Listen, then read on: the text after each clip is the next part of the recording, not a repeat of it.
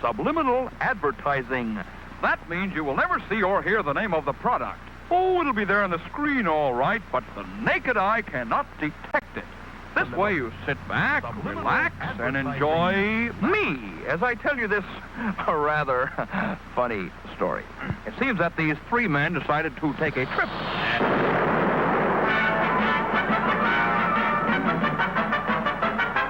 The second guy goes back to the dry cleaner, says...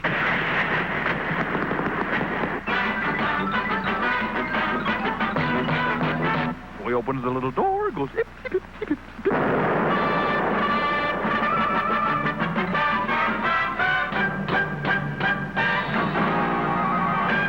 So the third guy says, yeah, but you better bring back the hangers.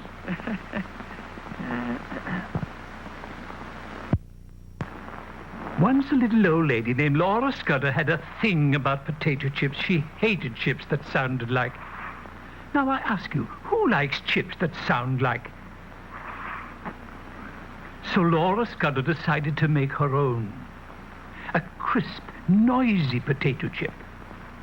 She went potato shopping until she found the perfect potato chip potato. Solid. She researched 197 vegetable oils until she found the purest and found the best salt. Then she put them all together with her secret recipe to make them crisp and crunchy and put them in a special package to keep them that way. And this was the result.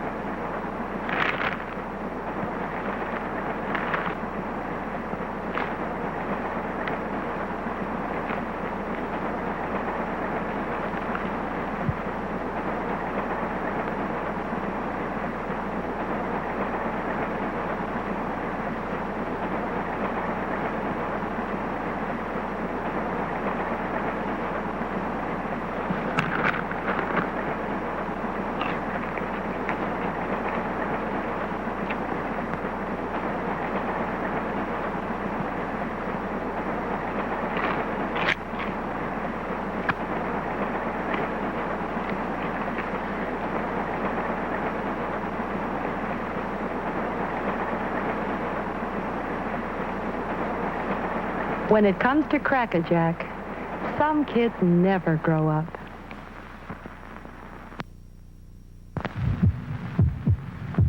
This is the sound of a human heart. It will beat 72 times in this minute. Every beat can be a painful throb if you have a headache. This pain remedy is Bufferin, the one doctors recommend by name more often than any other leading brand. Take 2 Bufferin, and every beat can mean your heart is pumping Bufferin's pain reliever through your bloodstream. Why such speed? Because Bufferin is the modern drug for pain.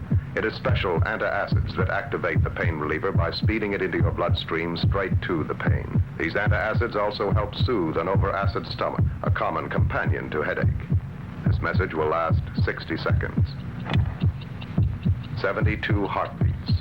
If you had taken Bufferin at its start, Bufferin could already be getting into your bloodstream. Next time pain throbs upsets you, take 2 Bufferin, a fast one. It's worth it.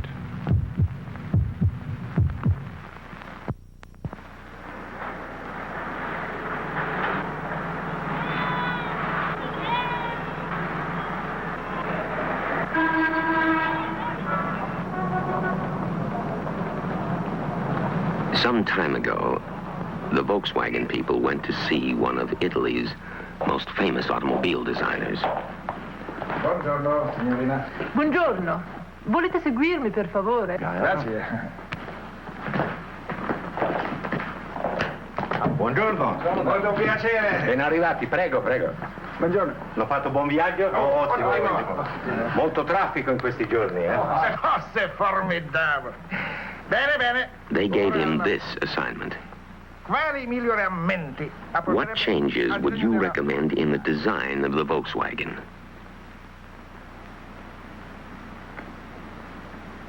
He studied it, and studied it. Then he said, Ingrandire il finestrino di dietro. make the rear window larger. Solamente questo? That's all? Solo questo. That's all. We did, starting with the 58.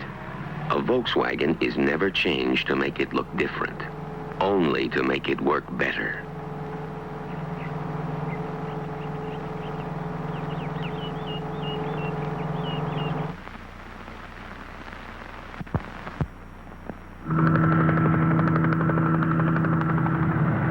You're high above California's Mojave Desert.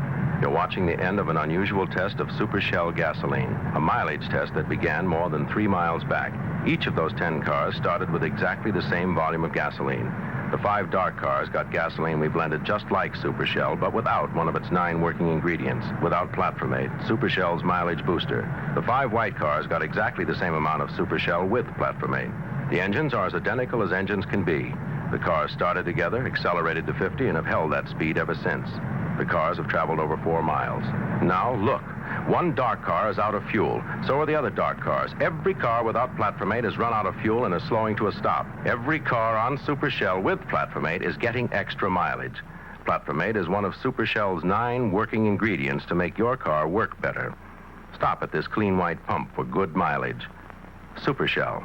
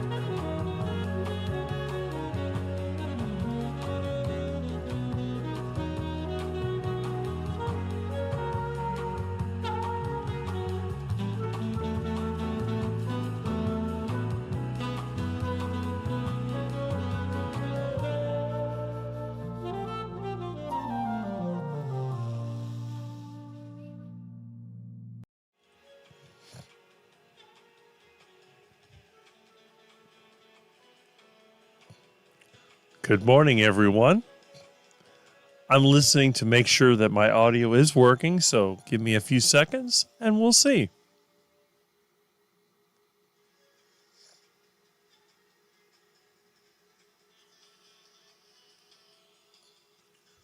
morning, everyone. I'm listening to make sure that my audio is working, so give me a few seconds and we'll see. I think this guy is awesome. Not only is he reasonably good looking, but he seems pretty intelligent.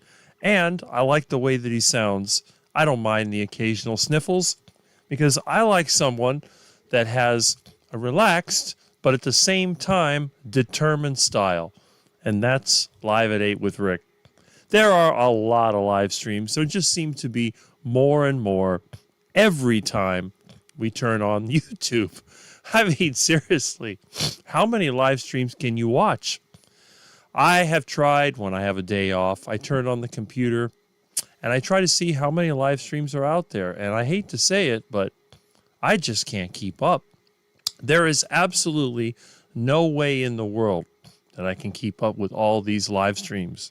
But the good thing is I try to concentrate on the people I know. As you know, I gave up watching regular television like in 2010. I found that every time I watched television shows, I didn't really get anything out of it. Maybe a little bit, not a lot. And I came to the conclusion, now I started on YouTube in 2007, and after a few years tinkering around with YouTube, I began to view videos. There was no live stream back then. The first live stream I ever remember is when they had the Google Hangouts, and you were able to integrate Google Hangouts with YouTube, and they called it Hangouts on Air, and you could invite people in, just like they do now with the streaming services. And it got to the point where I thought, why would I want to watch somebody in Hollywood or wherever that I will never be able to communicate with? Why would I dedicate my valuable time, an hour or more out of my day, to watch someone that's basically made up, reading a script, and wouldn't care a bit about me if I happened to see them out in normal life? And because of the fact that I'm located where they're not, that's what would happen. Now, again, when I was a kid, we had a show called Miami Vice, which was made right here in Miami.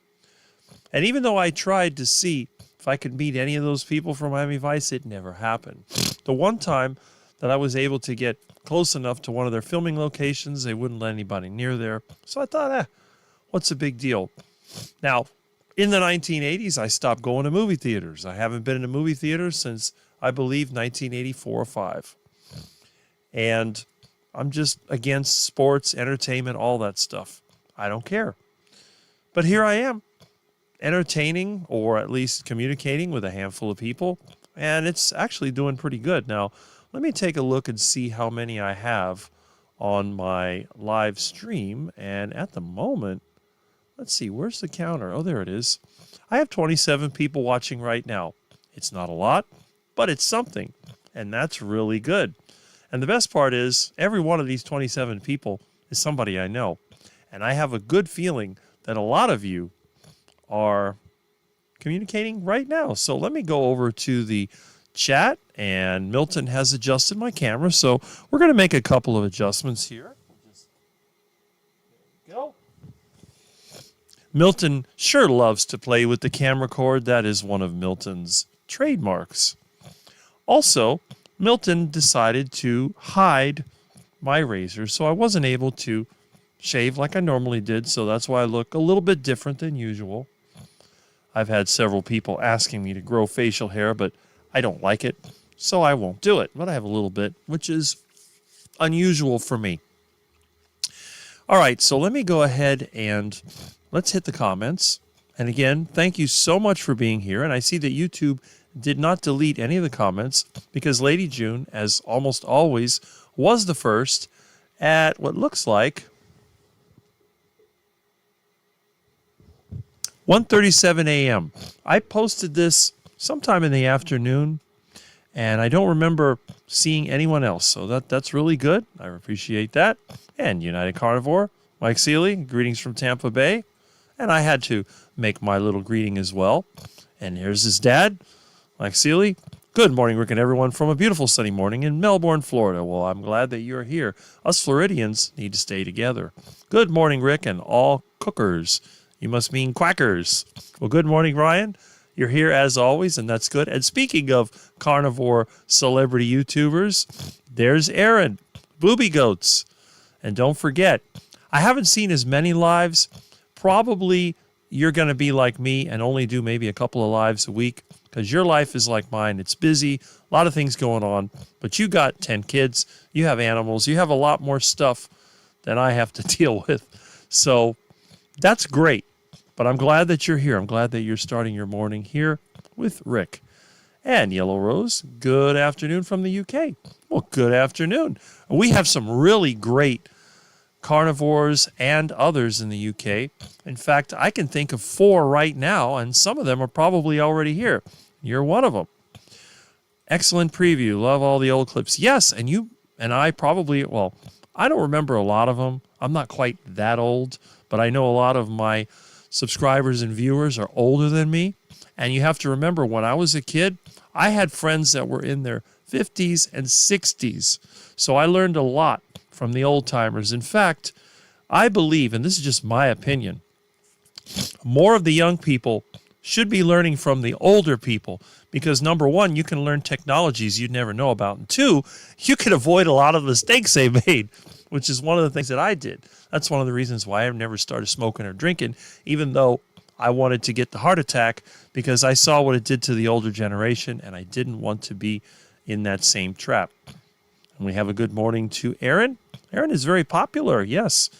And we have another morning here. And there's Rough Carnivore, quack, quack. This is quack time, as always. Now, a lot of people are at Meatstock right now, so there may not be as many people here as there usually are. But one day, I'm thinking of having Quackstock, like Mitch, Old Guy Carnivore, was saying. That would be great, because unlike Meatstock, which is geared towards wealthy people, Quackstock will be absolutely, positively free. You can attend. If there are tickets, they will be free, and there will be no charge for food or anything, because I've had so many generous people help me out in little ways. I want to do the same thing for you. So Quackstock will be at my house. Yes, my house. And you can come on in. It'll be like a Kilts meetup, but for the rest of us. So you're not going to get a view of the ocean or intercoastal or whatever. You will get a view of a cow pasture, and you'll have lots of ducks and iguanas to look at. And the best part about Quackstock is that the ducks and iguanas are not just part of the scenery. They're part of the menu. And you can also see, I'll have some pre-fattened ducks, because you can chase and catch the ducks, but they're not going to be as tasty. But it'll be like a contest. Who can catch the most ducks? And then we'll have the pen full of properly fattened ducks waiting to be prepared into a delicious duck dinner. The iguanas, you can catch those free range, no problem. We'll have, you know how they used to have a clam bake or fish fry? We're going to have an iguana fry. And then, we'll, of course, if all goes well, according to plan, we'll have an entire steer that we can prepare, and we can have delicious steaks. We can enjoy the nose-to-tail eating experience and have a lot of fun. Maybe even do some leather tanning. Who knows? It'll be like a complete weekend for the real carnivores, not for the elites. You know, you're not going to go to the Brazilian steakhouse and enjoy the food prepared. You will be part of the Brazilian steakhouse, except it'll be a Florida steakhouse with Florida cracker technology. We will roast the meats the same way that they do, and maybe we'll even get the little sword things that they use. And we'll eat until we are absolutely satisfied. Hopefully, one steer will be enough for everyone. Although I have a feeling that Quackstock may become more popular over time. It may start at my house. It may end up, who knows, someplace bigger. Hey, if I had my way and I had money, I'd probably own a 1950s bowling alley, and we'd have Quackstock at the bowling alley. But anyway, this is my goal, and we'll see how things go. And Aaron says it's like watching TV Land when they had classic commercials. Yes, I don't like to have the regular YouTube experience where you have the moving text and you have, you know, the AI generated. I like the AI generated to an extent, but we're going to make the AI content like commercials. Because some of those commercials, they're like old cartoons. Good morning, Rick Milton and all you quackers. In fact, for those of you that are AI experts, I would like to get some of the old Dodge Charger commercials and redo them with AI. Get rid of some of the stupid little things that people add in there to show their name. Oh, look, I copied it from an old movie. Get rid of that, and then maybe redo the scenery to make it look better. So that's another possibility. We'll see what happens as time goes on. Let's see. Bewitched commercial music. It's all from the 60s. You know, I'm a big fan of the 50s and 60s, so you never know what'll pop up on my channel. That's kind of the interesting there.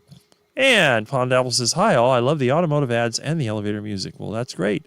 And you like Rick's World of Live at 8. It's the only 1950s, 60s style show that you'll find on YouTube. Good morning, okay. Good morning, Rick from Linda Flanagan. Well, good morning. And we have another hello to Pond Apple. And speaking of carnivore celebrities from the UK, it is Jonathan, Carnivore Muscle. And we're always glad to have you here. But I know that a lot of times you are a little busy, so you'll come in and out. But hey, glad that you made a comment. And here's Chuck. Speaking of cars, I made it. Hi, Rick and all the quackers. Well, I'm glad that you are here. Now, let's see. I'm sure the first one at 8, yes. Okay, it was him. That's correct. So let me see what time it was so we can do the thing there. Okay. That was after 8. This was 7. And let's see. Yeah. So you were the first at 8. There you go. So you have your clock set up so that you can pop in at the right moment. Good morning to the Quackmaster and all his quackers. Was movie 420. I am happy that you are here. And we have good morning in return. And Robbie Utry says it sounds great. Well, thank you. And Chuck says it sounds great. Well, I'm happy about that. 3 minutes left on the vibration plate. Well, Aaron, that's great. I hope that's working for you. I know a lot of people do advertise them, but I have old vehicles and I have a Bobcat, so I don't need a vibration plate. I've already got one already made. Neil Rose, nice to see you again. I'm trying to psych myself up for early morning reverse push-ups. Well, that's good. You know, the thing is, Aaron actually brought up a good point. I'm not sure what the video was, but it's not about getting skinny. It's about staying strong. So even if you're a little bit bigger, if you got the muscle to go with it, you're doing a lot better. Nobody likes super skinny gals. You don't want to be like Twiggy the model. That is not appealing to most people. I'm sure some people like that. I don't, but some people do. So yeah, and I know a lot of the women that I've dealt with, they complain about, well, I'm too big and blah, blah, blah. No, you're not too big. You're just not strong enough. And that's the thing. But exercise, activity, keep your mind good, keep going outside, and you're going to get a lot of benefits. And Jerry Voitish, good morning from Punta Vedra Beach, Florida. Well, good morning, and I'm glad that you're here as always.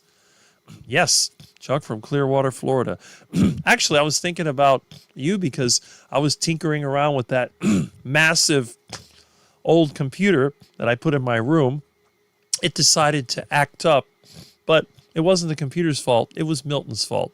Milton got in there and disconnected the network cable. It has a dual LAN. So it's also good if you wanted to make, I was even thinking about running a program in there to use it as a router, but I'll tinker around with it. And speaking of carnivore celebrities again, Milton's best friend, Juliet Edens. Good morning. Glad to be home. And back to Rick and Fred's. Well, glad you're here. Milton is not here right now, but I'm sure he'll be here attacking me and using me as a chew toy. So when he does get here, Milton is very happy. And again, thanks to Juliet, Milton has turned in from the Dr. Jekyll and Mr. Hyde to the playful kitten, and a little too playful for his size. Milton is surprisingly heavy for as lean as he is, but he's definitely fast. Problem with Milton, he can climb up a door frame in less than a second. And when you least expect it, he pounces on you and starts gnawing on you. But I grab him by the head. And he's strong, so it doesn't hurt him. He's a sweetheart. All right. I watched you exercise a few days ago. You'll have to show it when you do live streaming. Yes, see? There we go. Got a nice hello from Jonathan. And a hello in return. And speaking of up-and-coming carnivore celebrities, we have Dan. There is my twin Rick. Yes, I was watching your last video, and we do have a lot of the same views on the way the system works. And I think that's part of the carnivore lifestyle. Once you realize that what they told you about diet was actually a lie, you begin to look at the system very suspiciously. And you realize that pretty much everything they tell you is a half-truth. Now, I'm not trying to say that everything is wrong. I'm not going to say that modern technology and medicine are all nonsense. But the problem is a lot of this is hyped up, and they make a lot of promises that they simply can't keep. One of my athletes is competing shortly. I'll have to drop out to watch, but it's nerve-wracking. Well, hopefully he does quite well. And again, glad that you're here when you are here. Good morning from Merrill, Wisconsin. Oh, there's a lot of people in Wisconsin. That's one state I haven't gone to, but I do want to. I've had people say, well, where do you want to go? You live in Florida. There's a lot of places I want to go, and they're not Florida. I tell you right now, I'm quite familiar with Florida. All right. There we go. Danny and Boz. Hi, Rick. Good morning, everyone. Well, hello, and good morning from Rick. We have a few more, but the meat stock is today. Yes, that's what I was thinking. Usually we'd have a lot more. Now, meat stock, I don't know if anyone's live streaming from there. I would think that Dr. Kiltz would be live streaming from there because he's the one of the very few carnivore celebrities that always likes to get people involved. In fact, he's the only one of the carnivore celebrities that's actually gotten me to come up and get involved. So, but we'll see. Maybe tomorrow. Usually has a live at 10 in the morning. Maybe he'll have one, but I haven't seen anything from the meat stock. But again, they can go there and they can fawn over the big shots. You have, speaking of big shots, the biggest of the big shots, the only carnivore that's almost as tall as me, and that is Dr. You-Know-Who. And plus, not only do you have Dr. Baker, but you also have pretty boy Dr. Anthony Chafee, who's there. And then, of course, you're going to have Kerry and his clan. You know, no event's going to take place without them involved. And then you have some other people there. I'm not sure. I think Scott Everson, that interview with me almost 4 years ago, I think he's the one that set it up. So there's a lot of stuff going on there, and hopefully people will start posting videos so we can see, because there's no way in the world that I'm ever going to be in something like meat stock. Now, Quackstock, that's a different story. You can be sure the big-time carnivores probably won't come to Quackstock. Although, Dr. Baker might, because I heard he's moving here to Florida, and Hendry County's not that far away from the Sarasota area. And I know for a fact that Dr. Kiltz will come to Quackstock if it's there. And I think he'll have a lot of fun. Between the steer processing and the duck and iguana catching, I think it would be very, very good. All right, so let's see. Oh, and this is good. I'm happy to be here. I just subscribed last night once I learned about this channel. Well, I'm curious as to where you learned about this channel, but I'm glad that you're here. Every new subscription is a good thing. Now, I don't have a lot of subscribers. I'm around 4,000, but it grows about 2 people a day. And every one of those people is special on this channel. One of the great things about this channel is we have a very, very high engagement rate. Think about it. I've had over 60 people in my live, and I have about 4,000 subscribers. There are people that have 50,000 subscribers that only get that much. So what does that tell you about my channel? It tells me that the people on my channel are, as Aaron says many times, the elite of the space, because they exceed the expectations of any of the other channels. And I'm really happy that you are here. Yep, good luck to him, Jonathan. Okay, we have some more good mornings here. Yes, that's very nice. And you'll notice that on my channel, Hi, Bride Ziscuit. Every single comment gets attention. None of the comments get lost because I don't believe in discrimination. And again, I've had people call me racist, misogynist, and xenophobic. But if you look at my friends and the people I associate with, you will realize that is totally false. So, but I believe that everyone is equal. What makes a person different is their actions. What do they do? How do they treat other people? How do they treat themselves? All these things are factors. Some people are just fast-talking scammers, and I can spot them a mile away. Some people are not really that good at recognizing the scammers, and they get taken advantage of over and over again. So I try to encourage those to learn to think for themselves, and then that way they're less likely to be taken advantage of. But this is just the way that I think. I went live with DC earlier. Well, the problem is when you went live, I was probably asleep. I get up anywhere between 6 and 6:30 in the morning. This morning, I was not 100% because I ate too late. I ate dinner at 8:30 last night. I got involved with working, and I had picked up pork chops, so I had 2 pork chops right before bed. Everything was good until 3 to 4 in the morning when I woke up sweating. I guess that's the whole meat sweats thing they talk about, and it took me a while to get back to sleep. Okay, let's see. Jeff's wife, 73. I don't think I've seen you before.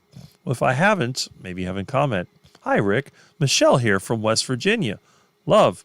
Seen Milton on camera. What does Milton eat? My cats don't like ground beef. Milton loves ground beef. The problem is it's too expensive, so I don't give him too much.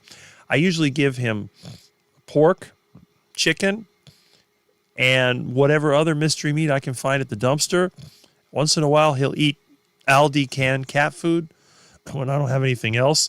Excuse me. I keep a stock of different foods.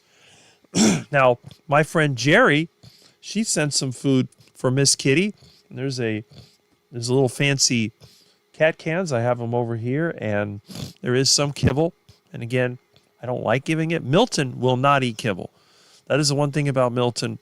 If you give him kibble, he just turns his head up and walks away.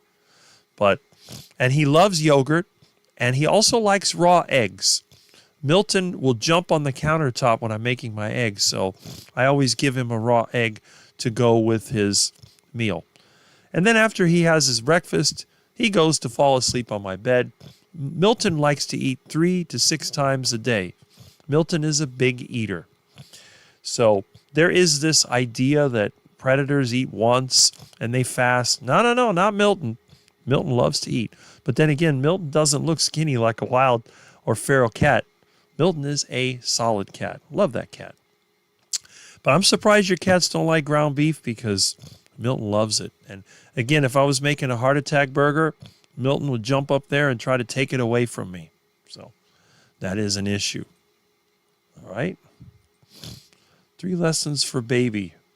Jonathan, 1, learn from others' mistakes. 2, cast your own shadow in life. Never walk in others. 3, work smarter, not harder. The journey is just a means to destination. That's right. You could not be more right, dude. We have somehow related Rick. Yeah. Growing up, I had older friends as well, bestowing wisdom, and I would soak it up. That's it. See, those are the kind of people that go into this lifestyle. Sandy Blythe says, good morning. Well, I'm glad that you're here. Us Floridians, we got to be here. Let's see her lady is promoting a vegan diet. Well, we know about the very difficult pain situation that Jonathan has been in because the spinal surgery didn't work like it should. I mean, Jonathan's like me. You know, I always have bad luck. If anything can go wrong, it will. But you are managing it better with the carnivore diet than anybody could with a vegan diet. When I tried plant-based, my life went to crap. I can't imagine anyone torturing themselves eating duck food. Or even if you don't eat duck food, you're eating cow food, which is probably worse. All right. Yeah, I'm always glad to see Juliet here, but I know she's busy. She has her business and not all the time can be here, but that's fine. But I'm sure that a lot of people do listen while they're doing things, even if they're not commenting, because I have, looks like 49 people watching right now, which is surprising because I figured most people would be at Meatstock. So, but I'm glad that you are here. We can play Duck, Duck, Goose. Well, there you go.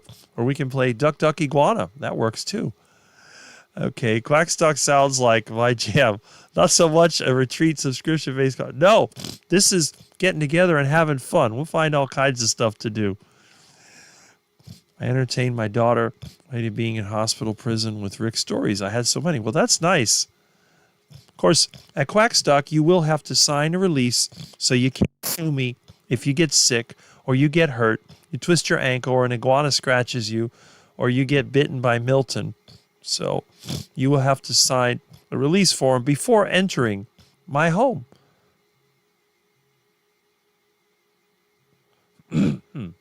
Sounds like my phone is.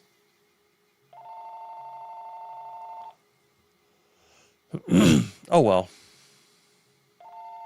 We're not going to worry about that phone. Call from Albert Bryan. Call from Albert Bryan. Okay. I am competing. Okay, we have a question from Jonathan. I'm competing on 7th June. Any words of wisdom? I trust you, Mr. Beanstalk, more than bodybuilders out there regarding bodybuilding. Well, I hate to say it. I know nothing about bodybuilding.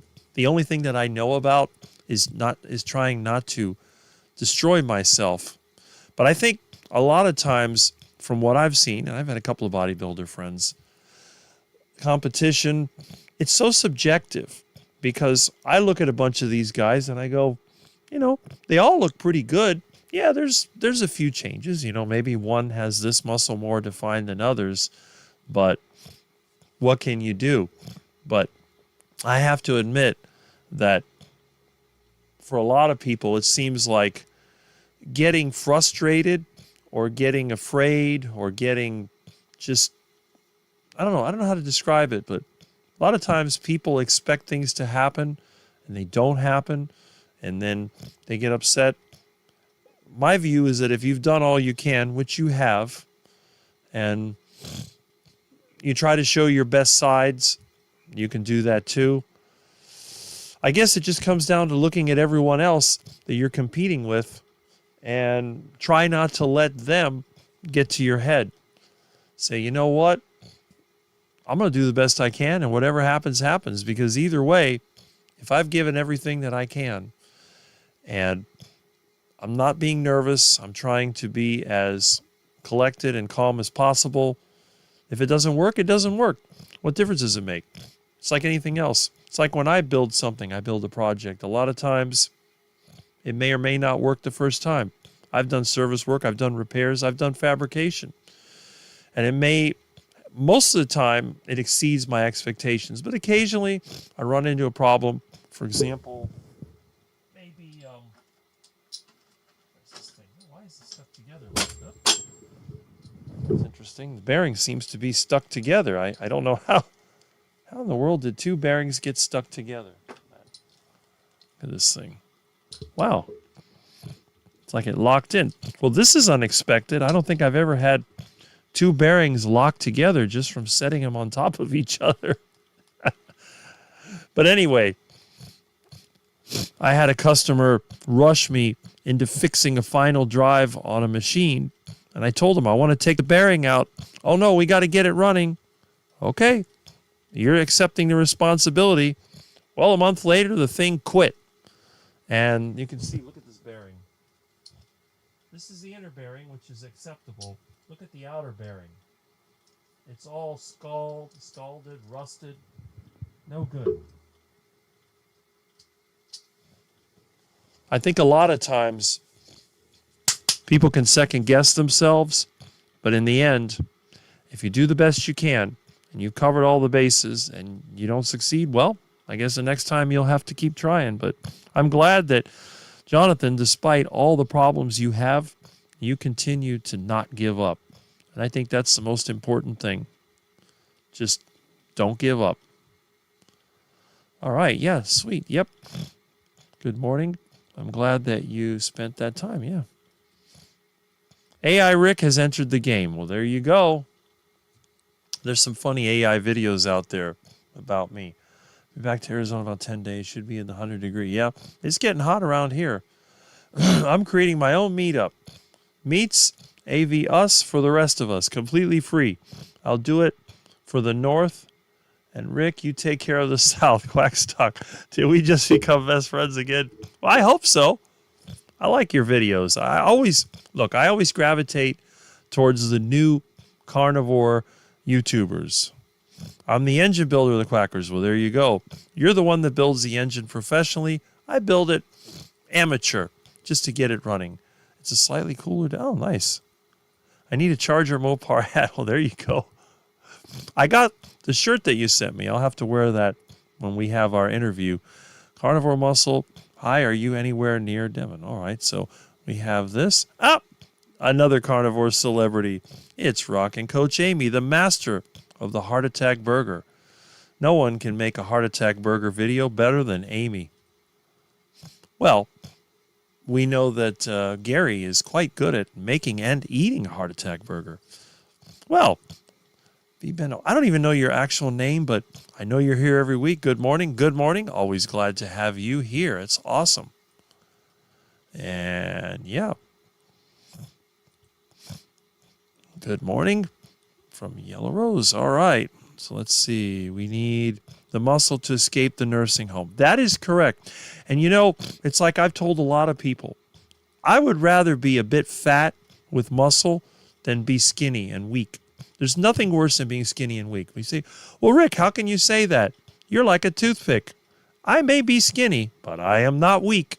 If you've ever seen me work around the house or do anything, I can lift objects that some of my more muscular friends can't because their hands, they're kind of soft. They're not going to go out there and pick up a coral rock with their bare hands. They have to put on the gloves, and then they have to adjust their position. You know, they don't work on engines. They don't do any of that stuff working on construction. I'm just a little bit different. You know, I'm a skinny guy, but it's like another friend of mine said, you're like the white version of a Maasai warrior. They're not big, but they can definitely move around. Plymouth, yep. Well, hello, Josephine, and howdy to all. Glad that you are here. And let's see. Looks like we're down to 46. So it kind of goes up and down. I don't know if it's a YouTube thing or what it is, but mash the thumbs up. Yes. And I don't know how many likes I have. I have to refresh it because it only shows one. But that's the way the YouTube plays with my computer. I always have to refresh. And Lainey is here. Afternoon. Well, afternoon to you. Where's Mr. Coconuts? All right. Hello to Dan. Hello to Amy. Everyone's saying hello to each other because that's really good. I went to high school in the 80s, but I listened to 50s music. Sounds like me. Love that 50s music, and I got a big collection of it as well. I digitized a lot of it 30 years ago, but I still have the original. Got my LPs and got my 8-tracks and cassettes and all kinds of stuff. So, yeah, while people were listening to Michael Jackson, I was listening to Roy Orbison. Driving around in my 69 Charger. I remember first time I was like my last year of high school. I drove my car over there to the parking lot, and I think I was playing something from the 50s. And then someone said, oh, that's like that movie Christine. I had never heard of it. Eventually saw it, and I go, yeah, there are similarities. I think one of the characters did have a Dodge Charger, but the main car was that 57 or 58 Plymouth Fury. And that was an interesting car. Might not all be wrong, but they did lie to us about everything that matters to us. Yes, and we're going to talk about that a little bit more. Yep. How can I get in touch with you to set up? Oh, there we go. Yep, Jonathan's a good one to have on there. You got to remember, Jonathan was the very first person on YouTube to have a live interview with me. If you look back in my lives, Jonathan was the first, and I met Jonathan through Barkay's channel. And Barkay was either the second or third person to interview me in the beginning. So I know it was Joey that deleted his interviews, and then Scott Everson, interviewed me, and Barquet, and they were very close. I don't remember exactly which one. I haven't had the time to do it, but I do want to make a list of the interviews, including the ones that were deleted by some of the people. We know there's a couple of people out there that deleted my interview. I don't know why. But anyway, hi, all you wonderful duck-eating quackers. Well, I knew I heard an accordion in the distance, so Pretzel Pete has dropped in. There you go. I guess you come in here before you go to work. That's great. We have 3 ducks, 3 ducklings, and 3 hatching ducklings. There we go. Yep. I'm happy you're the perfect person for that new old stock media computer. That computer is very interesting, I have to admit. I mean, it's what, 12 years old?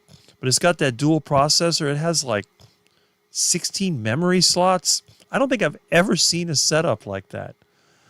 Obviously, it's not powerful enough to use a server anymore, but as a desktop computer, it's interesting. I have had a few issues because I've got Linux in it, but I'll get it figured out. I just got to sit down there. I'd only spend time in my bedroom to sleep, wake up, maybe watch a little Dr. Kiltz. I move here to the living room, and I let Milton have the bed for as long as he wants it. And Milton is so cute. He lies upside down with his paws up. You can touch him on the bottom, and he doesn't do anything. He just stays asleep. Hard to believe that such a wild animal can be so friendly. You must be exhausted. And we have a hi to Pretzel Pete. There we go. No, not the pretzels. We know the pretzels will get him. They'll make his life miserable. Let's see. 85-year-old Maggie is there. Well, there you go. See, that's the carnivore celebrity that everybody has latched onto. The oldest, lives on a ranch, has a great story, and doesn't make YouTube content. So she's not going to compete with any of the carnivore celebrities. So she's the darling of the carnivore celebrity community. And that's great. Hopefully they'll give her stuff. So I know Anthony helped her save her ranch.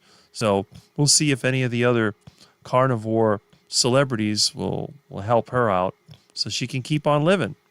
And again, she don't make YouTube videos, so no competition. Hey, at PC. Well, there we go. Who is PC? Oh. Okay. We have some good afternoons, and we have a welcome, and we have more hellos. A lot of the comments are just hellos, but that's fine. I like to click everyone because I believe that everyone that has taken the time to write a comment here definitely deserves a little bit of attention.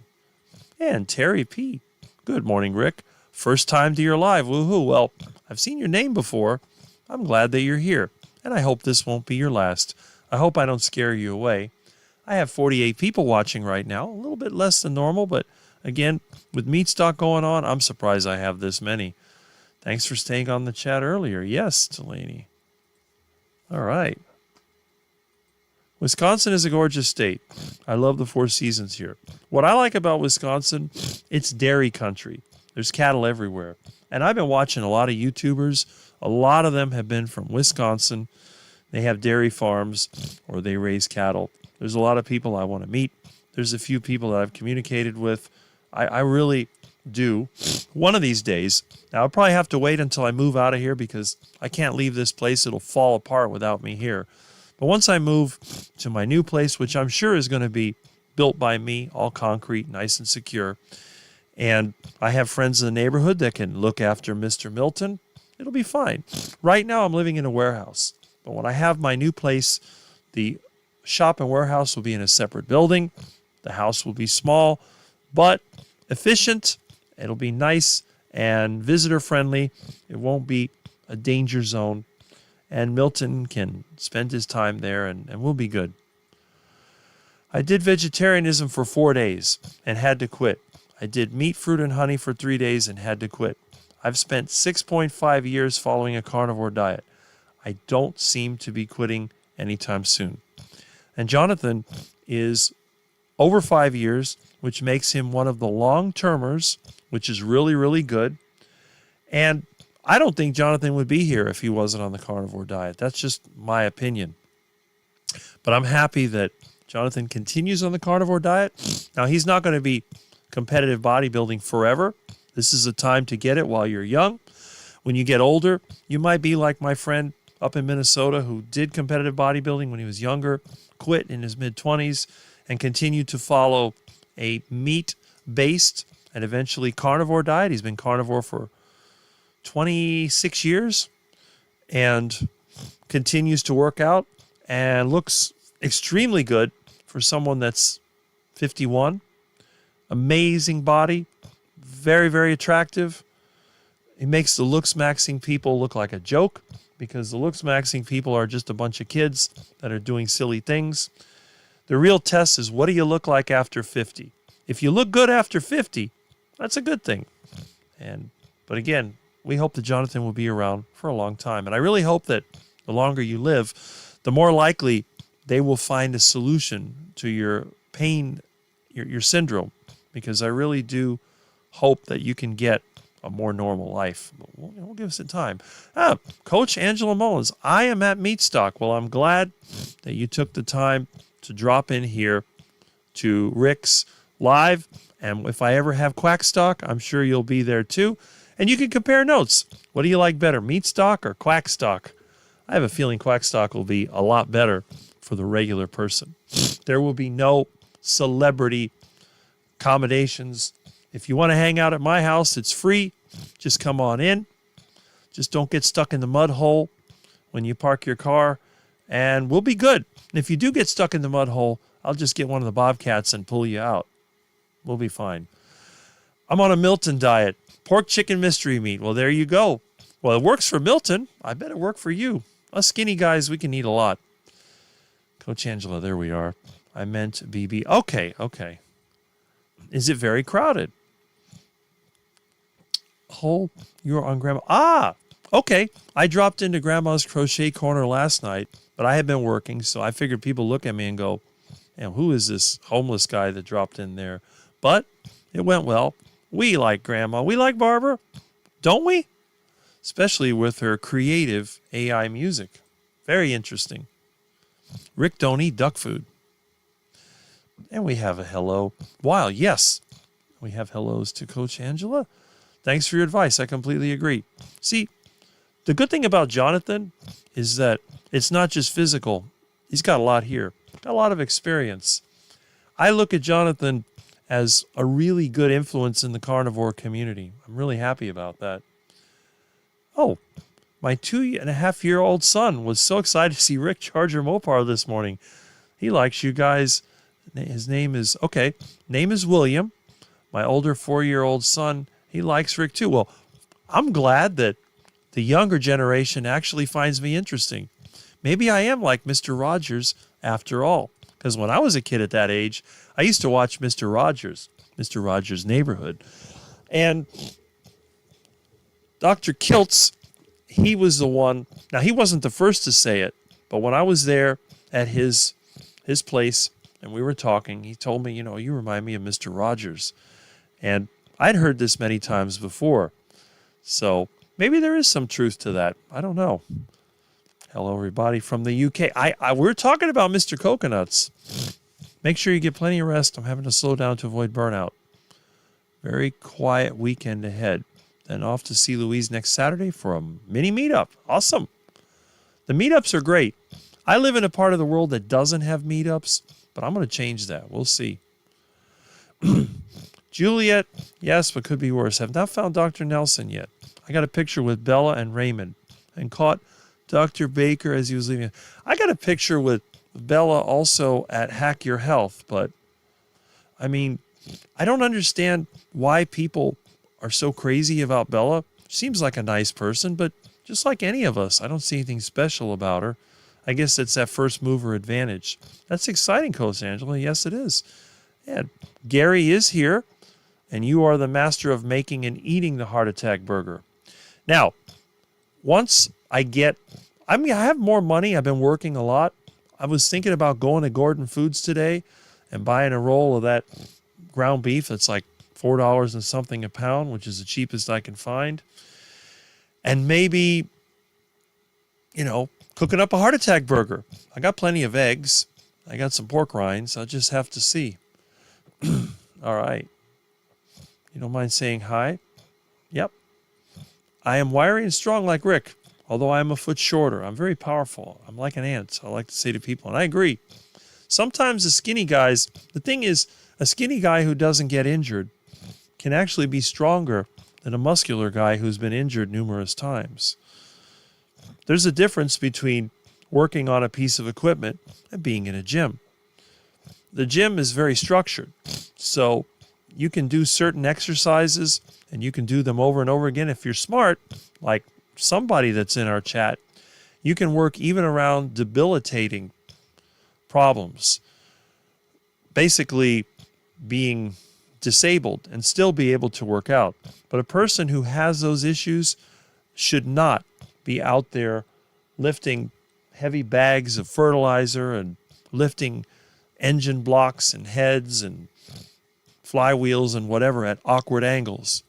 If you're that kind of person, you should have a shop, you should have a chain hoist or other type of lift and do everything like if you were in a factory. In a factory, typically any heavy objects are supported by cables. Even the tools that they used to use back when they had the air tools, they'd pull them down. You had these retractable cables. The spot welder, it was held because you don't want to be straining yourself like that because a repetitive injury will destroy you. If you had a factory set up the way that we work in the field, you would be losing workers every few months. So you have to be more ergonomic. But again, depends on the person. So we have hello. Coach Angela, you'll find Nelson. You can't miss him. Look for the flat cap. He looks like Rick's favorite uncle. Do-do-do-do. Do-do-do-do. Yeah, I can hear the harpsichord playing right now. Good morning, George. Yes. Aaron, Manda, there we are. Roy Orbison was a master. Yes, Roy Orbison definitely was a great singer. I've tried to sing like Roy Orbison, and the cats and dogs started covering their ears and howling, and it didn't work. I think I did a pretty good Frank Sinatra impersonation years ago. It was Begin the Begin. I wish I would have recorded that. Everyone's like, wow, that sounds really good. And I had the microphone in my hand, and I was trying to do that. I tried to do Bing Crosby. That didn't work too well. But Frank Sinatra, that really wasn't. That was actually surprising. I had no idea that I could sing that well. But one of our little events. And we have good afternoon. I met Jonathan in D.C. through Rick. Well, there you go. See? I always promote my friends that are on YouTube because we have nothing to lose. It's not like the law of diminishing returns. It doesn't matter how many of us know each other because we all watch each other's videos anyway. In a way, it's almost like I complain about pay-to-play or walled garden. This is similar, but it's sort of like, I don't know, it's like a duck pond. My group is like a duck pond. Anyone can fly in. Anyone can go in there and quack and waddle around, and then when you got to move on, you just fly off to the next place. And that's a good thing. There's no fence. It's not like a cow pasture where you're fenced in, and then only certain ones can go in and out the gate. The duck pond, anyone can come in, anyone can go out, and that's the beauty of it. South coast of England. Yes, very good beaches near us. That's right. Morning, Laney.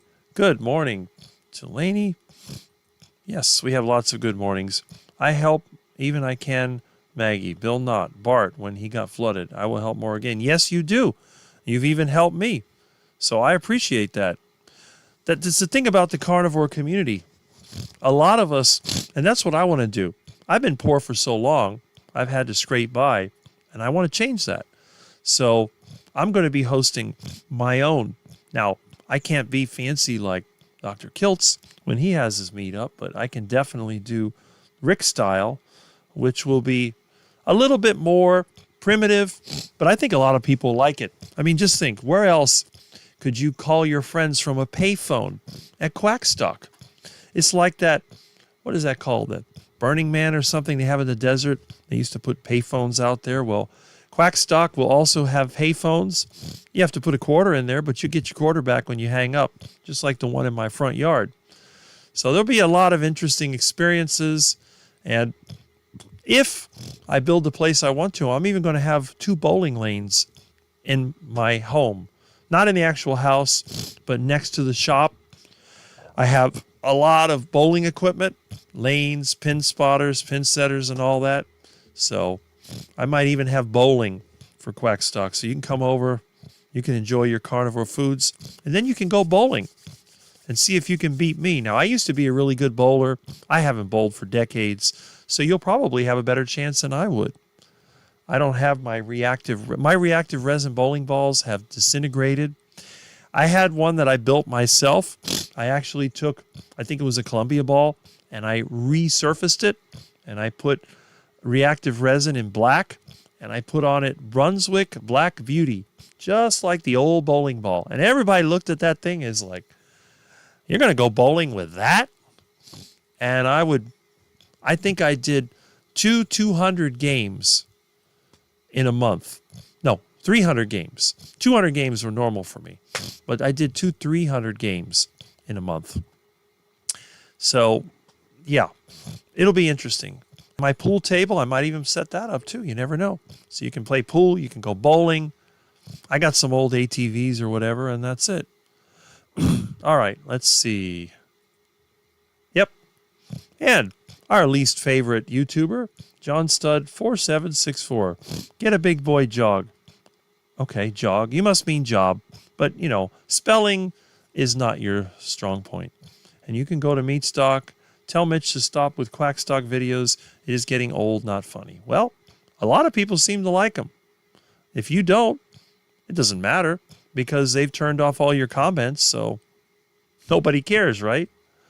Please share your YouTube channel. Hope it is dry where you are as is raining here. We had dry and sunny. It's always dry here until the rainy season starts. And Terry Girl Morningwick and Quackstockers. Well, there you go. The oldies music are still the way to go. Yes, and I think that eventually, when the younger generation finally wakes up that the world is a scam, I think there's going to be a resurgence. I have a feeling everything goes in cycles. We kind of skipped over the 50s, the mid-century space age. I think it's going to come back. That's what I think. How old is that Charger, Rick? 1969. 1969 Charger. Yep, my favorite car. People tell me, do you want to be a Toyota or a Ferrari? I don't want to be either. I want to be a 1969 Dodge Charger. The car that rusts out before it breaks down. The only car that I've had that's never been towed, never has to be on the side of the road. You can't afford to go to a steak dinner. Why would I want to go to a steak dinner? I could have my own steak dinner, which you will never come to because you won't even show your face.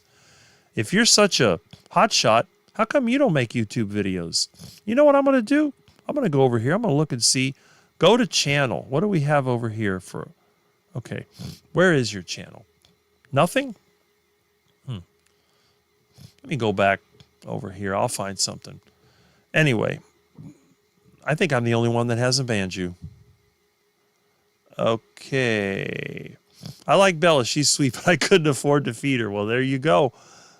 She's not into dumpster chicken. Grandma's become really fed. I'm looking forward to Hug in Kalamazoo. Yes. I'm so glad that you're going to get to meet up. I'm not tough like I once was. I have a very strong walking stick that I can wield. Well, you don't even need to do that because all they got to do is look at you, and it's like, I'm not getting near this guy. He looks dangerous because you do. You look dangerous. I don't, but you do. Thankfully, I can outrun just about anybody. I just finished my Gordon Food Service beef log this week, 10-pound logs. I'm thinking about getting one of them. $4.99 a pound is a good price for ground beef. It's actually $4.20 something a pound. Mr. Rogers, they all make fun of you. Well, that's fine. I carry a Stinger Stiff Flex. You can Google it. That's amazing. So you'll see next month. Oh, I need to get the information from George. I'm in Plymouth. I know there's a place there called Plymouth, but when I think of Plymouth, I think about Plymouth. Just look what Plymouth's up to now. Hey, that's true. I like the way you think. Stick around and be friendly. You might even find it's fun to hang out with us, and we'd love to see you happy and feeling welcome. Yes, George has a good point there. The Rick Rims of Ducks. I will get George to message you about next month to Yellow Rose. Okay. Ricky Style Primitive. Yes. How is everyone this morning? I'm doing pretty good. It's going to be an interesting day. I'll give an update on the Great British Meetup and Purple Coconuts. YouTube later. Plans have changed slightly. Okay. Let's see. All right. Is it true if you undereat, you'll sleep less at night? I don't know. I've had days where I didn't eat as much as I wanted to, and I slept just fine, but I guess undereating is a relative term. I'm only here for Quackstock. Well, there you go. Well, hopefully, by the time Quackstock is a thing, you will be able to come here, and hopefully, in the future, I'll have enough money. Maybe I can help you get here. So we're going to... Jonathan is kind of a carnivore celebrity that's under-recognized. I would love to have Jonathan at Quackstock. That would be great. You can even stay at my place. I will make sure that one of my 1950s cottages is ready to go. You'll have your own rotary phone and your view, and it will be Milton-free because Milton will stay in my place. Okay, I bought 16-pound amount of brisket. I've been using a slow cooker. It's very delicious. Yes. Next time I'm going to get a chuck roast because the brisket had a huge... My wife started carnivore with me. Nice. Her first day was yesterday. Wish her luck. Well, I hope that she succeeds on the carnivore diet. But if it doesn't work this time, I'm sure she can try another time. Well said. Yes. The grumpy old troll who lives under the bridge. There we are. That's so exciting to hear. Yep. That it could happen, but I think since we have a big enough community, we probably know that's it. Typical Dodges. Rust out before they stop running. That's correct. That's what happened to my old Charger. I'm going to cut it up for parts. Still runs good. It just rusted out. Don't have anyone who's into animal-based. I was a vegan for 13 years. Basically, I'm kind of pushed out of their groups, which is okay. My health is more... It's like my ex-vegan friend. He won't reveal to everybody that he's carnivore because they won't talk to him. Want to be a Hovey Wildfire VMX. You can't kill us. I remember those. Then again, I've had a lot of bikes from the side of the road. 13 years vegan. I don't know how you made it through all life. It's amazing how people do that. She's very grouchy today. Well, that's what happens when you start a new diet. Walmart and Buc-ee's, always hiring. Remind me, sugar withdrawals are similar to heroin, crack, or cocaine. Wow. I'm glad I never got into sugar. The only carnivores in our family, a group of friends. Okay. Check out your channel. Sugar withdrawal is even harder than heroin withdrawal. People have been addicted to sugar their whole lives. That's a good point. Pretzel Pete. I finally bought a duck. Haven't cooked one in ages. Hope you enjoy it. Rick, thank you, Rick. I might be allergic to cats, though. Joe's place gives me symptoms. Well, that's why you go into the outbuildings. I'm definitely thinking about... Now, if Florida wasn't so overpriced, we used to have these cheap motels. You could buy the whole thing for $300,000 or $400,000. You buy the whole place. Now they're probably $3 million. But who knows? When the economy finally crashes, maybe. I thought about buying a vintage hotel. I don't think you can find them anymore. They've probably all been turned into apartments. But it'd be kind of nice to have that. We'll see. I think there's a lot of possibilities. Once I get out of Miami, things are going to improve for me drastically. I know it. Wow, that's crazy, Sandy. Dr. Berenice are planning a meet and greet at their ranch. Okay. But I'm sure knowing them, they'll charge plenty for it, which is not my thing. Heroin versus food addiction. You have to eat. If you're addicted to sugar, that's a death sentence. Yep. So happy you made it to Meatstock. Have fun. Yes. I didn't get a lot of issues. I started as dirty keto, then ketovore, then carnivore. I did it slowly like Dr. Parquet advises. I didn't go cold turkey. Yes, you don't want to do anything too suddenly. Parquet has a lot of good information if you don't mind the occasional four-letter words. I use a lot of four-letter words on my channel. They start with the letter D. So that four-letter word where they put like an asterisk and UCK is found on my channel, but replace the F with a D, and that's it. All right. 96 Dodge 1500 Indy Ram. Runs great, but not a roadworthy due to rust. That's the problem. They all rust out. Sugar withdrawal not might be bad physically. Severe as heroin, but withdrawal serious because sugar can be more easily obtained. That is true. You can find it everywhere. Got my coffee and propped myself back in bed. Sun comes up in 5 minutes. Awesome. Chat has slowed down. Firm for Rick's rants. Yes, and they are coming. They are coming. So we have a hi to Jonathan. Good luck on your competition. Yes, there we go. All right.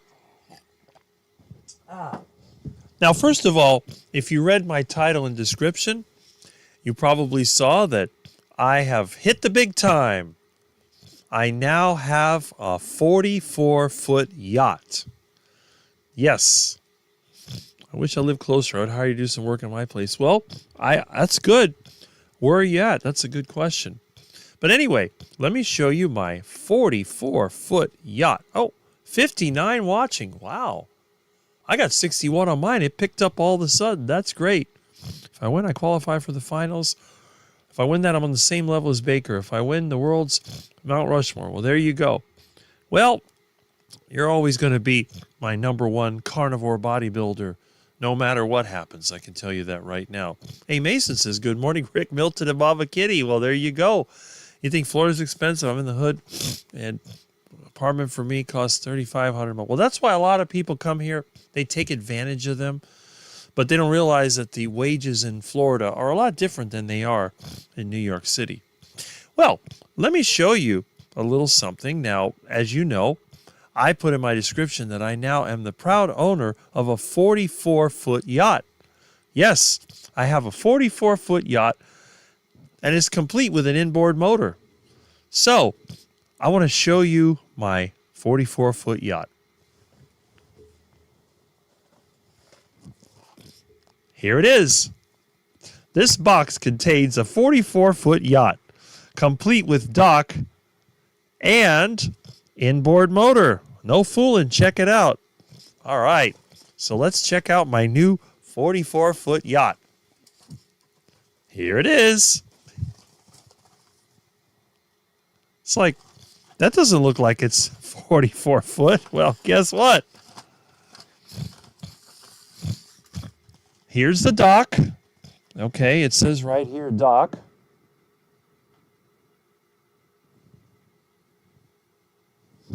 Wind it up. It works. All right, so let me get the accessories. Now, it has its little plastic flag that goes on there. So here we go. So we will put this in the back of my 44-foot yacht. There we are. And I have the key to my 44-foot yacht is right here. So we're going to wind up the 44-foot yacht. Here we go. All right. There we are. Okay. Perfect.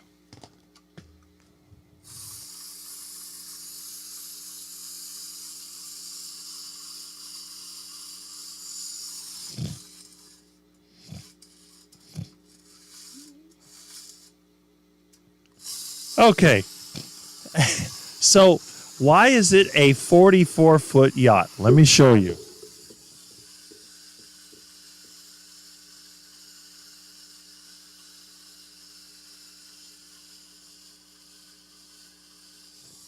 We have 20 feet on each side, and then we have 4 more feet on the bottom. So it is a 44-foot yacht. Okay. I don't know if it floats or not. It probably doesn't. But yes, it is a 44-foot yacht. Let me go over here and we'll get a wider view. And there's my 44-foot yacht. All right. So, and here we go.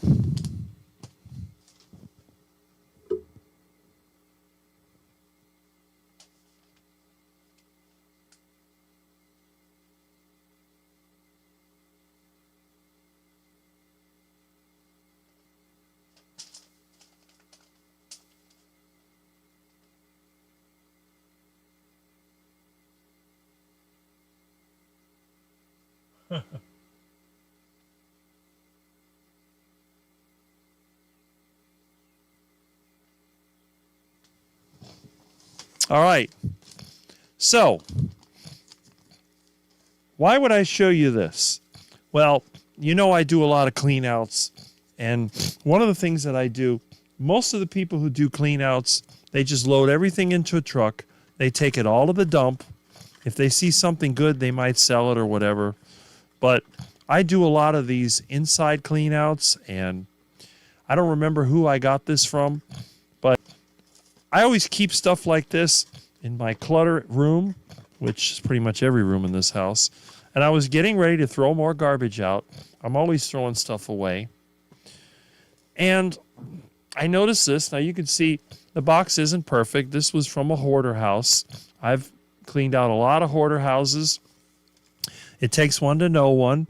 And once in a while, I try to get the ones where the family actually cares, because most of the time, hoarder house is basically somebody died, they want to sell it, get rid of everything. Well, sometimes you get someone, maybe their mom has been living alone for a while.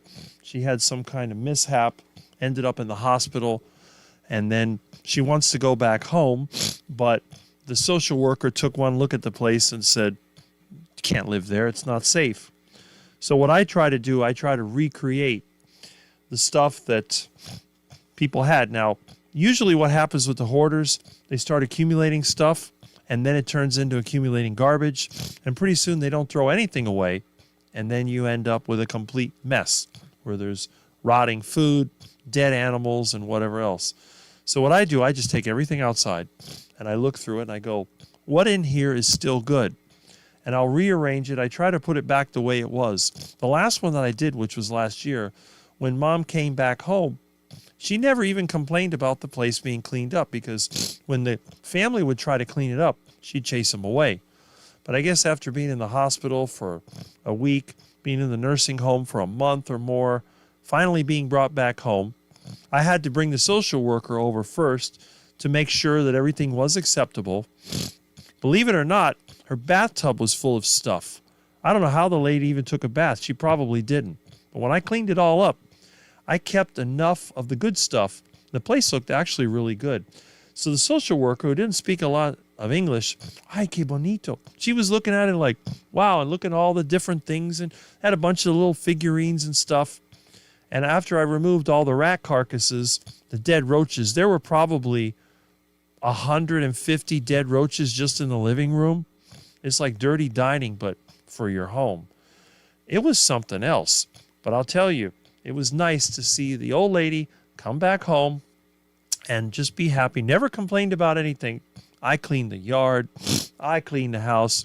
We had a trash pile that was so big, the county at first wouldn't pick it up. So I had to go there and had to get the bobcat and flatten it all out and reorganize it. It was the same stuff. It was just compressed into a smaller space. And then they picked it up. So that was one of those things that was very interesting. But I got this from one of my clean outs, and I never had the heart to throw it away. So we're going to keep this. I thought it was really funny. But you don't need your eyes examined. It's crazy. Anyway, that was that. I think one of the most important things is don't listen to what people say, and you got to think for yourself, because again, when you see this description, this box contains a 44-foot yacht. You know when you pick it up, it doesn't even weigh that much. 44 foot in length, that's impossible. But on the other hand, you got 44 feet attached to it. That works. Is it really a yacht? I don't know. It doesn't float, so I guess that's not true. But they do have big cars in the 60s and 70s. Used to call a land yacht because the thing was so big. So who knows? And there we go. All right. So let's go back over here, and the comments are coming in strong. We got over 60 people watching, so I guess meat stock didn't affect us at all. And Peter says that Spirit Airlines just went out of business today. Let me go back to the other scene here. There we go. All right. Spirit Airlines just went out of business today. Yes. Minimum house is around 450. Yeah. Well, that UK is just so overpriced. The whole world is a disaster. Let's give John Studd a tsunami of love. It's difficult to hate those who love you. Someone famous said, we should all turn the other cheek. Yeah, I know who that famous individual was. Probably the most famous with the most popular book ever written, which I have one floating around here. So, had friends in the stock market 80s who moved to South Florida and couldn't make it work due to the job market. They wound up delivering for Snapple. Oh, my goodness. That's cool, Rick. Yes, it is. Lucky it's not actual 40-foot yacht. It'd be another eyesore at the yard. Well, my house is only about 50 feet long, and the actual home is 40 feet with a 10-foot garage, so I don't think it would fit in my yard. And again, thank you, Feral Grandma. There we are. So it was a scam. Yes. 44 real feet. That's right. I always wanted a 1960 Mustang, but they didn't make them that year. Charger is another view. Yeah, it is. Charger's great. Charger didn't start till 66, but yeah. Good morning, Rick, and all you quackers. Just woke up, started watching on Hyperspeed. There we go. The comment I wrote was last night. YouTube. Okay, so there were comments removed. Oh, well, YouTube is at it again. I don't know why. But anyway, we were talking about, your gift for Miss Kitty, which is right here. There it is.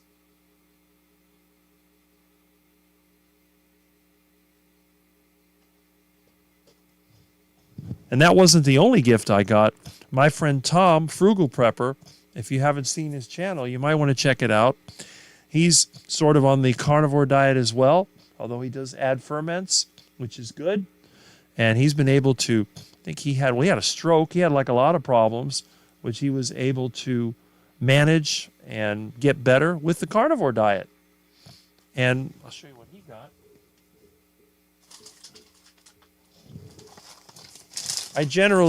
I don't order anything from Amazon, but when I went out last Saturday, I found that he had sent me 2 battery terminals. Remember the Odyssey I went on getting these for my van?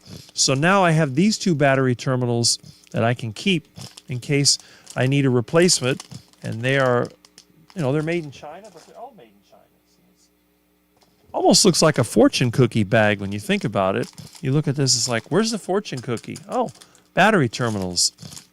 But that's great. And I appreciate the things that I get from my subscribers because I get stuff I can use, which is really, really good. And LOL. Rick, when do you plan Quackstock? Lady and I do not foreign trip booked for 2027. I'm thinking 2030 would be the earliest, but Quackstock 2030 would be good. Wasn't a scam. No, it's technically correct, but as you can see, it's not what you expect. And yes, it is hilarious. I have a 1935 Harley Davidson, which needs to be restored soon, I hope. Well, that's great. That is great. Gotta love the old motorcycles. And we have an awesome from Rough Carnivore, and we have some more hellos, which is good. Yeah. That was pretty funny.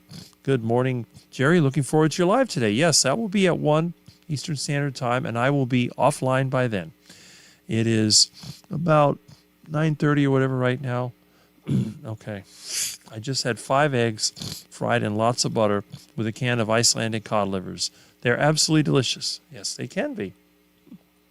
Japan, Wisconsin, Texas, Australia, Poland, New Zealand, place. There you go. Visit friends. And don't forget Florida. Florida's a great spot. I heard there's a quack in South Florida. Well, he's a real quack. I don't know. I probably don't want to visit him. He has a vicious, wild black cat that may attack without warning. I had to spend hundreds of pounds for the supplements just to top up my minerals. All had to be organic. I was forever sprouting. Oh, you're talking about the vegan. Yeah. One of the great things about the carnivore diet, I don't take supplements. I may be unhealthy, but I don't feel unhealthy. I feel really good. Have you ever seen me ride a bike? You ever see me get tired? I spent almost an hour going to Granger. A friend of mine was like, you did what? I said, look, I've been all the way to the Northwest. I went one time to Amazon Rubber, which is not related to the Amazon company, all the way at the north part of the county on a bicycle through a really rough neighborhood. So I kept my little anti-violence tool very close, but nobody bothered me. The one thing I've noticed, when you look poor, as I do, people generally stay away from you. They don't get near you. They don't try to take anything from you.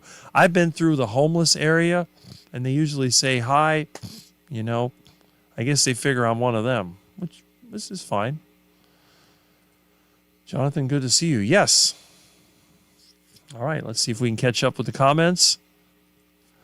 My mom doses of cod liver oil every morning. I used to get cod liver oil as well when I was a kid. Came out of a metal can that looked like brake fluid, but I actually liked the stuff. My mom was shocked. That goes to show what a strange kid I am. I'm a wee bit nervous, but the subject matter is very important. Yes. Jonathan, we're planning to visit D.C. when returns to Japan. Yes. You got space for 45 home on wheels. Well, if I'm living where I think I am, I'll have space for everything. I got to get my school bus out of the backyard. It's still sitting there. My wood-powered school bus, which hasn't run since 2005. If it is fixable, I don't know. It's the beginning of a great turn for you, or I would not say it. There we are. Tiny home on wheels. A 98 Oldsmobile once, that thing was a boat. Yes, that's what they called it. Land yacht. Bye, everyone. Catch you later. Myself and George have to go out for a while. Well, glad that you were here, and always glad you drop in.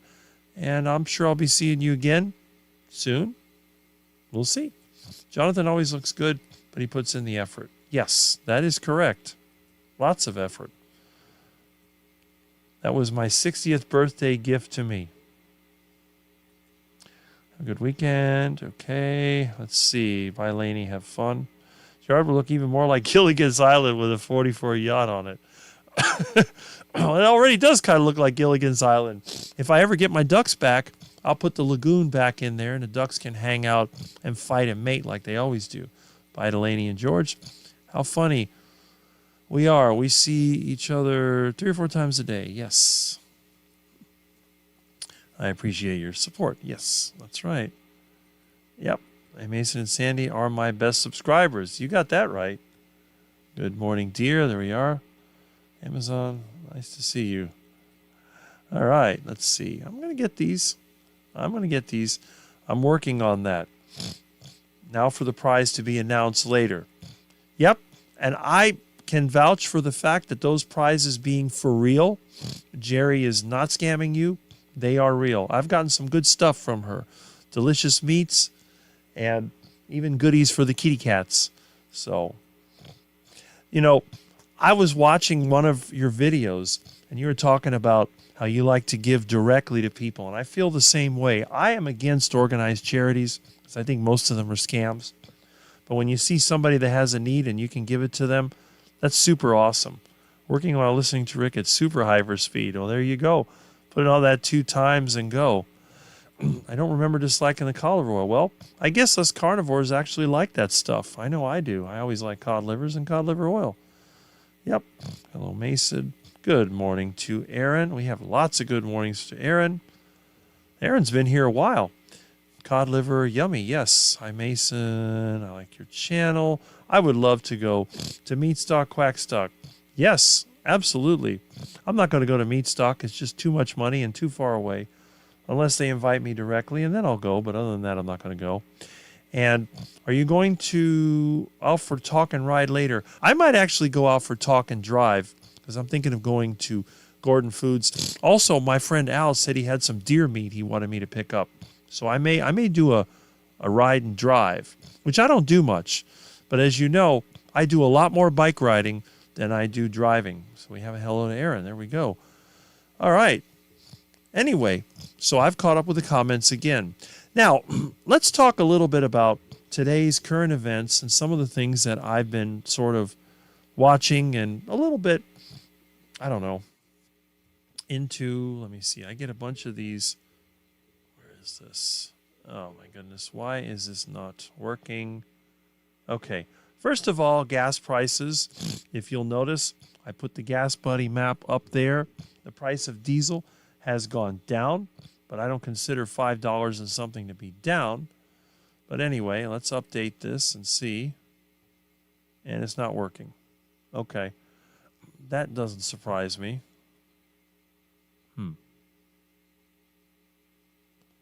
All right, let's see. 517, 509. Miami Beach is still about $6. All right. So you can see it varies. Some places are under 5. Wake me up when it's under 3. That's not going to happen. So gas prices are one thing. And I've done my part to reduce gas price expense by driving less. I only drive for work, and that's it. Okay, now, speaking of driving, somebody was telling me about this project, which I don't even know if it's real or if it's a scam, but it's called a Slate truck. It's supposed to be a simple electric truck and less expensive. But like everything else that they make in this country, whatever they say it's going to cost, it'll probably be double that. So, let's see. I don't know what else is here. Let's see. All right. Frequently asked questions. Simple vehicle, blah, blah, blah. When will the truck be available? I have a feeling this is going to be like Quackstock. You never know when it'll be out there.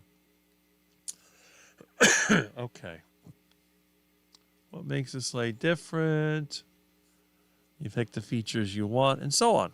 All right. Well, that's pretty good. So, high gas prices. What else? Well, the other thing that I was looking at, have you ever heard of something called a med spa?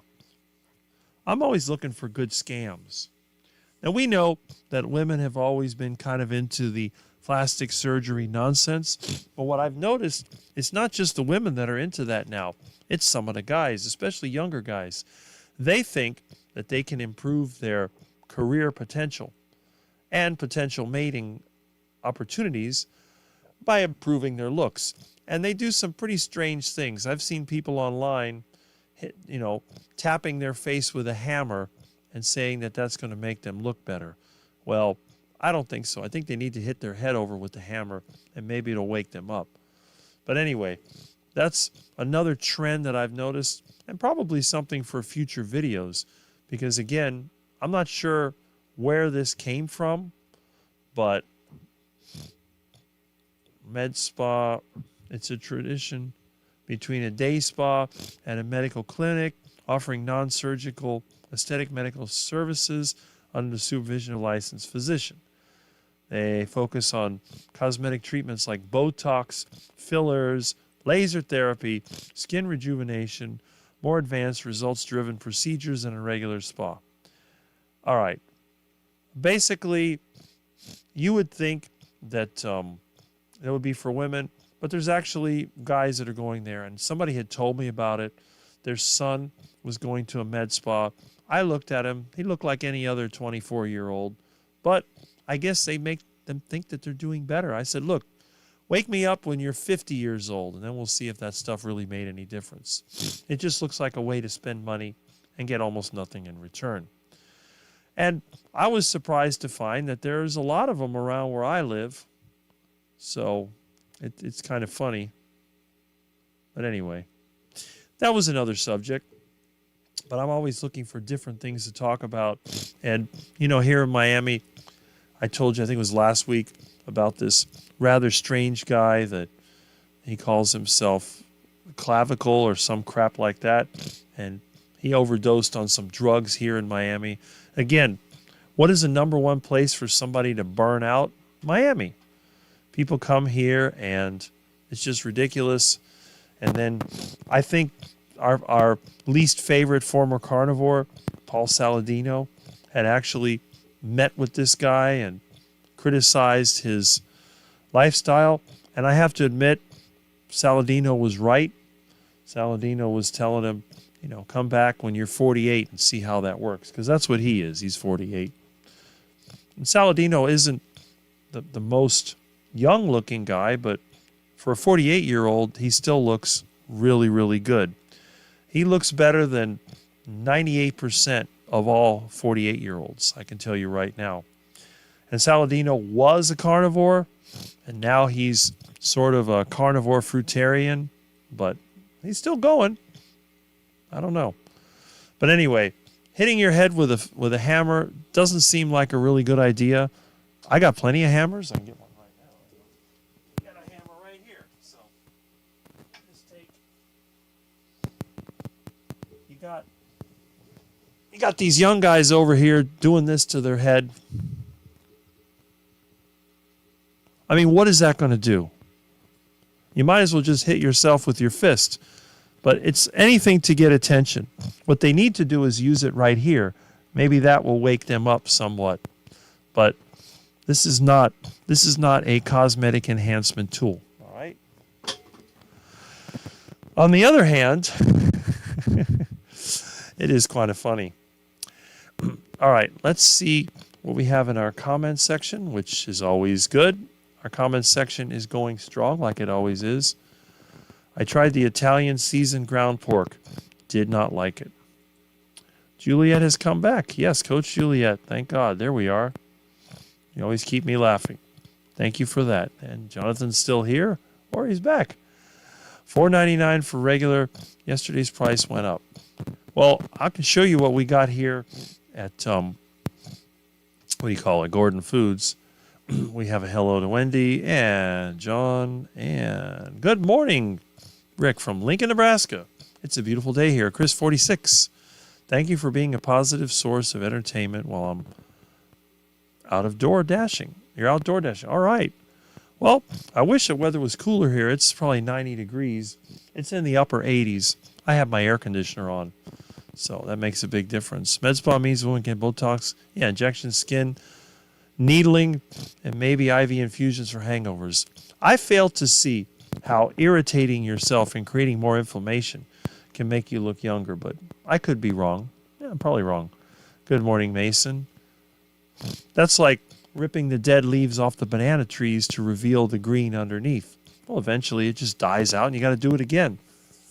So, John Together Strong, good morning, Jerry. Hello, sweet Juliet, good to see you. I saw an ad in a Key West ladies' room for IV infusions for hangovers, sick. I wouldn't doubt it. Yes, clavicular, whatever. They come up with the dumbest names, anything to get attention. Hope things are going better and dangerous. Yep, it is dangerous. Juliet is back. Yes, Juliet. Did you see Juliet is back? Yes, Juliet has returned. And let's see. Med spa might be preferable to a dialysis clinic. Well, the way that some of these people are going, they may end up in a dialysis clinic. Hi, Rick, Milton, Miss Kitty, and her kitties and the Saturday Quack team. Yes, and hopefully she'll be bringing the kitties out. I haven't been outside at all today because I know as soon as I walk outside, she's going to be asking for food. So what I might do, I might have a little pause here and go back over there, and that's it. Okay? Yep. Good morning, Wendy. Lav was back live streaming at the clubs the next day after he OD'd. What a trooper. Isn't that the guy that uses meth and eats junk food and thinks that he looks good, which he really doesn't? He just looks like some 20-something-year-old. I mean, whatever. Young people doing permanent face changes don't realize that fashions and face beauty come and go. And the more changes you do when you're younger, you don't have the option when you're older because your whole face will be nothing but scar tissue. Perhaps they already have, Rick. Right? I haven't had a hangover in about 4 years since I became carnivore. I don't drink alcohol anymore except for rare special occasions, 1 or 2. Can you believe I've never had a hangover in my entire life? I'm just really strange. Okay. We have a hello to John. So happy to see you here last week for Juliet. Last week's Spirit Moved Me. Pray live for your daughter, Doug. Yes. All good. My daughter having the ventricle tachycardia spelling. Yes. Surgery in about 2 weeks and her heart will be running good as new. And yes, it was good that your situation was announced so we knew where you were. And so I don't know if that was caused by a genetic thing or caused by her diet, but I'm sure that if it was lifestyle related, maybe she will listen to you and her heart will be running as good as new and will continue to be running with the correct lifestyle. I feel so much better without alcohol or any drugs whatsoever. Yes. Yes, Peter. You've experienced what I've experienced my whole life. DJ Bro 785, good morning. Well, good morning. Glad to have you here. I always enjoy having people commenting and listening or viewing my live stream. I have to work tonight until 9 p.m. Yes, it's one of those late nights, but you are here in the morning, which is good. Hopefully it'll be a productive day financially. Do you make all those fancy carnivore pizza, carnivore cakes, carnivore breads? No, I don't. The only time I make a so-called carnivore bread is when I used to do my heart attack burger, but I'm too lazy to do it all the time. I haven't made a full heart attack burger in probably a year or more because of the cost of everything. I used to make heart attack burgers regularly. I was eating 3 a week, but most of the time I just stacked the patties and put the cheese and bacon. I didn't even bother to make the buns for it. Carnivore pizza, I have made pacemaker pizzas, but I only make maybe a couple of them a year, and I haven't made one in at least 2 years. And I've never made a carnivore cake. It's just not my thing. You have to realize I started the carnivore diet at age 15, so I have no desire to eat that other stuff. I look at that stuff as duck food. Now, I only make it when I have other people come over, people that like a more standard diet, and that's why I do watch other people do it. You have Chris Taylor, Chris Cooking Nashville, that makes all of these recipes, and I do watch that and learn from it. But for myself, I don't do it, but I will do it for other people at times. Wonderful news, Julia. Yeah, thank you so much. That means a lot to both of us. I'm working on the subscriber list right now for prizes today, listening at super speed and watching the chat as best I can. Just a little slow with greeting everyone. That's fine. Was on the road when Rick was talking about the hammer. Had me cracking up. There you go. All right. Let's see. Let's see. Morning, Rick and Milton. Well, North Dakota Lance, good morning. I know you have a live in about an hour and a half, couple hours. Can we help you name the kittens? Yes. Once the kittens are out and about, you can definitely name them. Of course, whoever gets the kittens, they'll name them whatever they want. But I don't think I'll be keeping the kittens, hopefully, because I got 2 cats. I got Milton. Miss Kitty's going to get fixed. I'm keeping her. And as for the kittens, well, we'll see. I have a friend that may take one, another friend that may take another. I just hope that, I hope that they do get adopted and don't turn into feral cats. Either way, if they're still hanging around here, we'll have to get them fixed too. So we'll stop the cat factory in its tracks. That's the new generation thing, not a millennial trend. Okay. Did you manage to get her into animal base to heal? Okay. It'll be great. I think Rick will give away the kittens before he names them. Hopefully, we'll see. I held 2 kittens, a black and a tabby. Tabby was cuddling. Oh. The black kittens are interesting. Is this the longest, to Juliet, you and your handsome hubby has been apart? That's a good question. How about ribeye? Well, I don't know. I don't have any ribeye, but if I did had some, I'd share it with the kiddies, of course. Sandy, did you relocate? All right. Oh boy, Yellow Rose, my family did intervention. Me talking with her about carnivore. But the good news is we had quiet time alone, and she asked me a lot of questions. Well, that's good. I assume she's not already carnivore. And here's Larry Ryan, 6173. Hi, Rick, and all the carnivores this Saturday. Well, hello. Glad that you have joined in. And we have a hi to Juliet and to Larry. Intervention. I'm thrilled for your special mom and daughter time. Yes. Priceless love. I hope things are getting better for your family. Rick, don't make me come there for a kitten. Well, you're always welcome. The kittens are absolutely there. In fact, I would like to show them to you, but I haven't been outside, but we'll see. Okay, we have a question. Wow, started carnivore at 15. What inspired you to start this journey? I would recommend you watch some of my earlier interviews from 3 or 4 years ago. I started because I hated my life and I wanted to get a heart attack. That's why I started it. I was not unhealthy. I just hated being skinny and short. And you can see what it did to me. I'm still skinny, but I'm not short anymore. And I don't hate my life. I actually enjoy my life. I look forward to every day. Just got FiberNet yesterday. Can you see my comments faster? Well, I don't have FiberNet, so I won't be able to see them faster. All right. Good morning, Rick from Corgi Lover. Hey, good to see you on my channel. I know you like Mitch's channel. That's great. Juliet Eden said, I haven't seen Mitch today. He's probably busy. It's good now. She is open to it. A no-kill shelter will take one if you don't find a home for one. There is one near here. Well, they were a decade ago. Well, I would rather keep them hanging around than risk having them killed by an animal shelter. That's just not an option. But one way or the other, if they do turn into outside cats, they'll have to get fixed. But hopefully, there are enough people that I know, and when kittens are little, they're really cute. So I wouldn't mind sharing beautiful cats with my friends, and my friend will bring his girlfriend. She wants a cat, so we'll see. Hopefully they will go.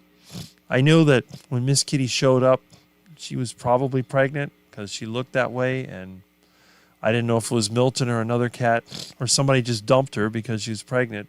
People are just not that nice with animals, and I wasn't going to take her to get fixed and have the kittens killed. So I figured I'd let the kittens grow up, and then we'll see what we can do with them. That's all. Sometimes a good life scare helps everyone put things in perspective. Always important. Yeah, that's true. Good morning to Brian. Hello, Brian Dish. Yes. And by the way, Ellen popped in, so it's been a while, but there you are. Good morning, Rick and chat friends. There we are. And let's see. That's Amazing Charger Mopar. Yeah, I'm the oddball in the carnivore community. That's why I'm not that popular. I thought you mentioned something about moving your trailer a while ago. Do you give Milton deworm? Milton didn't seem to have worms. I guess the vet didn't say anything about it when he got fixed, but he eats only what I eat, so I don't think he's going to get any, and he's a full house cat right now. I don't let him out. Now, Miss Kitty, when I get her fixed, I'll have to get her checked out. If she turns out to be healthy, she's going to be an inside cat. Otherwise, we'll have to get her better, but I think Milton and Miss Kitty are going to be inside cats, so hopefully they won't be killing each other. If they become friends, then they won't be lonely. They can hang out with each other and eat together and be good little buddies. I don't have to hide the packages, but okay, it's an Amazon party. I guess you're buying a lot of stuff. Okay. Yes, moving into the future when this place sells. Yep. Apologize. I'm all walking the dog, so my typing over. That's fine. I know that you do that. That is your business, and that is great. All right. Picking up, petting the kittens regularly will socialize them to humans, so if they go to shelter, they're more likely to be adopted. Yes, I need to go out there. They're well hidden, but once they come out, I will be feeding them and petting them, and they're going to be really nice. So we've caught up. In fact, you know what I might do? I might take a little bit of a break, and I'm going to go outside. I'm going to take a look at the kittens. I'm going to give Miss Kitty a piece of meat over here, and let me go over and just double check how many people we have on here. Oh, wow. You got to be kidding me. We actually have 73 people on here. That's amazing. Wow, that is shocking. Let me go over here and double check. I see we have 74 people watching right now. So it looks like even though there is meat stock, I'm getting more and more people watching. I notice that my lives are growing every single week. That is really amazing. And I really appreciate you being here. That's a new record. I may end up getting 100 people watching. We have 75 now? Wow. Do you realize with the very few subscribers, I have about 4,080 subscribers, to have 75 people watching on a live? That's actually really impressive. I may have broken some kind of record here for the amount of people that watch my channel, because there are channels that have, like I said, 40, 50,000 that don't get that many. So that's really good. That is really amazing. Okay. Anyway, let me go ahead and let me go back to the chat. All right. So why am I not going to? There we go. All right. I just My mouse is a little bit old. It's a PS2 mouse, and it has a loose connector, but that is okay. So let's go back over here to the comments. And again, that's what makes mine unique, because the comments are the most important part of it. I just want to say your chat name handle is absolutely great. Pond Apple. Yes, I've seen those out there in the Everglades. So you must be a Floridian, but you never know. 73 watching. Well, there you go. And yay from Juliet. 75 now. And Rough Carnivore says, let's go. Yes, let's go. First time anyone in the whole world has said that. Pond apple is a South Florida swamp tree. Yes, there are some growing along the Tamiami Trail. I've seen them out there in the Everglades. Rick, it'll be easier with 2 cats. Milton will have one of his own that he already knows and loves. Well, that's what I'm looking forward to. I'm hoping, somebody... Milton was running around in the street. My neighbor found him. So he was basically an unwanted feral cat. Somebody dumped Miss Kitty off. Nobody wanted her. So now she's friendly to me. She was not friendly when I first saw her. And her kittens will be friendly. So we're going to turn something bad, people dumping their cats, into something good, where people can enjoy the cats. Because kittens are awesome, and adult cats are awesome. Every night, Milton goes in my room. He learned how to open the door. I put a makeshift door closer so the air conditioning doesn't get out of my room at night. And he goes in and out as he pleases. Milton enjoys his life. I don't think Milton's life would have been too good if he was still running around in the street. If he managed to survive not getting run over, I don't think he would be very happy. He'd be like some of the other feral cats around here that are ratty looking and look like they've been through the wood chipper and just don't have a very nice life. But Milton has gotten a really good life. And Milton is actually one of the reasons why I started this live stream. I'll be going to IguanaCon. Well, there you go. IguanaCon, that's going to be pretty good. We'll have to make it a dual event. Quackstock and IguanaCon. Quackstock is at my house. IguanaCon will be at some other location. That would be too funny. You would just wake up one day and it will be over 1,000. Well, we will see. I don't know about that. But it is growing, and that's very good. I have not gotten less. I know a lot of times you'll hear YouTubers complain about people who unsubscribe. Well, if anyone's unsubscribed, I haven't seen it. There are people who used to comment and don't comment anymore, but they're still subscribers. So maybe their schedules and priorities have changed. But I'm glad that we have as many people as we do. I'm really, really happy about that. I miss my computer that pulls up the names. I think you know who you are. It's good to see you. Yes. All right. Let's see. Oh, let's see. We've got more comments. Rick is a carnivore and life prophet. I could listen to Rick talk all day. Well, actually, I did that when we spent a whole day together. Yes, we went all the way up to Melbourne, and you went all the way back to Miami.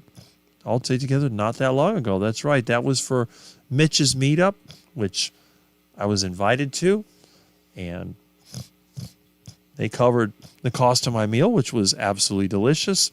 And Peter not only picked me up at the Boca train station to go up to Melbourne, but he went out of his way on the way back because of the meat that was given to me, the computer, the phone, all the things that were given to me. There's no way I could have carried that on the train and the bus. So he drove me back here to Rick's Quack Zone and got a sneak peek at the way that the other half lives, or the quacked half.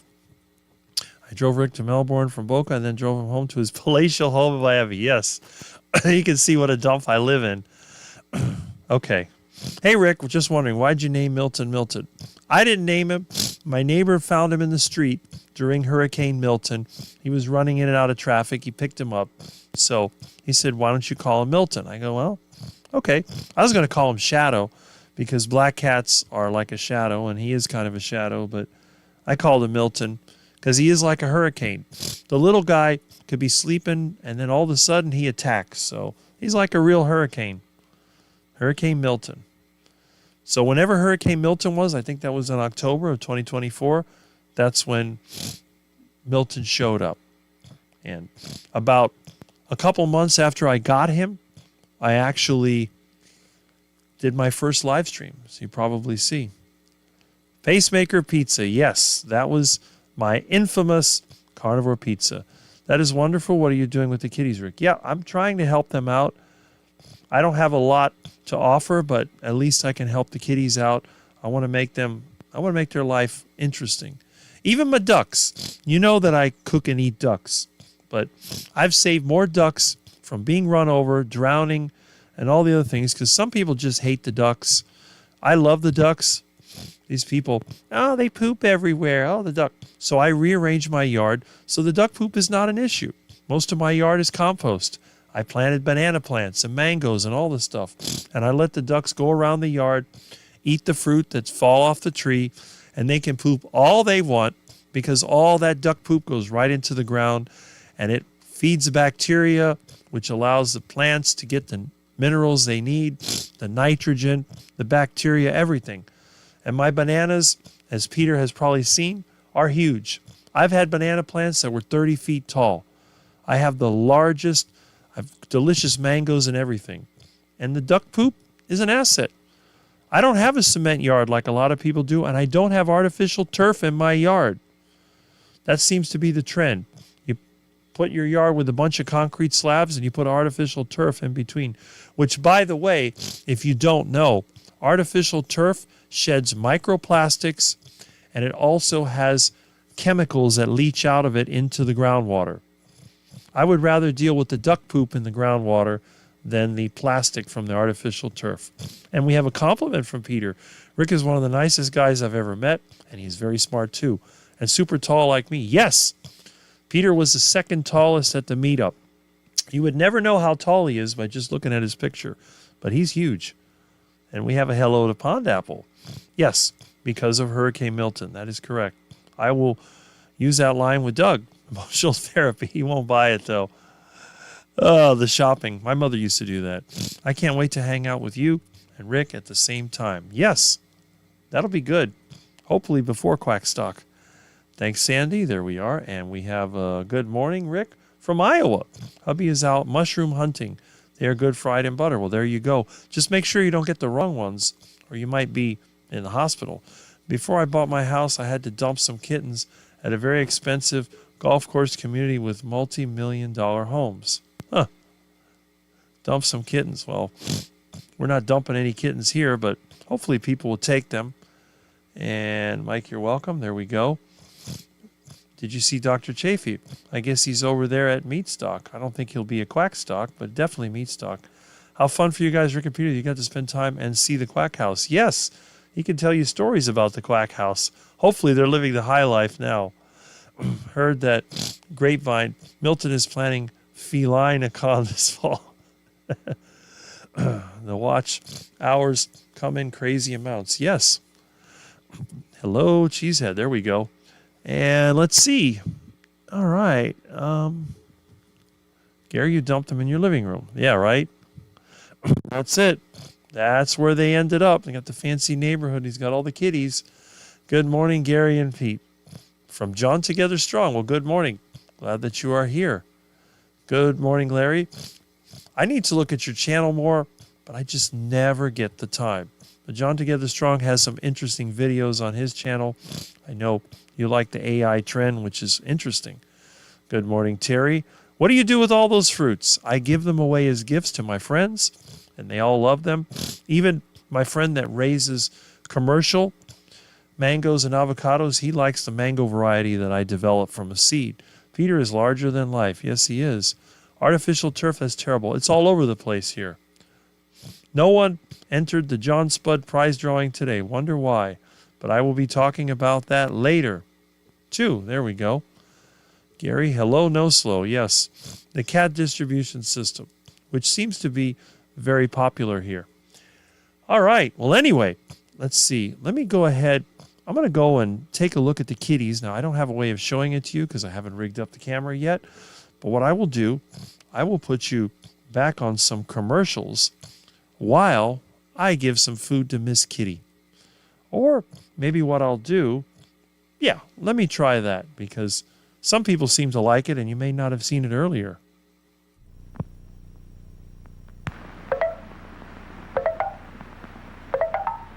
This is the coffee pot at work. Listen to it perk. Look at the coffee as it gets darker and stronger.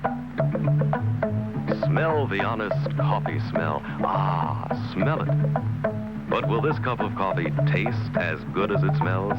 You bet it will, because it's Maxwell House, the coffee that tastes as good as it smells every time. Maxwell House coffee tastes as good as it smells every time. If you like to look at good coffee, listen to good coffee, smell good coffee, and taste good coffee, brew Maxwell House, the coffee that tastes as good as it smells every time. Maxwell House is good to the last drop. It tastes as good as it smells every time. Maxwell House. Ladies and gentlemen, this commercial is going to use subliminal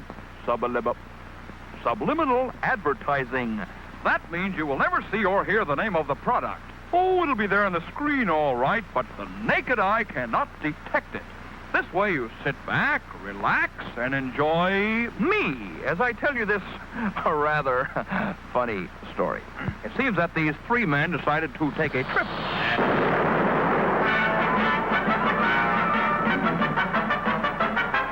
The second guy goes back to the dry cleaner, says...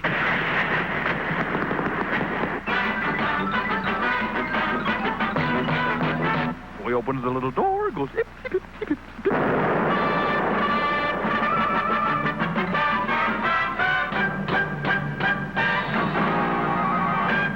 So the third guy says, yeah, but you better bring back the hangers.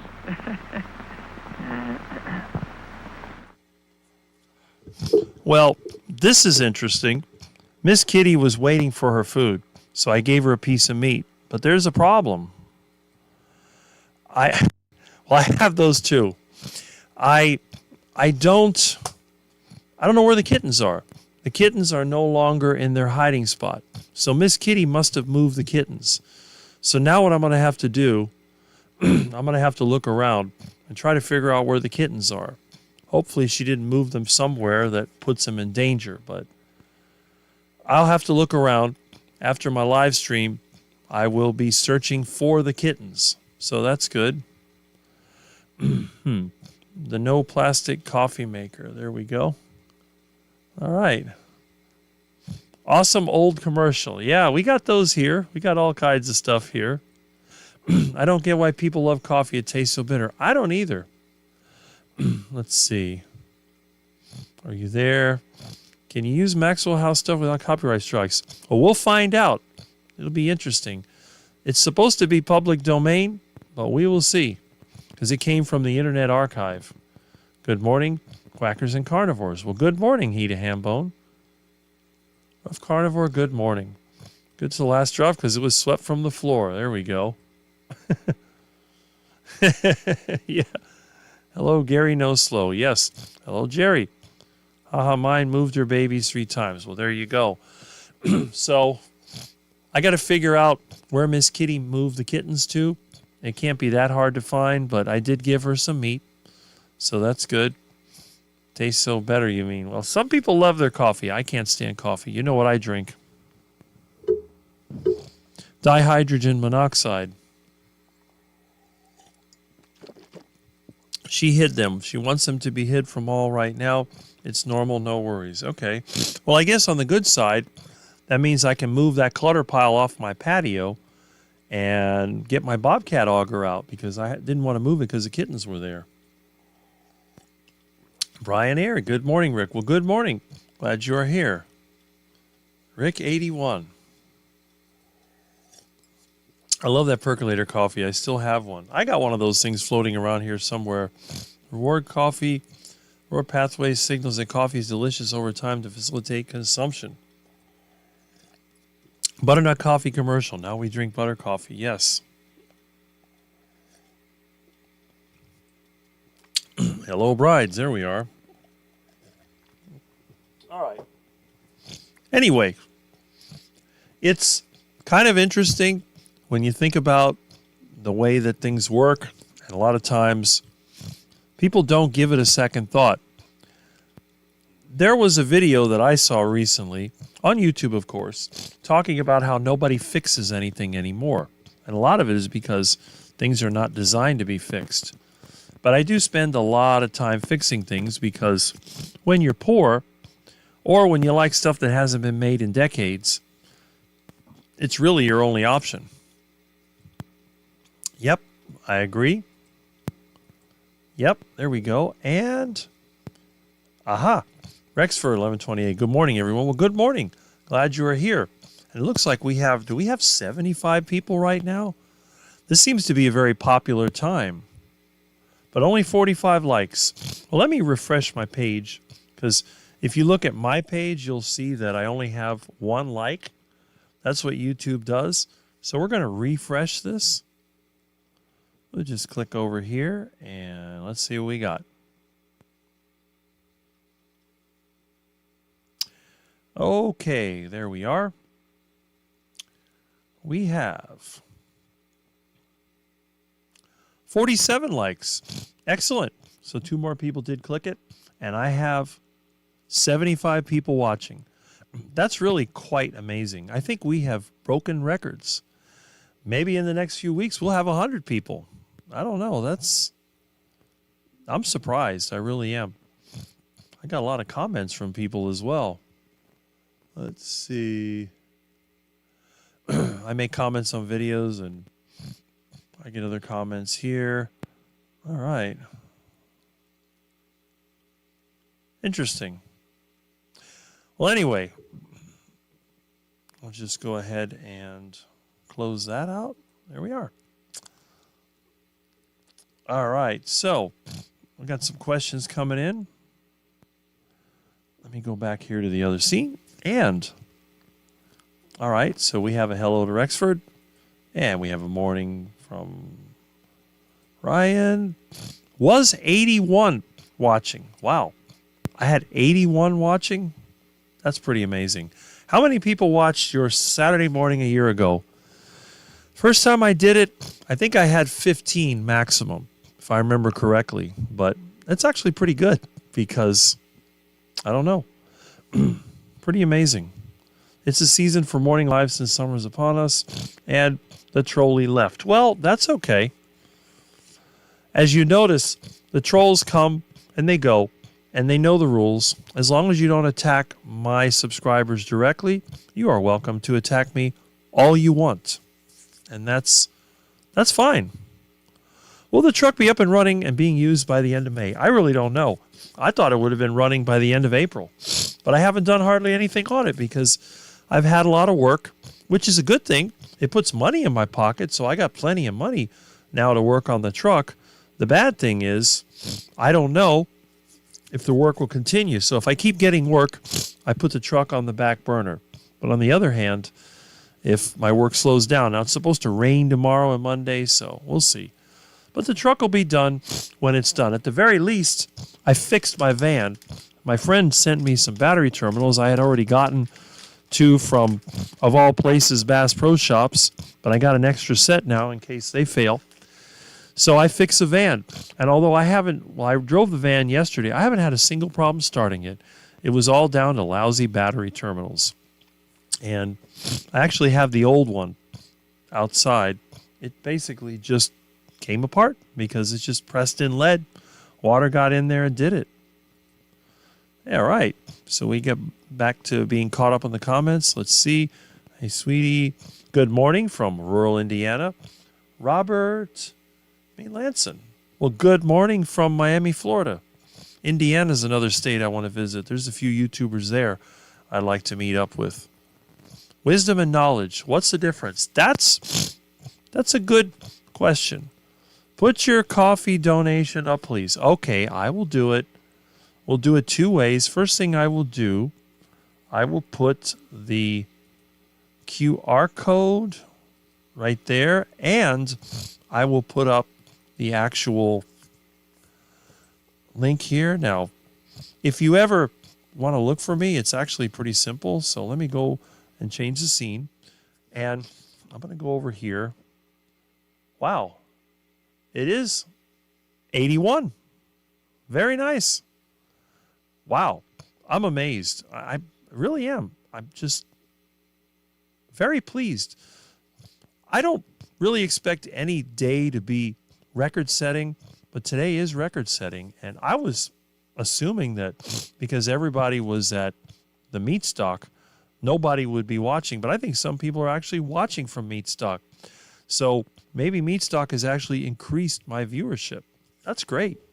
And I hope it continues, because what I have noticed is that I'm not getting less viewers. I'm getting more viewers, and I'm getting more subscribers. I'm not growing massively like some of the real big channels, but it is growing. I'm not losing people. I don't know. I guess people do like this style of video. And my channel is non-monetized, so you don't have to endure ads. That's the other great thing about it. For the little bit of money that you can get from YouTube, it's not worth it. I will start another channel, which I will monetize for the short form videos, which are going to be between 10 and 15 minutes. I'm like John, Carnivore Teacher, that likes to make short videos.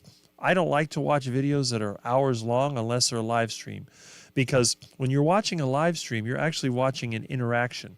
It's like joining in a group of people. But when you're watching an edited video, I like it to be short. We don't want a really long video. All right, let me see if I can get over here. All right. Let's see. What am I trying to find here? All right. Oh, excuse me. Okay. Why am I not? Oh, I'm on the wrong screen. That's why. Let me get the Buy Me a Coffee link. Now, let me go to...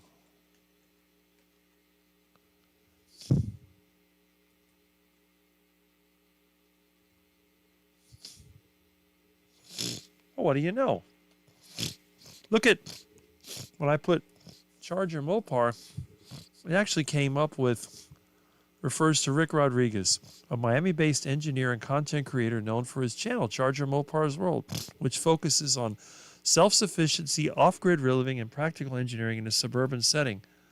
Well, well, well. It looks like AI has finally become more intelligent. Awesome. Ah, that's where it came from. It came from Liz's video. That's what it is. I'm starting to figure this out. Huh, look at that.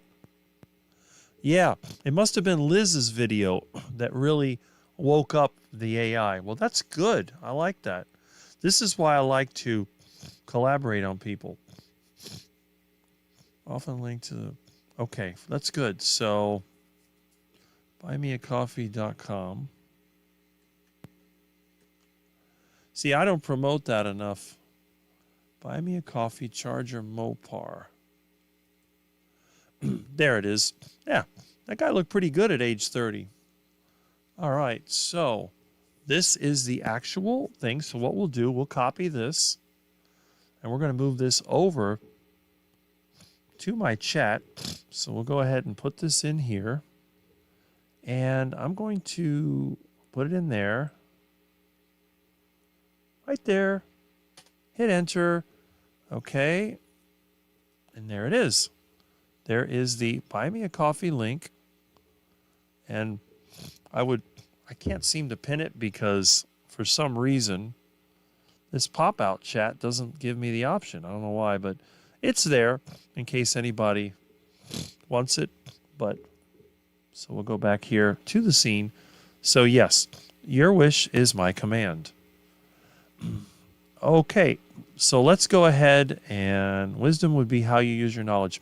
Well, the question was, what is the difference between knowledge and wisdom? Think about it. A computer could have a lot of knowledge. You could have every fact, every figure, stats, everything on it. But wisdom, that would come from the experience of how to use the knowledge. For example, if you know that the stove is hot, wisdom would be not sticking your hand on it and burning it. So that would be the way I would think of it. But that's a good way of putting it. I like that. The curse of time, money. When you have money, there's no time. When you got time, money. Exactly. That's why I started Live at 8 with Rick, because I can give you my time. I don't have the money to send people stuff, but I do have the time on Saturday. And I'm glad to give you my time, especially now that we're getting so much interest in this channel. That's really amazing. part of an apple. You know, I'm allergic to apples, and I hate blackberries. I don't like any berries. I think they're pretty disgusting. You can be wise while not be so knowledgeable, yes. And you can see that with people who avoid getting hurt in many ways. John Michael Rosales. Hey, good morning, Rick and Bill. Good to see you again. Good to see you. That's true. You don't allow any ads. That's right. I watch lives and then I get hit with the ads. And usually, you know what really bothers me? When people are doing a video and they try to sneak in the ad. They start saying, well, you know, the economy's bad, whatever. But I'll tell you, I have a hard time managing my money. So I'm going to recommend, like, I can always spot when the ad is coming.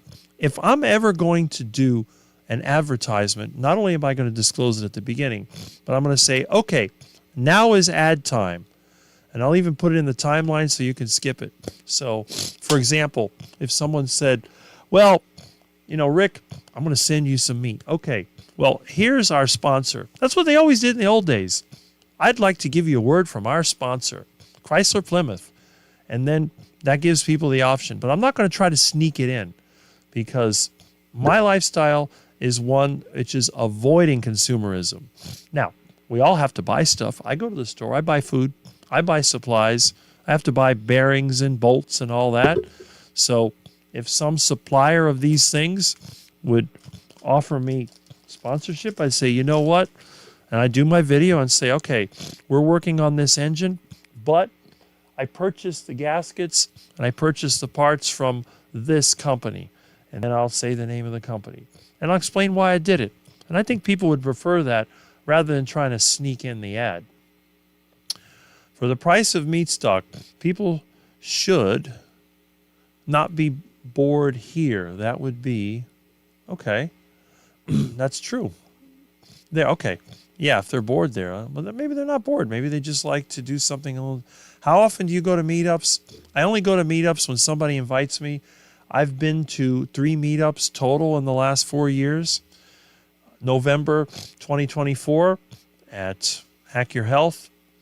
November 2025. We had an informal meetup, November 2024. My friend Russ Mitchell took me to the Brazilian steakhouse down the street.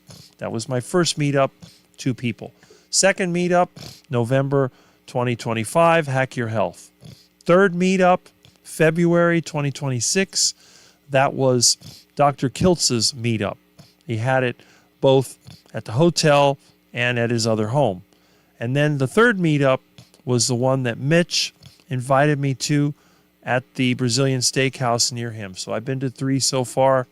How many more? I don't know. I don't have the money for Hack Your Health later this year, but I may have it by then. I don't know. But we'll see. But this will be the most meetups I've ever been to, which is 2 this year. If I go to Hack Your Health, it'll be 3. But again, at this point, I just don't have the money. Search AIs, who does Charger Mopar look like? Well, we're going to do that. Let's try it out. So let's go to AI. Now, there's different versions of AI. The only one I have access to is Google. So we could go over here and put who.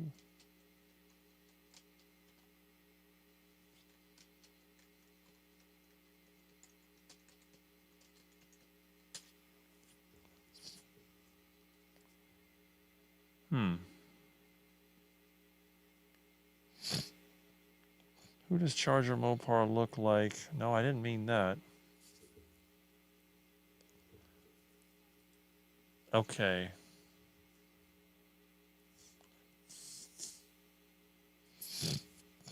Well, it separated it out, and it did put several of my videos in there.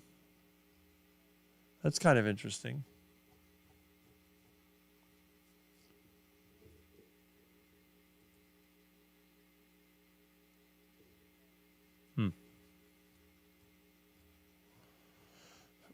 Oh, well, that was interesting. So we'll go back over here to the chat. And Rick, your channel is great because you talk on a variety of subjects. Interesting. Well, I'm glad you like that, Patty Rickson. I'm glad you like that. That was a whole idea. I don't want to be just carnivore. I mean, how much can you talk about what you eat? I show what I eat. That's not life. Life is a combination of things. What you eat is only part of it, really. Thanks, Rick. Anytime. Thank you for reminding me. Ain't That the Truth? It's a movie, yes. Honestly, quite interested in Rick's bike videos where he sometimes ran about something. Yeah, that's something I do. I'm going through my super long list of current 1804 subscribers for the contest, and I am surprised I don't have the regulars as my subscribers. Interesting. I'll take time any day of the week. I wish I didn't spend all my time learning that. Neighbor has red raspberry bushes. I enjoy a few each year, which is fine. Before the birds get them, which they will. They definitely will. The birds and bugs are always there to eat the fruit. All right. In most cases, yeah. And Ellen says, that is better that you give your time, Rick. People have too much stuff, and sadly, YouTube just pushes the consumerism. Well, because that's what they make money on. You can't make money on just enjoying life. Same, Rick, as much as I like seeing some content creators, when I start seeing the ads sneak in more and more, over time I have to bail. I do it all the time. I'm sure YouTube has figured it out because I do that. YouTube unsubscribes some, yes. I don't watch the car stuff with his bike videos. I don't like cars. Okay. Yes, Brazilian Steakhouse. That is correct.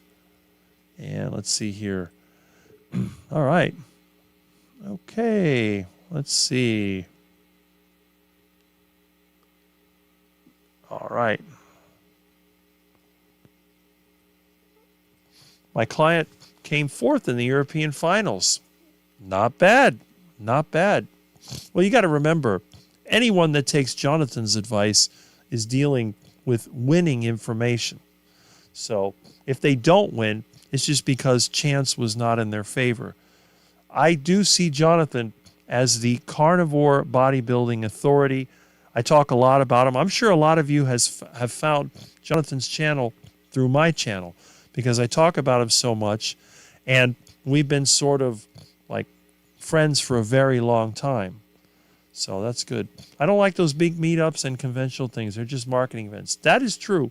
I agree with that. But Quackstock will be free of marketing. Absolutely.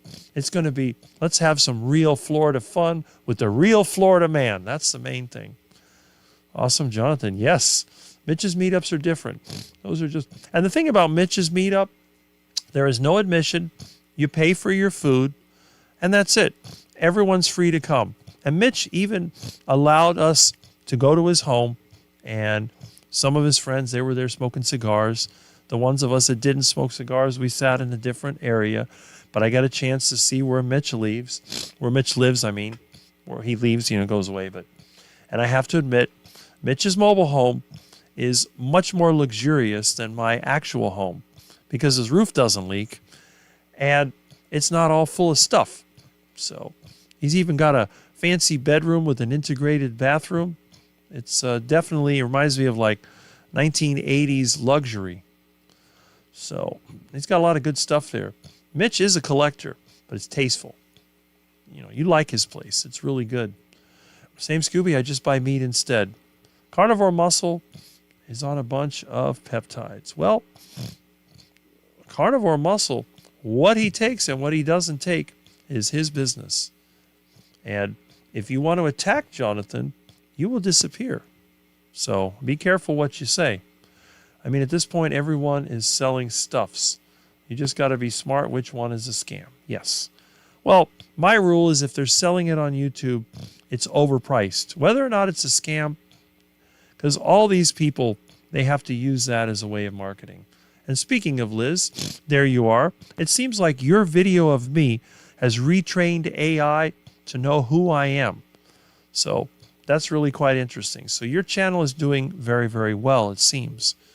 And I have to look and see if you've gotten more viewers, but I think it's going to be growing quite fast.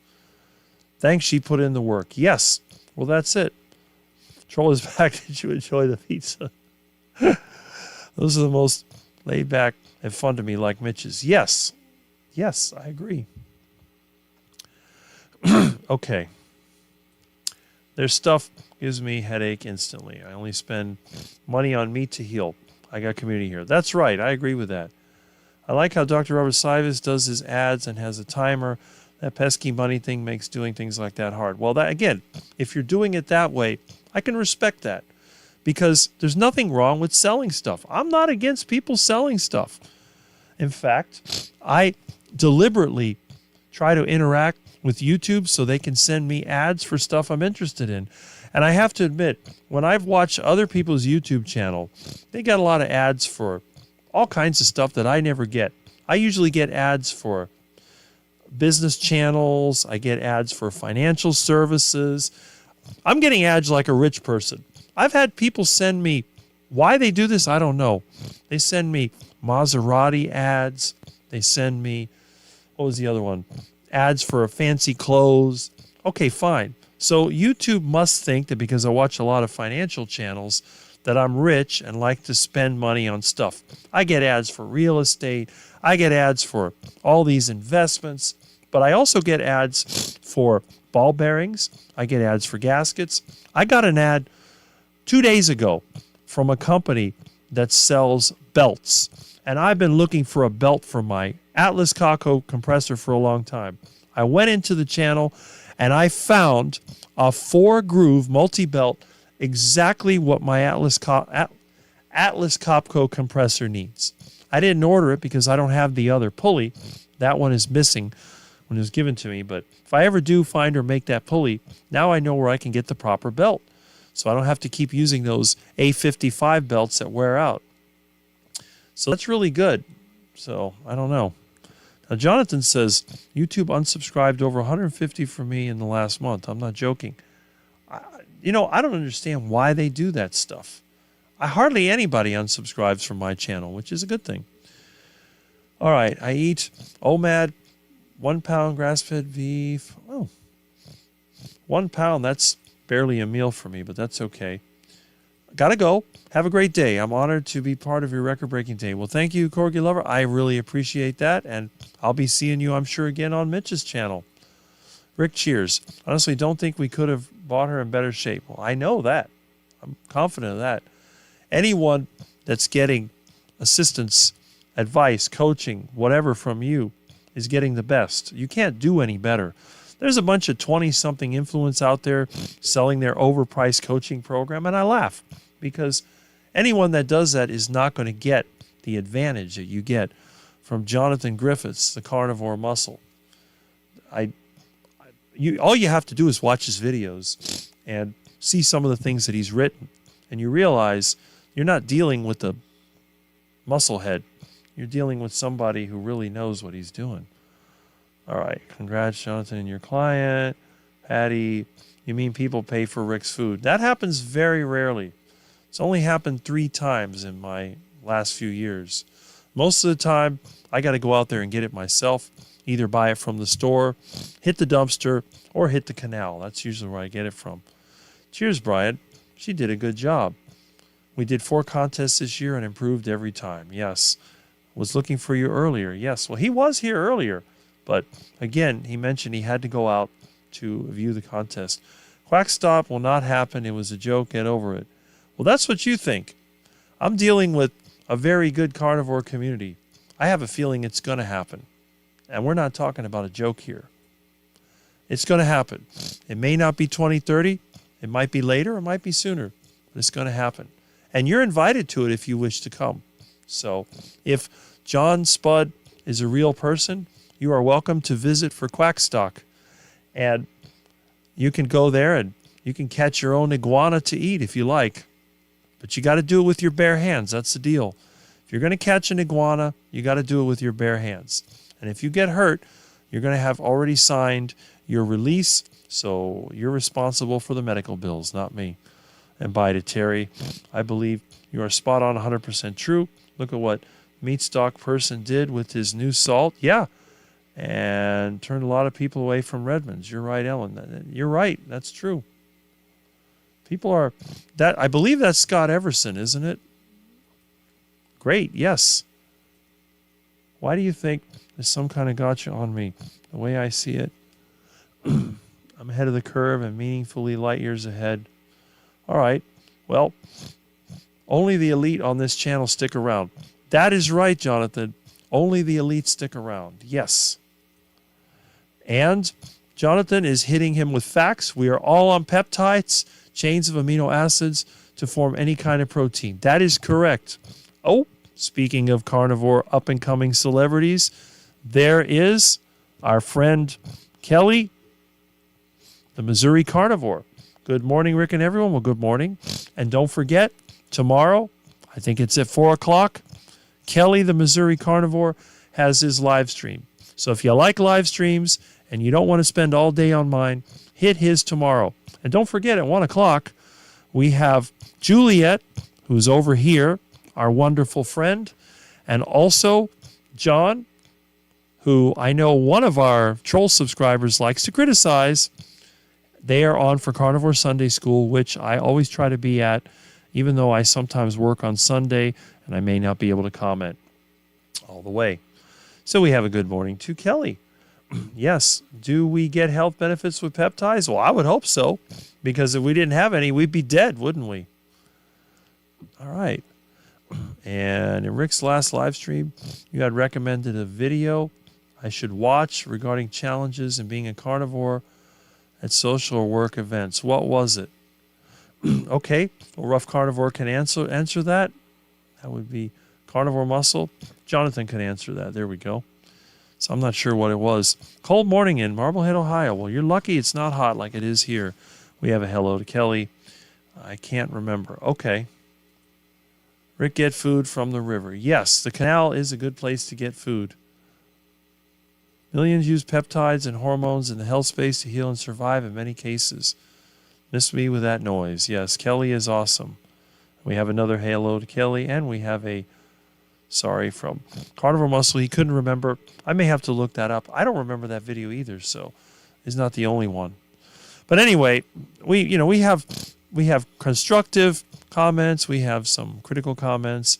I don't think I missed any comments. Let me see. Maybe I missed a couple of them.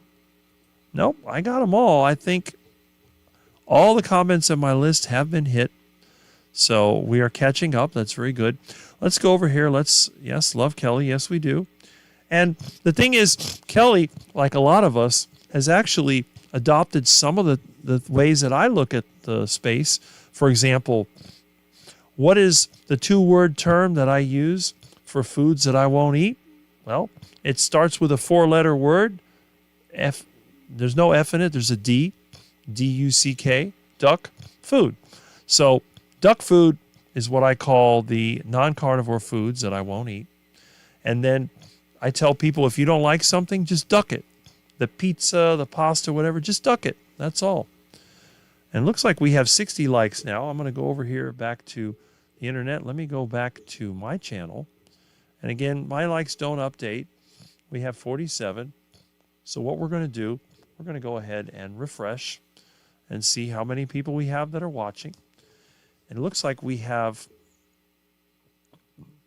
all right, we have 72 watching, and we have 58 likes. So this hasn't updated. 59 likes. All right, so it'll be 60. I trust you in that one. Okay. And we have a good question right here. Look at this. Again, we like to take the problems head on. We don't like to hide them. John Studd, what is your philosophy in life and your motive to stay in Rick's stream? Are you becoming a carnivore quack and you just don't admit it? Well, there you go. If you are all caught up with comment, means not all 72 people are commenting. Well, that's fine. You don't have to comment. The beauty of my live stream, it's like a duck pond. You can fly in, you can waddle around, look for some fish, and then you can fly out. That's fine. But yes. And Josephine says, good night, beautiful people. I'm so tired. 12:30 a.m. Enjoy your beautiful night, day, all. Well, thank you, Josephine. I'm happy that you're here over there in the other part of the world. I really appreciate you coming in. I appreciate all the things that you do for our carnivore community. That's really nice. And we have JoJo, which I haven't seen before. Do you eat suet at all? I have when I've had it. I haven't had it for a very long time. But I can tell you, I do have it when I do have it. and I do eat it when I do have it. So, yes, a lot of times I'll just use it to make tallow, but I have eaten it. It's a little bit tricky to eat because it tends to be a bit on the chewy side, but I can definitely eat it. One trick is to cut it in small pieces, chew it a little bit and swallow it. It's almost like chewing gum, and it doesn't hurt anything. But yes, I have eaten it. John Studd is our resident one flight over the cuckoo's nest. That is right. This is why I have not banned it. I don't know if it's a him, a her, or a PC, or AI, or whatever it is. The rule here is simple. You can say whatever you want. You can attack me all you want. But when you start attacking my subscribers and they want you gone, you will be gone. If you attack them and they don't want you to be gone, then you can stay. And normally, I don't ban anybody unless they become really obnoxious. And in all the years I've been on YouTube, I've never had to ban anyone. But what I will do is time you out for a few hours, and then you'll have to start all over again. But I do appreciate the participation, and I have to say, even with the Spud remarks, I'm getting more and more viewers. So maybe you're helping me. Your comments are probably increasing the popularity of my channel. And when I do launch the new channel dedicated to edited videos, which are going to be a lot better than the live stream because I'm going to edit out all the sniffles and imperfections, I think I'm going to get a lot of my subscribers transfer over to that channel, which will also be monetized. And we'll see. Who knows? I might actually get some income from YouTube. That would be interesting. It'd be less time that I have to work physically and more time I can spend indoors to help you out. Night, Josephine. Stud's here. No wonder I smell potatoes. There you go. And we have a goodbye to Josephine and another, yep, Night Mission Sandy. There we go. So we have all of the... Spudman is becoming a quackhead. That is correct. And if that really is a person, I would like to see that person come on one of our live streams.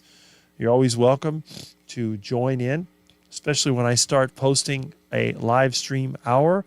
I'm going to be using, well, one of the softwares, and I will have the regular Rick live stream, which you can always call in on the phone, and then I will have the video portion where you can join in streaming software if you like.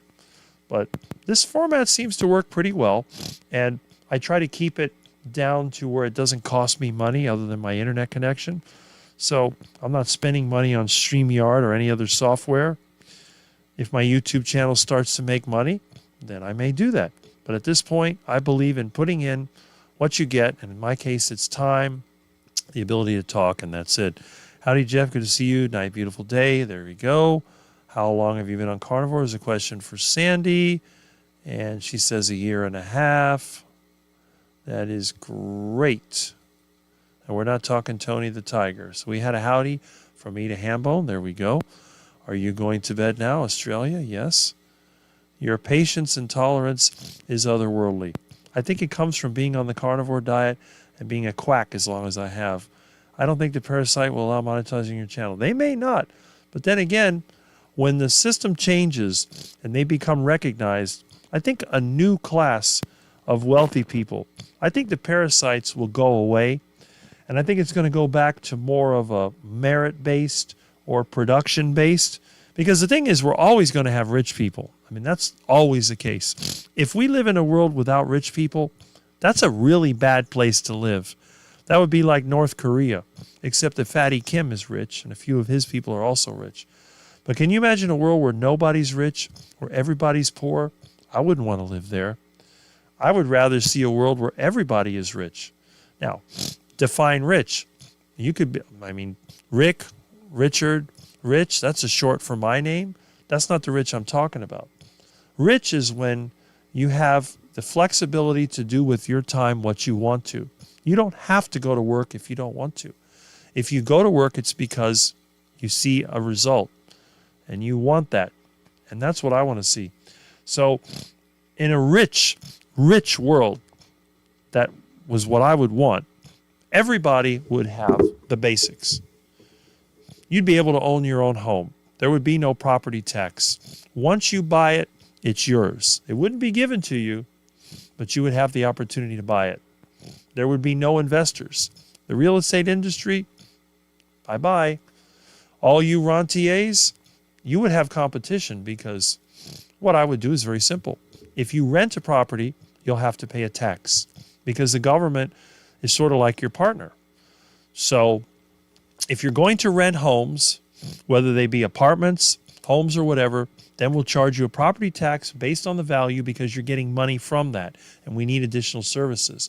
But if you have a home that you live in, you don't rent it to anybody, you should not have to pay taxes. You should be like a church. Churches don't pay property tax. And with that money, now, for example, I live in a dump, the $8,000 or whatever that goes to the government, it would come back to me. And you know what I would do? I'd say, well, they're not charging me money on how my home looks. Now it's time to upgrade. I'm going to put a new roof. I'm going to redo my home. I'm going to replace all the things that have gone bad. I'm going to redo my kitchen. It's going to look like the 50s, but it's all going to be new. And I'm going to spend that $8,000 in fixing up my home instead of throwing it to the government. So what's going to happen? Well, it's going to look better. It's going to be worth more. So now, when I sell the home, it's going to be worth even more money. And I don't care, because now I can buy another one. I can upgrade. I can find another place that's kind of run down, and I can spend the money in a better area and buy that. Maybe I want to buy that ranch. I don't know. So it would open up a lot of opportunities. But the thing is, having your own place to live, that's critical. Now, if you're one of those people that doesn't want a home, well, that's why we have apartments and condos. Maybe you would rather have housing as a service. So instead of having to fix a place yourself, spending all the money on it, then basically you could rent. Okay, but again, the rental property value will actually decrease, because the home that you buy and don't pay tax on is going to be worth a lot more, because there's no recurring expense. But the rental home is going to actually decrease in value, which will open up more opportunity for people that want to buy a home. So let's say you have a large corporation that's invested in all these rental homes. They're renting them out. They have to pay property tax. They have to maintain the place. They can't do it themselves. So they're fundamentally unable to compete. Now, in certain areas, they can do fine.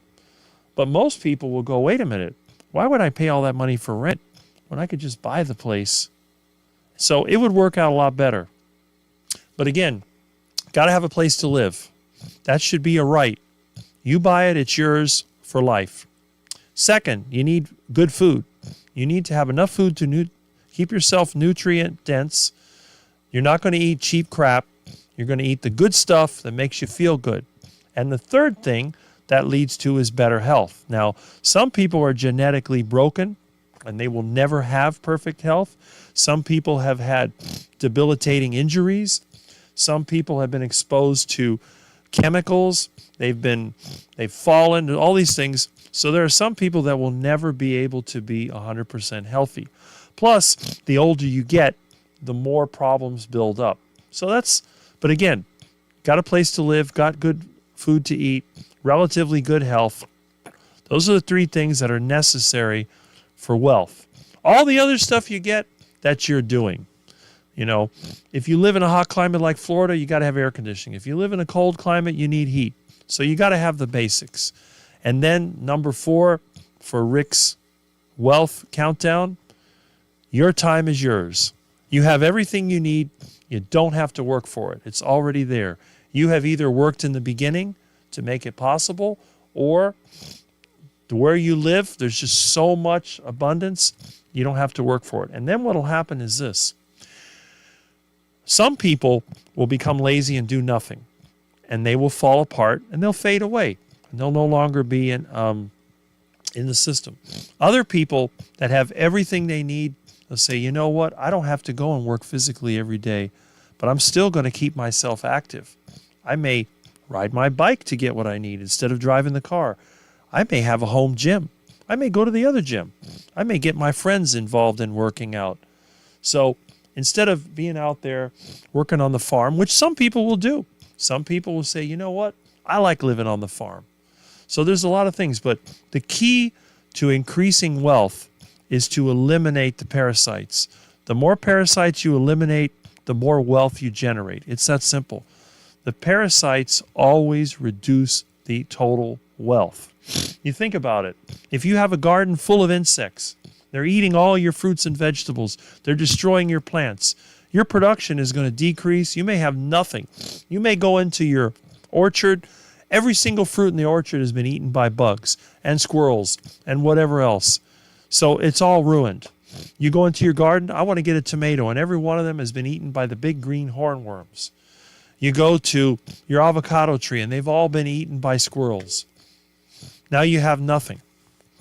All the parasites have destroyed everything. But if you bring in the predators, let's say you have a squirrel problem. Well, the predators ate most of the squirrels. The birds ate most of the bugs. Natural fungus destroyed the hornworm caterpillars. So your natural ecosystem has reduced the parasites to almost nothing. Now your production goes up. That's kind of the way that commercial agriculture works, except they do it with chemicals and mechanical means. They increase the yield by destroying the parasites. Why is the economy ever different? Every financier needs to be eliminated. We need to turn the financiers into farmers. That's what we need to do. Or at the very least, let them make computer-generated content.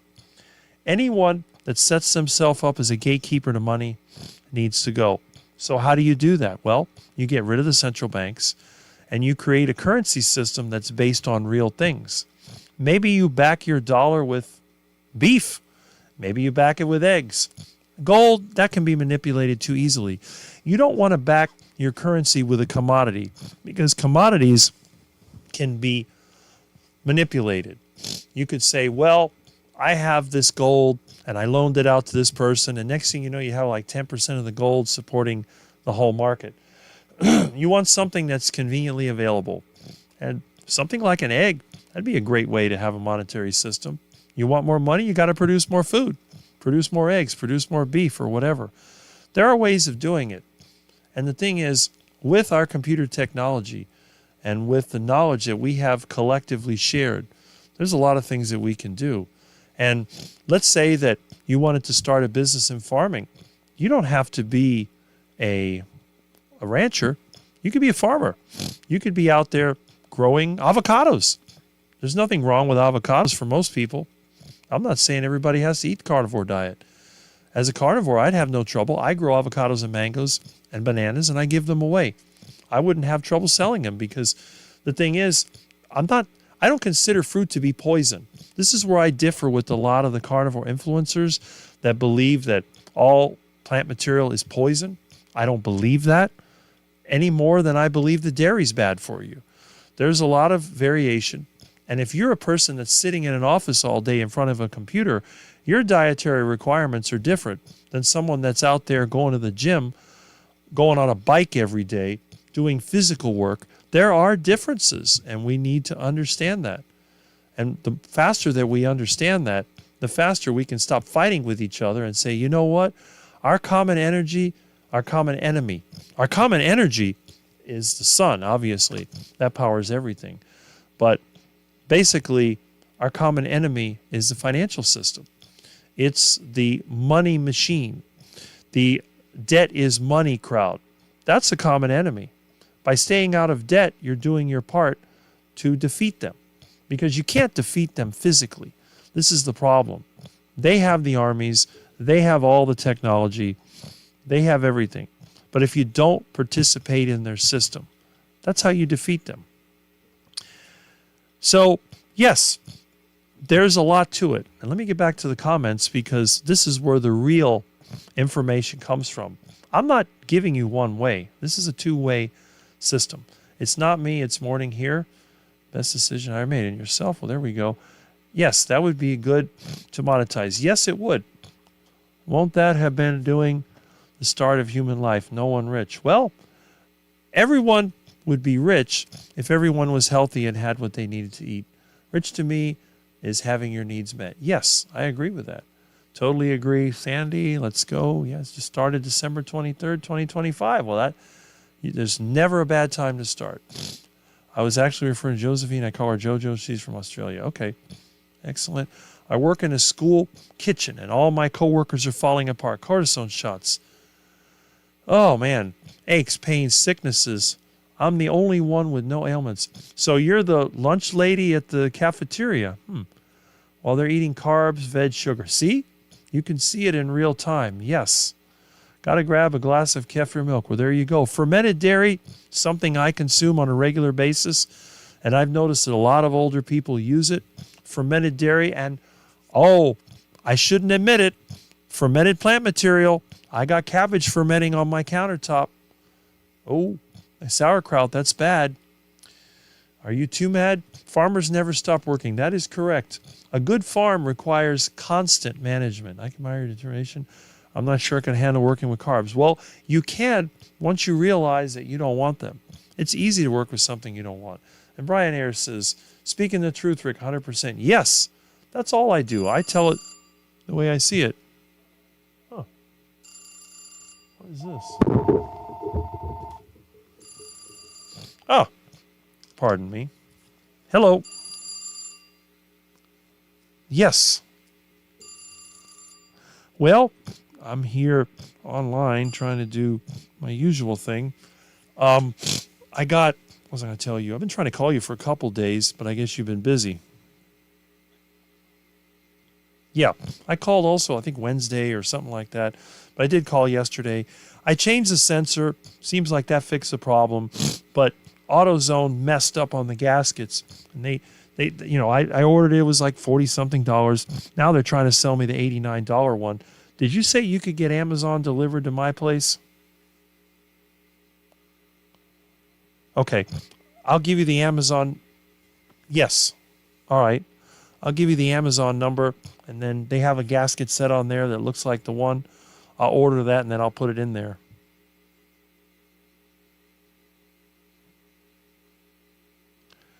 I was trying to find it. Where is it?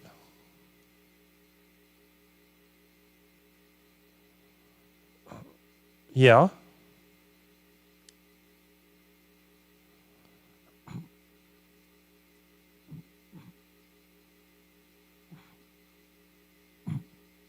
Oh, the tie wrap. Yeah, the zip ties.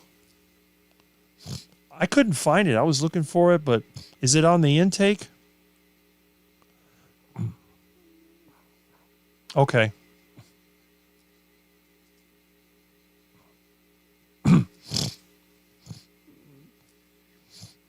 Yeah, the intake. Uh-huh. Okay. I didn't see anything wrong. Like I said, I changed the sensor. That wasn't too difficult. It's on the right side. It's under the oil filler. It's a little bit hard to get to, but I got long, skinny arms. I got that in there without a problem. I used the one from AutoZone. It seems to be working, but I got to hook up the computer to it. My laptop broke. I need to deal with that. I got the little adapter. I got that Ford software. I should be able to find any other issues. I think it's compatible with the 2014. I've only used it in the early 2000s, but it's called Forescan. I think it is. It's like a free Ford clone software.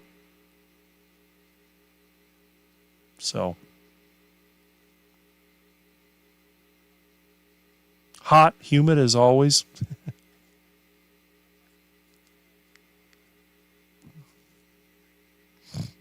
Supposed to rain tomorrow.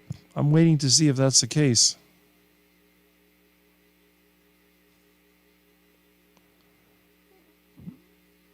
Oh, yeah. We are. And look at all the development they put in here. And, they just keep building. They don't stop.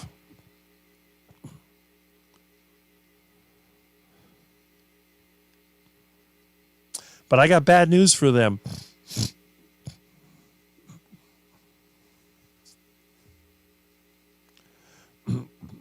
Well, that's what your friend Anthony's going to deal with over there where he's at, because that's where the salt water's coming in.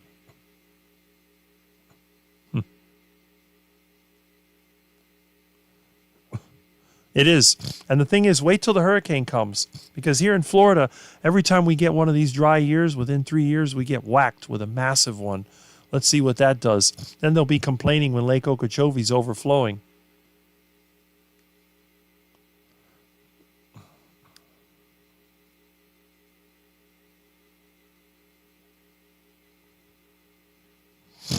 Well, that's what I mean.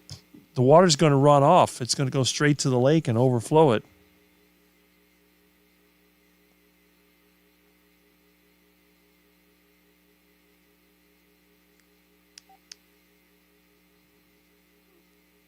Yep.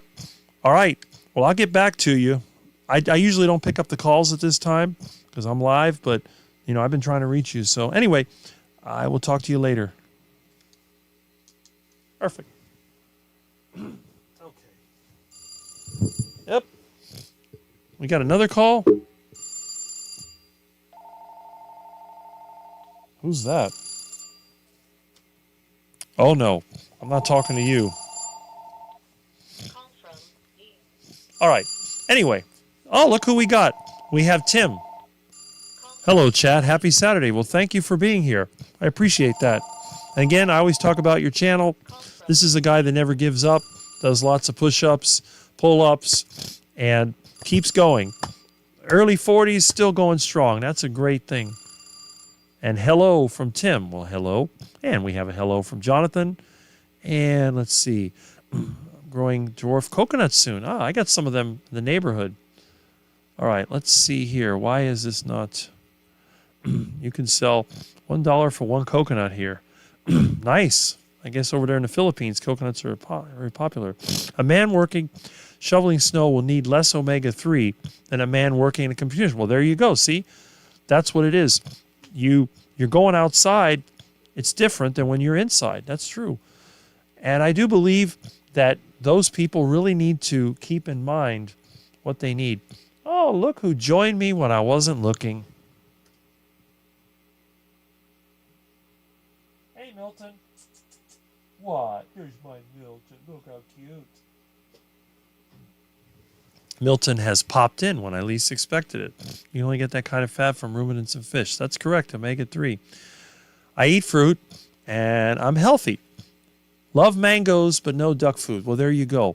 Remember, duck food is the grains, the seeds, the rice, the corn, all that. That's duck food. Bird seed. Mangoes, they're seasonal. Sure, they got sugar, but they also have other things in them. Not so bad. Yellow Rose, stay out of debts. They know how to entice of all that. That's right. Once you get in the debt trap, you'll never get out. I have no problem with business debt because you can always go bankrupt. But personal debt, no. No personal debt for me. I've never been in personal debt, and I never will ever. Now I'm craving for eel stew soup. Well, there you go. Thanks, bro. Everyone I've been in this community has been so welcoming, and I've been just like a sponge since joining. Well, I'm glad that you're learning good stuff from us. I've been on a cottage cheese kick lately. Well, there you go. You sound better in normal speed. I've finally caught up, Rick. Well, I'm glad. There we go. It's not me calling.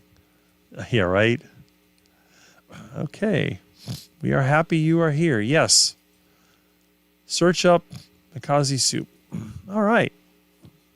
I can't find any cottage cheese without additives. What brand do you eat? That's a good question.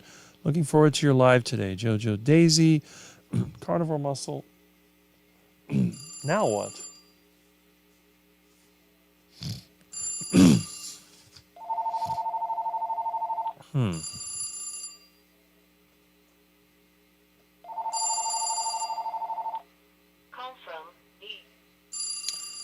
I don't recognize that number. When in doubt, leave it out. I buy Daisy. Okay. Daisy cottage cheese. Yes. Okay. Hello, eat a ham bone. Rick is doing an Amazon promo. Yeah, right. Okay. I hope you are doing better. Yes. Jonathan seems to be pretty talkative today, which is good. I don't answer cottage cheese questions. Sorry, that's fine. I'm glad you chimed in. Well, there we are. Oh, boy. Hello to Jerry from Kelly. Doll of a Daisy. Remember that commercial. John Studd is now on Coach Stevens' channel. Well, let's see how long it takes him to get banned from there. Daisy Cottage Cheese, cleanest of all commercial brands and cheap. I don't know. They got one in Aldi. I've never looked at it. I haven't had cottage cheese in, oh my goodness, 25 years maybe. It's been a while. Yes, BB. Oh, thank you, sir. Hey, my pleasure. You deserve it. I use Daisy sour cream as well. Nice. Kelly, are you going live tomorrow? Good question. You are a busy man. Yes, I am a busy man. I'm always busy. But I tell everyone Saturday morning, I'm on YouTube. Don't call me. It's just the one friend of mine that I'm fixing his truck. And he's getting paid for it, but it's more like a favor. I'm just trying to get that done. He's always busy. He's kind of like me. He's always working. So you know how that is. Thank you, sir. Yes. Cold exposure will decrease the space between the complex systems within the electron transport chain, so cellular communication is more efficient. And blue light exposure requires more omega-3. I wonder how much blue light exposure I get from the light bulbs I use. I don't think there's any blue light. In fact, most of the light here seems to be kind of red. Other than the computer monitors, there's not that much. The Black Menace is in the house. Absolutely love Milton's style. Rick, I was about to ask you. Maybe John Studd is trying to call you. I don't think so. Because it comes up with the 786 number, which is one of my customers. I think I know who it is, but I don't remember the exact number. I can look it up, though. And Tim says hi to Milton. And Milton has just left. Milton, where did you go? Are you looking for Miss Kitty? He's smart enough to open the doors, so he's dangerous now. Have a great day, everyone. Well, thank you, Brian. Thank you for being here. Great comments. I'm mentally wired today, but not enough to stand up to pee. Well, there you go. Jerry, we'll be going live tomorrow. I still need to get it set up. With me doing that today during editing, my next video will be coming out tomorrow. There's a brand, cottage cheese, good culture without additives, also supposedly Daisy. Well, there you go. What kind of music do you listen to? Well, I've talked about that a few times, but it's anything from certain classical all the way to about the 1960s, early 70s.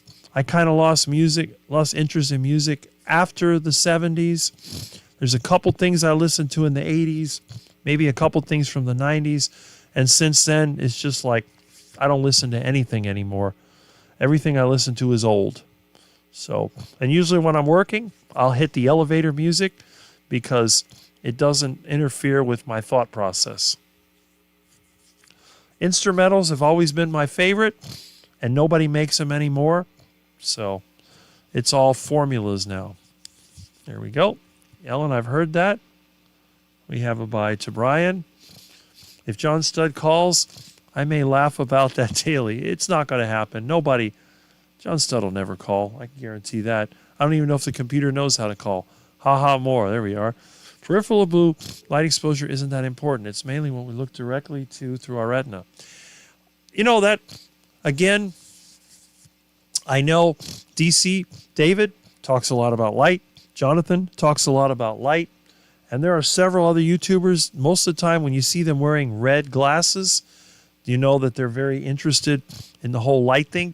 And I've noticed that most healthy people, they tend to use dimmer lights. I've seen people use candlelight.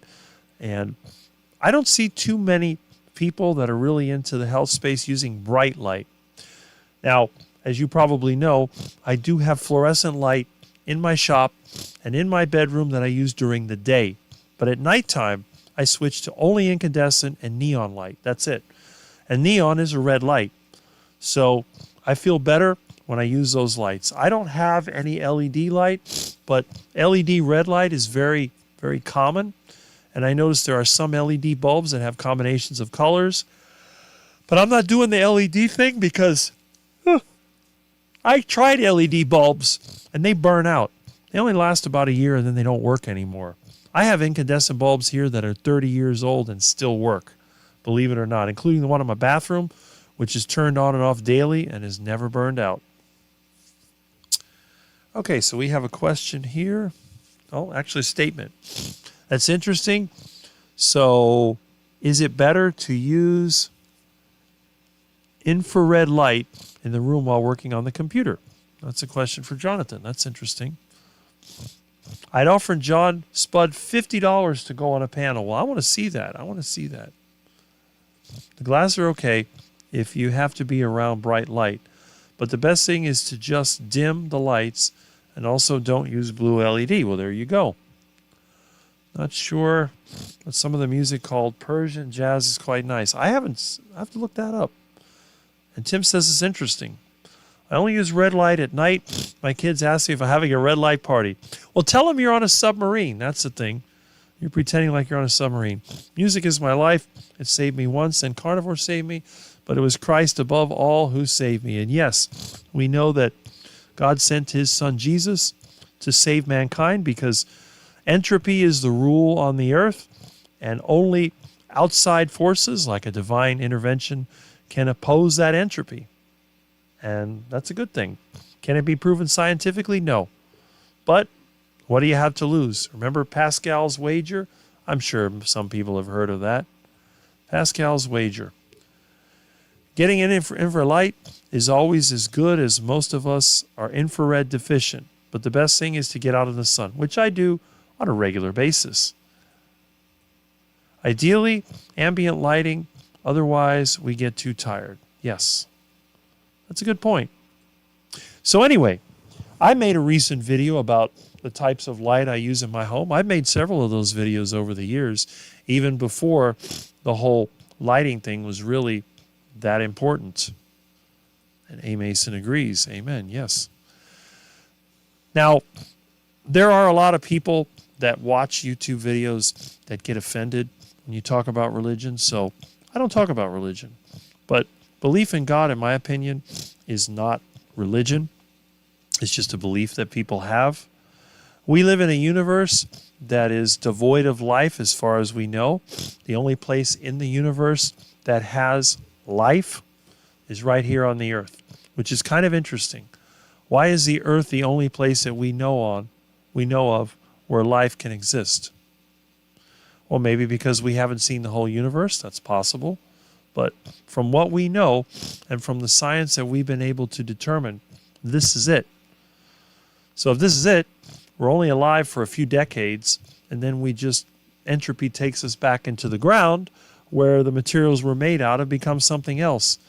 All the atoms, all the molecules in the universe, they're in a constant cycle, building up, breaking down, building up, breaking down. And it's all made possible because we have forces that we don't understand. And while the earth itself is in constant entropy, it has the sunlight coming down on it, as well as other things from space that are building it up. So you could burn down a whole forest, and in 50 years, it's a forest again. With no attention, you don't have to do anything. It just does it, and that's it. Okay, let me go to the comments. So let's see. All right. I love future funk, vaporwave, elevator music, and other odd styles. Yes, and if you want to see and listen to what he likes, why don't you check out Odd Fitness Tim Brennan 560's channel. He likes all kinds of interesting things. So check him out. He's in good shape. He's healthy. He's enjoying life. He's not carnivore, but he's whole foods. That's fine. It works for most people. You don't have to be carnivore to be healthy. And the best thing is, even if you're not carnivore when you're younger and you become sick, you can always switch to the carnivore diet. Or if you're like my friend that was ex-vegan and the carnivore diet didn't work for you, you can go and add some of the fruits and vegetables and the fermented foods, and you reach your peak. Because unlike some of the influencers, I don't think there's one proper diet for every human being. A lot of us, we've had generations of people eating non-ideal foods. We have genetic changes that have taken place. We even have epigenetic changes. So adding in some of that plant material is not the end of the world. And Jeanette says, good morning, Rick. Miss Milton, Miss Kitty, kittens and quacks. Well, I got to find the kittens. She moved the kittens last night, but I'm sure I'll find them in the near future. The answer is more nuanced, but the best one can do in the chat plain, infrared bulbs are amazingly fine for getting enough infrared. Yep, that's true. If you can't go outside, you'll get it for free. The Fermi paradox is always in play. That is a good point. If you're not familiar with what it is, check it out. That's one of the great things about being online. You can look everything up. Question, are those light bulbs you speak available in 60 watts anywhere? They are. Let me do a little bit. Now, I'm not sponsored by them. Now, if they want to sponsor me, you're welcome to do so. Let me show you. We're going to go over here. I'm going to go to Google, which I always do because I'm on YouTube. And I want to go to traffic signal bulbs.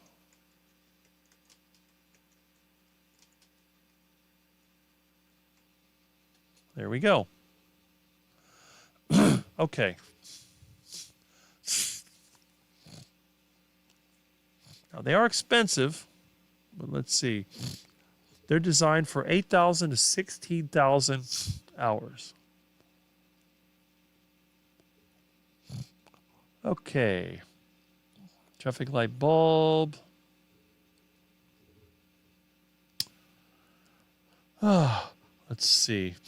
I use, you could always go to your local traffic signal department and check out the dumpster. They always throw out a bunch of used bulbs. Or talk to the guys that change the bulbs. Okay, but they do come as low as 40 watt, although they're hard to find. This one over here is 60 watt. It's $3.57. I mean, they're not cheap, but they do make them. Sylvania, incandescent traffic signal. The great thing about these bulbs is that they're $3.57 each, but I got news for you. They will last in a normal home 20 years. I guarantee it. 20 years in a normal home. And you can find them on Amazon. They're out there. And, of course, if you need more power, they come in many different wattages. You got your 90 watts. You got your 169 watts. They got some pretty powerful ones. But they are there. So you can buy 12 of them for $42.95. Not the cheapest light bulb in the world. Also, you got to have the right light fixture. If the bulb is exposed, it's going to be very bright. You're better off with a globe or a prismatic light. Now, mine has a globe, and you can actually kind of see the filament if you look at it. Let me go back over here to my camera. All right.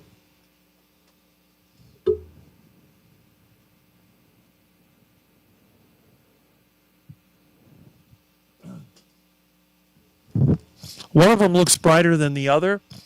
That one over here has a 60 and the other one has a 100 watt.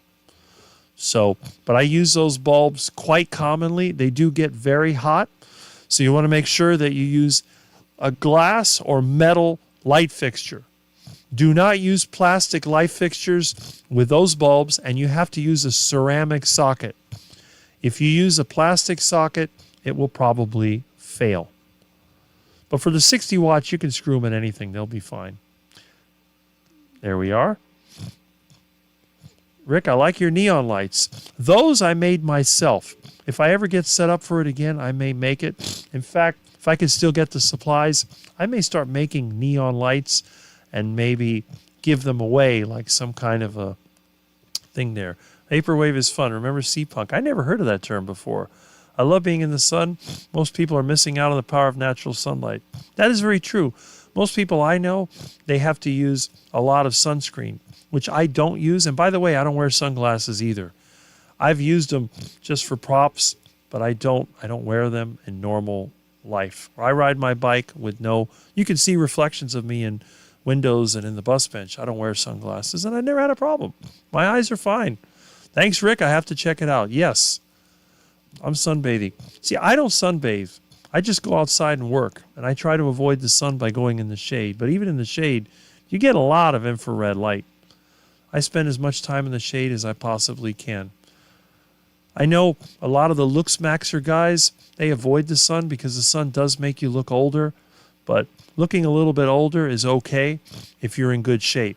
Now, you don't want to be like the person that's overweight and is baked to a prune. That's a different story. But if you live in a northern part of the U.S., it's very unlikely that you're going to get enough sunlight to look really old. So, all right. Hi, sweetie. And good morning, Lainey. What do you think of earthing and the earthing mat? I don't know. I think a lot of it is just sort of made up. But I guess if you live in an unnatural setting, it probably helps. But me, half the time I'm barefoot or I'm walking around in socks. I have concrete floors. So I go outside a lot. I don't think I have to worry. Plus, my furniture, it's all metal underneath. I never get static electricity in this home, but I do get it in some offices. So as long as I'm not getting static electricity, I think I'm pretty well grounded. What I have noticed when I go into a place that gets static electricity, I don't feel as relaxed as I normally do. So there is something going on here. I only use sunglasses when I'm going, yeah, even that doesn't help. Good point. And good to see you. Let's see. Good morning to Jamette. Rick, it's only 68 degrees here. Well, 68 degrees, I'd have to crank my air conditioner down. Right now it is 75, and it's comfortable because I'm sitting right under the air conditioner. It's a big one. You know where it is. All right. And if you don't know what kind of air conditioner I have, it's right there.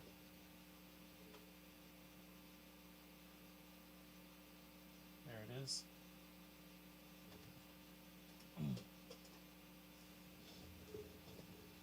House originally came with central air, but the unit is super old and it just got too much money to run it and too expensive to fix. So I shut it down back in 2020 when my mom died.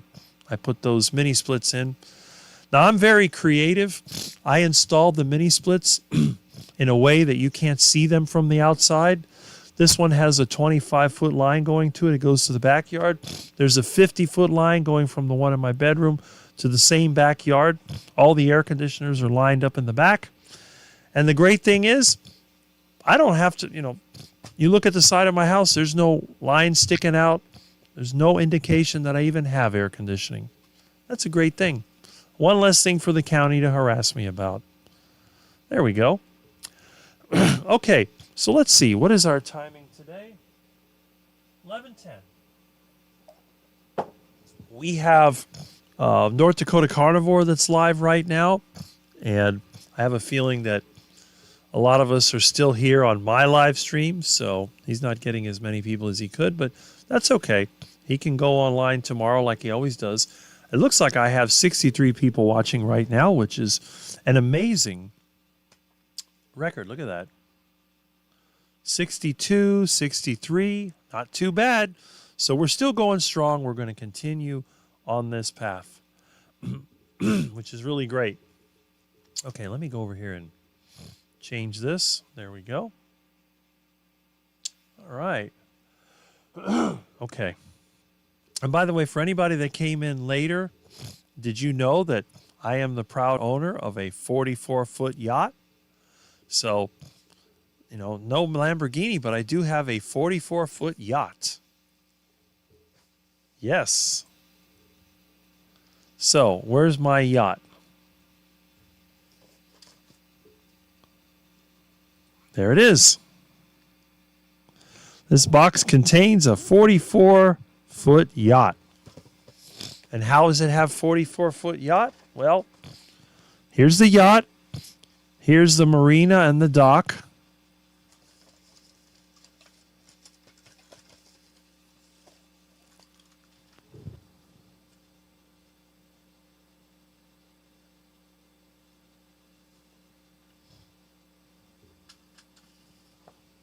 "44-foot yacht." There you go. Okay. And yes, we can always wind up the yacht and take it for a walk. There we go. I don't think it'll work on the couch, but it's here.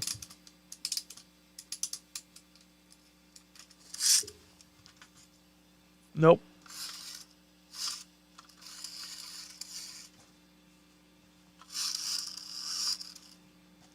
Not going to work. Maybe it'll work on the box. Let me get my 44-foot yacht over here. There we go. Put it right there. Okay. Oh. Okay.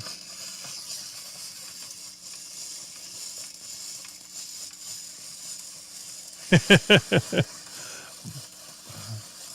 had to walk across the table. There it goes. Whoops. Because what it is, it's actually got wheels. See? So the feet are just for looks. It's the wheels that propel it along. Yes, it will go on the table.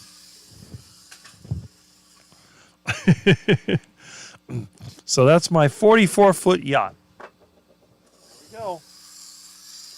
So I guess I'll be going over to Bird Creek where Dr. Kiltz lives, and I'll have my 44-foot yacht. It's gold-plated too, so it's got to be Donald Trump approved because the whole top of it is gold, so I can be with the tackiest rich people in the world. There we go.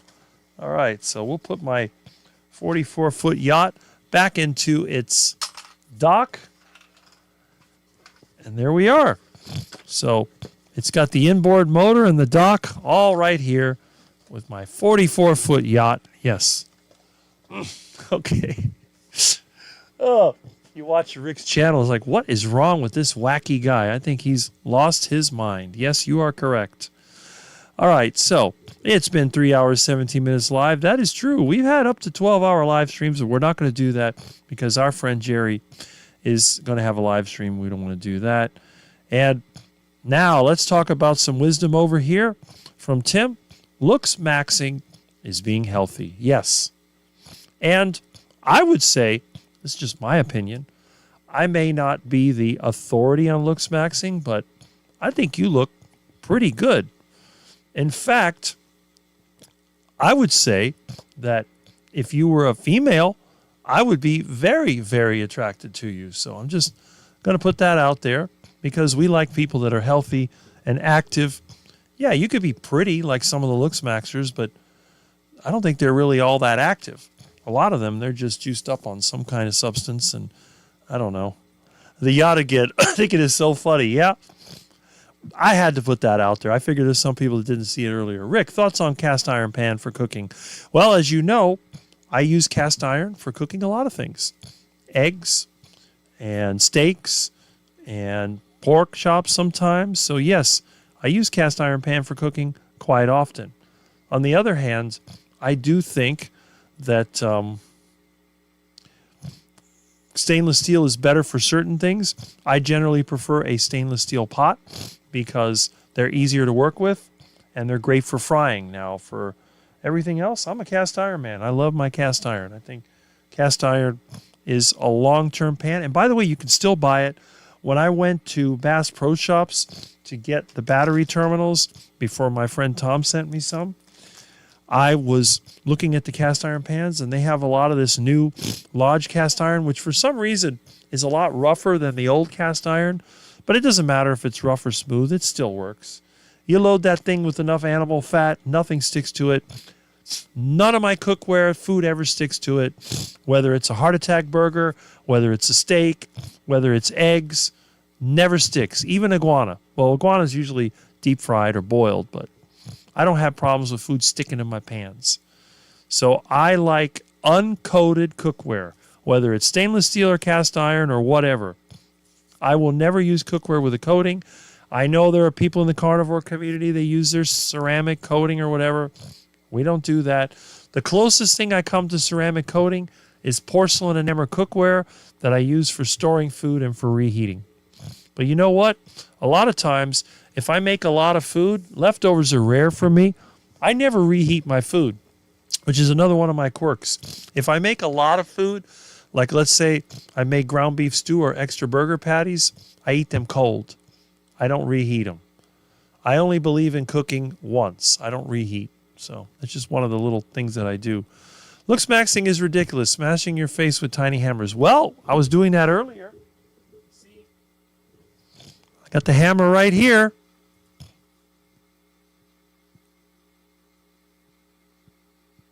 Pretty hard. I don't know.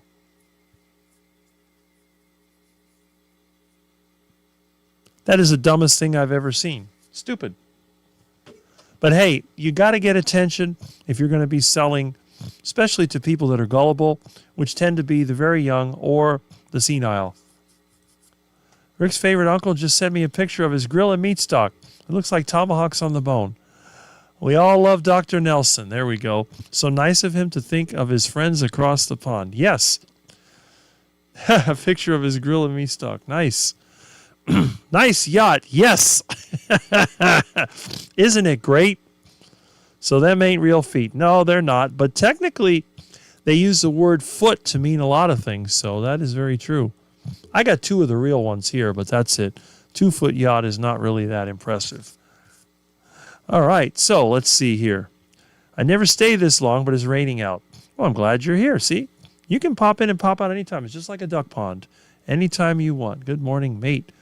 George, hello, mate. There we go. I love that. 44-foot yacht. See? I had to repeat it because I had it earlier. Jonathan, hi, mate. Have a great day, everyone. We'll eat a ham bone. Well, glad that you were here all this time. And thank you, and I guess I will see you on the next one. Juju Mason, hello to all my American mates. Yeah, that's right. Yellow Rose. Didn't you show your yacht on Grandma's channel? Yes, I did. That was a preview when I was on Grandma's channel. I just wanted to show you. And that was it. And speaking of long-term carnivore celebrities, look at who it is. It's the man Kurt. My #1 carnivore conversation on the phone and my friend from an unknown location. So glad that you have dropped in. I'm sure you're at work because you're like me. You're always working. And that's great. All right. HAGD. Okay. Hi, Kurt. Yes. See, everybody knows who you are. Great news, everybody. I can report to Coach Angela found Dr. Nelson. I just got the photo. Well, share it with us when you have your next live. What about warming it in the microwave? My microwave is a storage. I haven't plugged in the microwave since my mom died. My mom loved the microwave because she could reheat things, but I don't do that. You see, I told my mom, I don't cook with electricity. It's just one of those things. I'm not a primitive guy, but I believe that if you're going to cook, you have to use fire. Fire. Okay. And that's one of those things that it's just me. So the thing is, why would I use electricity that I have to pay for when I can use fire, which is always free? Whenever I start a fire, I'm either getting rid of trash or I'm cooking a steak. I don't pay for fire. Fire is free. A little heat, a little fuel, that's it. And how do I cook in the kitchen? With free poop gas made in the backyard. So all that cat and dog poop and all the other material that people give me, it all goes in the tank, gets blended up, ferments, and guess what? It cooks great. I got rid of my gas bill. I said goodbye to Florida City Gas. I don't need you anymore. And that's it. All right, let's see here. George Ye. Rick, trying out looks vaccine at the 5 o'clock show. That is correct. Milton broke my, I lost my old razor that I use with lard, and the electric one is broken. So I got to go searching for my razor. I will do that when I get done with the live stream. And we have a hello from Thomas. Hello. I don't know if you're going live later today, but usually he goes at 4 o'clock on Saturday. So if he's there, check him out. Thomas, hi, kid. We have a hi to Kurt, and we have a Sandy from Thomas.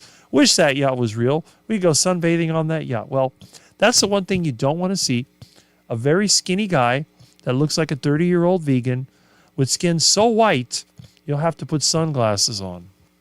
Because even though my face is not, my legs are definitely very white, whiter than you could ever imagine. So, although they're not that white. The funny thing is, sometimes they actually get darker, and I think it's because of the blood flow. When I start moving around and I'm outside, my legs actually become much darker. I think it's just from all the circulation. Yep. That is correct. You would be welcome. Absolutely. If I had a real yacht, you could come on down. Of course, if it's a Rick yacht, it's probably a rot yacht, and you'll be there fixing it when it breaks, because something will break, or maybe the fuel that I'm using. Let's see, if it was a yacht, it would probably be diesel. I'd probably have a bunch of seed oils in there, and it get all blocked up. Oh, we got to clean the fuel pump again. Cholesterol maxing. There we go. Who are you calling a skinny old vegan? That's me. I'm a skinny old look-like vegan. I'm a fake vegan. That's it.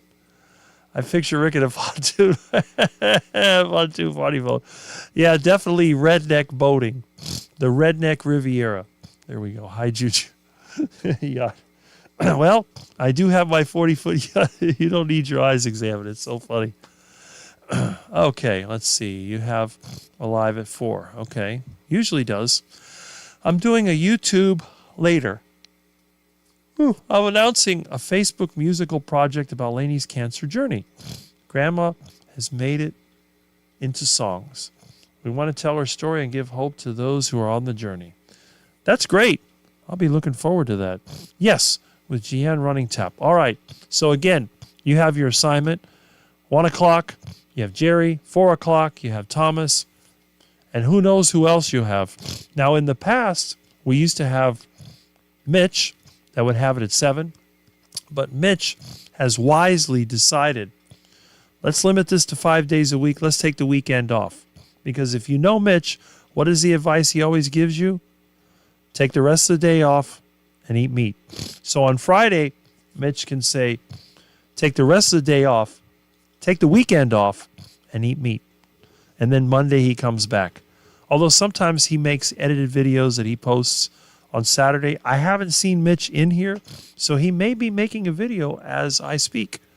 So it might be something to check. I think Amy at 1 p.m. You can invent solar panel cooker. I've already done that. I have a solar oven somewhere in my junk pile that I used. But I always said, why do I need a solar cooker when I have my engine? Engine was the best cooker of all. Okay, 1 p.m. light time. Okay. That's a good question. What time will you be starting, please? Herbal coconuts. Good question. All right, so let me see what we have in terms of timing. Let's see, 11:29. Oh, there we go. Ooh. All right. Let's see, where did that go? Oh, it disappeared. All right, no problem. All right, let's see. We have 61 people? Oh, still have that many people watching. Wow, that's incredible. Usually by now it'd be in the 30s. We have 61 people watching, so that's really good. I really appreciate that. And yeah, you can see in my description, Rick discovers a 44-foot yacht, complete with inboard motor. No fooling. Check it out. Well, that's it. All right. Let's see where we have the comments. Let's see if we can. Oh, excuse me. All right. Let's see. I've been sitting way too long. I'm usually moving around, so you have to forgive me when I start yawning, because if I haven't been moving around, I haven't eaten anything, I haven't gone to the bathroom, I'm just sitting here. The only thing I did was feed Miss Kitty, but that was it. All right. Hi, all. Been here all morning. Just became motivated, ran to get coffee. It's nice here in Pennsylvania. I will catch a lot of replays today. Very nice. Very nice. Kathy, be here. I'm glad that you are here. Are you duck maxing in your place already? No, I haven't gotten the ducks back, but they will be. They've been hanging around. Once the rainy season comes, the ducks will probably be moving in. They have been mating, so they should be having ducklings. But then again, we have to keep an eye on it, because there's some people here that try to kill off the ducks. I don't know, but the last person that ran over ducklings somehow, and I really don't know how it happened, they ended up with a spark plug through the back window of their truck. So hopefully they learned their lesson. Don't run over ducklings, and you won't have to replace the window on your truck. But again, I really don't know how a spark plug could have gone from a trash can to the back of someone's truck. What a shame. I don't know. That's a shame. Okay. Looks nice and sunny here, but only 44 degrees out. I wish we had some cool weather here. It's just so hot all the time. Speaking of timing, mine is up. 1:27 a.m. here in Guam. Have fun. Catch y'all later. Thanks for being here all this time, and I'm sure I'll see you in some more of the chats. Well, there you go. But yeah, you watch the news, there's always somebody out there trying to eliminate the ducks. If they only realize that in my neighborhood, the duck population is managed very perfectly by one individual who charges absolutely nothing for the ability to not only manage the duck population, but also manage the reproduction. Because unlike cats, which you can get fixed, you can't fix a duck. So all you have to do is find the nest and take care of the eggs. No problem. It's a win-win for everybody. All right. Yeah. What a mystery. Yeah, we know. Sorry, read it wrong. Okay. And a good night too rough. Now, let me go over here. I'm going to go to internet. And let's see. All right. Let's see.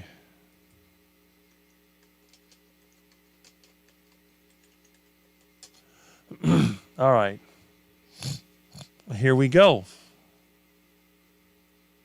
You can see on YouTube.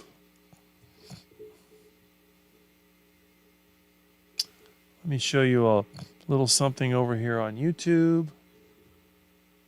All right. This is one of the problems we have down here.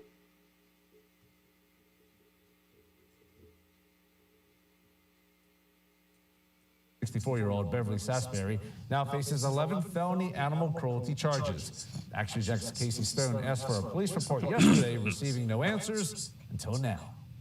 We became aware of this incident after several neighbors reached out to the station. Since then, we've been emailing JSO trying to figure out more information. And we now know that this neighbor is 64-year-old Beverly Sasberry. Here's what some of her neighbors had to say. She's mad that they pooped in her yard.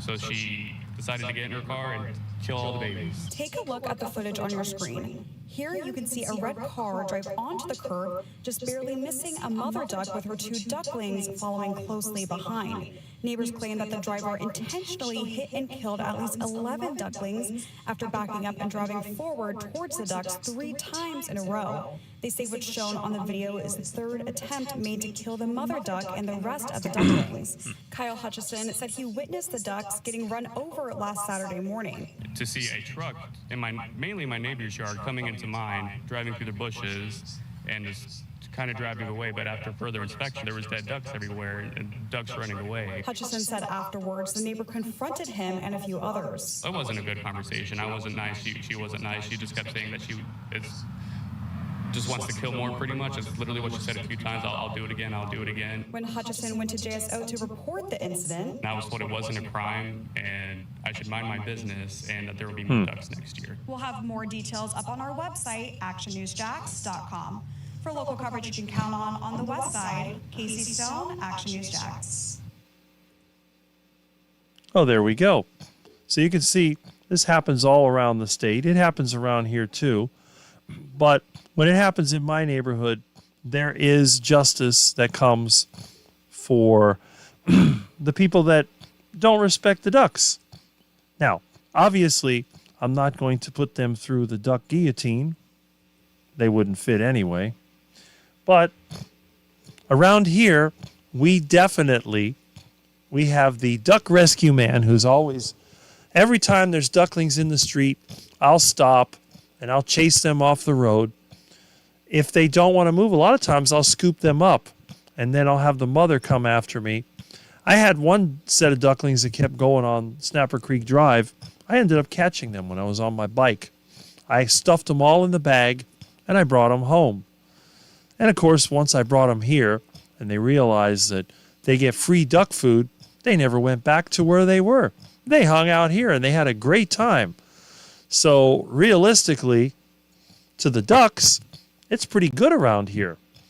It's just one day when we get too many ducks, then one of our large ducks, he gets put into the special duck executive suite. And he gets fed duck food for 2 to 4 weeks until he's nice and fat. And then one day, somebody lifts up the spring-loaded duck guillotine, puts the pins in place, and when you least expect it, you pull out the string. Ducky sticks his head through the duck guillotine. The 2 little pins go this way, and whick, that's it. Ducky's head is removed. So I tell all my neighbors, if you're having a duck problem, let me know and I will find the nest and I will take care of the duck problem in the best way possible. There will be no ducklings because the eggs will get eaten, and that's it.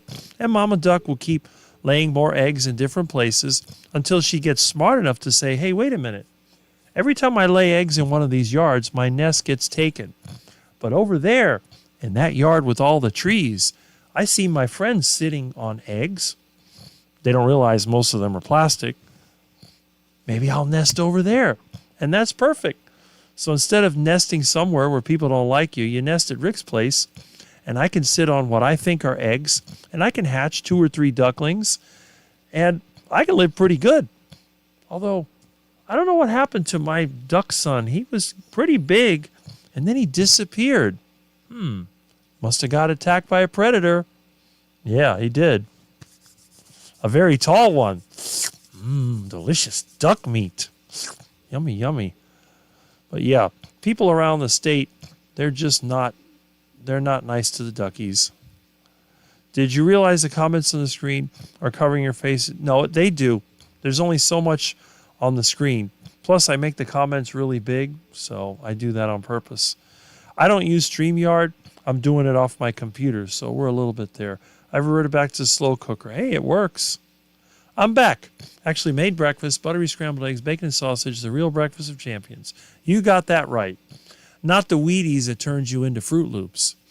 I love the crock pot. Put it in and walk away. Simple, right? Yes. No, that's actually upstate, but Satan's minions, there we go. Tired of trying to be consistent with frying. I am exhausted and was in danger of burning out, but I really good night sleep. I got my energy again, and let's see.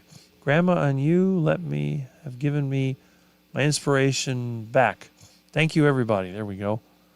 Me to put in meat, go to bed, and magic in the morning. All right. That's so sweet. We love you and Lainey. Ooh, take care of yourself. George, take care of yourself. We need you. Glad you got some rest. Yes. Peking duck. There we are. All right. Bought a 14-pounder of brisket and had to use a slow cooker for some of it. It's good. I'm going to get chuck steak next time because that 16-pounder had a huge side of fat. Well, there you go. All right. Sounds like a good plan. And again, looks like I've hit all the comments. Well, that's great. So, what else do we have to talk about? And how many people do we have? Yes, Chuck Roast, that is correct. Let me go over here. Let's check it out. And let's see what we have in Live at 8 with Rick. There it is. All right, we still have, it looks like 50, 60? Do we have 62 people watching? I can't believe that. Let's see. Oh, wow. Okay, we have 62 people watching. That is pretty amazing, I have to admit. And it looks like the channel's getting more popular. Let's see. Wow.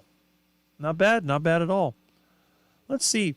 Let me check out what's going on here. And let's see what we have on my channel. So, let me see what we have. In terms of statistics, what do we have? What is inspiration? Oh, Never seen that before.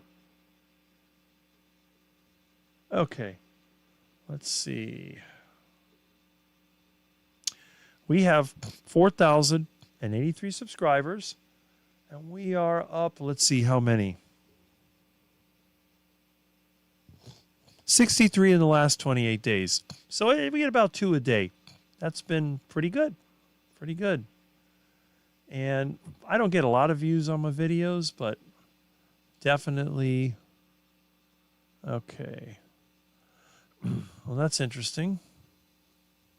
All right. Things are going good. Watch time. Views. About 43,000. Watch time in hours. 2,600. Not bad. Not bad at all. Looks like Live at 8 with Rick is the most popular. That's really good. Okay, I like that. So we're doing good around here. We're doing real good. So let's hit over here. All right, so choke roast and crock pot. What's your thought on bone broth, please? I have it from time to time. I haven't had it lately, but when I used to get a lot of large cuts, I'd put the raw bones in there and make the bone broth. I would typically add that to any kind of beef stew or any of the slow cooked, like goat or whatever. I would add the bone broth. I don't really like drinking it. I mean, it's okay, but it's not the greatest thing in the world taste-wise. But it's good to add to other foods like stews and stuff like that. Sorry I'm in and out of the chat today. Well, you got a life to live. We all do. That's fine. I eat a lot of cold cheese with each meal, especially when there's a lot of rendered fat involved. Well, that's good. Some people have a problem with rendered fat, so I guess the cheese helps moderate that problem. That's awesome, Rick. Yes, I appreciate that. My diet is essentially gelatin, whey, eggs, butter, beef mince, and cheese at the moment, getting leaner by the day. And Jonathan looks good. The thing is, when you're into bodybuilding, you can't really... you can't just starve yourself. You have to keep feeding yourself. So you're trying to do the opposite of what your body wants, which is to add mass, but at the same time reducing fat. So it's definitely an art involved. Rick, how do ducks mate? I read somewhere the male has a corkscrew, thing. Yes, the duck, actually, I have mating videos on my channel. And what the duck does, it chases after the female. The female usually tries to run away, although a lot of times, if they wanted to, they could fly away because the males are too fat to fly after them. But they'll pretend like they want to run away. They play hard to get. The male will then climb up on top of the female, get on top of her back, grab the back of her neck with his beak, and then she'll lift up her tail, and he'll try to maneuver his rear section to hit the spot.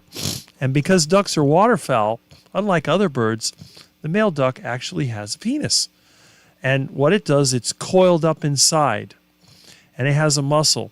And when the duck is ready to insert into the female, it presses on that, and it pops out. It's like a corkscrew. And it goes, and as it pops out, it like goes around inside the female. And then it can fertilize the female with the male duck sperm to her eggs. And then once the mating takes place, the female pushes the male off, the corkscrew pulls out, and it hangs down from the back of the duck as he walks around as it's being retracted back in. So it pops out and then is retracted back in. This is done because sometimes they mate in the water, and if they mated in the water and they did not have that corkscrew, most of the sperm would end up in the water and the duck would not be able to fertilize the eggs. But it is interesting. You can find it on YouTube. Look for duck mating. There's a lot of it there. Or just walk outside if you live in South Florida and they're mating all the time. But yes, that is absolutely correct, what you've seen. Way to go, Rick. Yes, we really like hanging around with you in your living room. It is a new Sunday morning ritual. That's it. Well, sometimes it's a living room, sometimes the bedroom. Maybe one day it'll be the shop. Who knows? The living room is the most convenient. And I remember when Rick used to live stream on his bed. Yes, it looked like the back of an old van with wood paneling. And I still have that room, and that may be coming back. I made that. Okay. Question. How do you remove lard from your hair? I'm a hairstylist. I just wash it. I wash it with soap. The lard never really comes out of my hair. It's always in there. I put some fresh lard this morning because I've been working outside a lot. My hair was getting a little, it tends to get lighter, almost like a light brown. But when I give it the lard treatment, it gets darker. It gives it that more Latin American or vampire look. I just need to have that thing in the front, which I don't have, but otherwise I look like, what's the kid from the Munsters? Thank you, Rick, for answers. Well, that's what I'm here for. I'm like Radio Shack. You got questions, I got answers. Hi, sweetie. Nice analysis. Nice analytics. Yeah, not bad. Not bad for a guy that's a nobody. A guy that started on YouTube in 2007, took a 10-year break before finally coming back. The only reason why I've gotten so many views is because I aligned myself with the carnivore community, a community I didn't even know existed. I don't blame her for running away, being chased by a fat boy duck with a corkscrew thingy. Yikes. Yeah, right? What is soap to Rick? That is a question. I make my own soap. It's made from lard or tallow and water leached through wood ashes. I make my own soap. I also make my own laundry. I use washing soda combined with homemade soap, and that's how I wash my clothes. Everything here, I wash my dishes with the same soap. As you can see, the glasses do come out relatively clear, and this is from someone who has lard-covered hands. I spend most of my time with lard on my skin.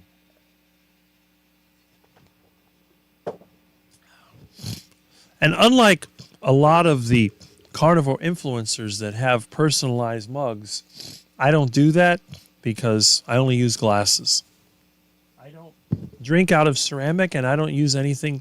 Well, I do. Actually, I take that back. I do have a mug I use at night. It's glass, but it has a handle on it. It was probably originally for beer, but it only holds ice water. That's all that I drink. I do not drink anything other than water. No juice, no alcohol, just water. That's the Rick way.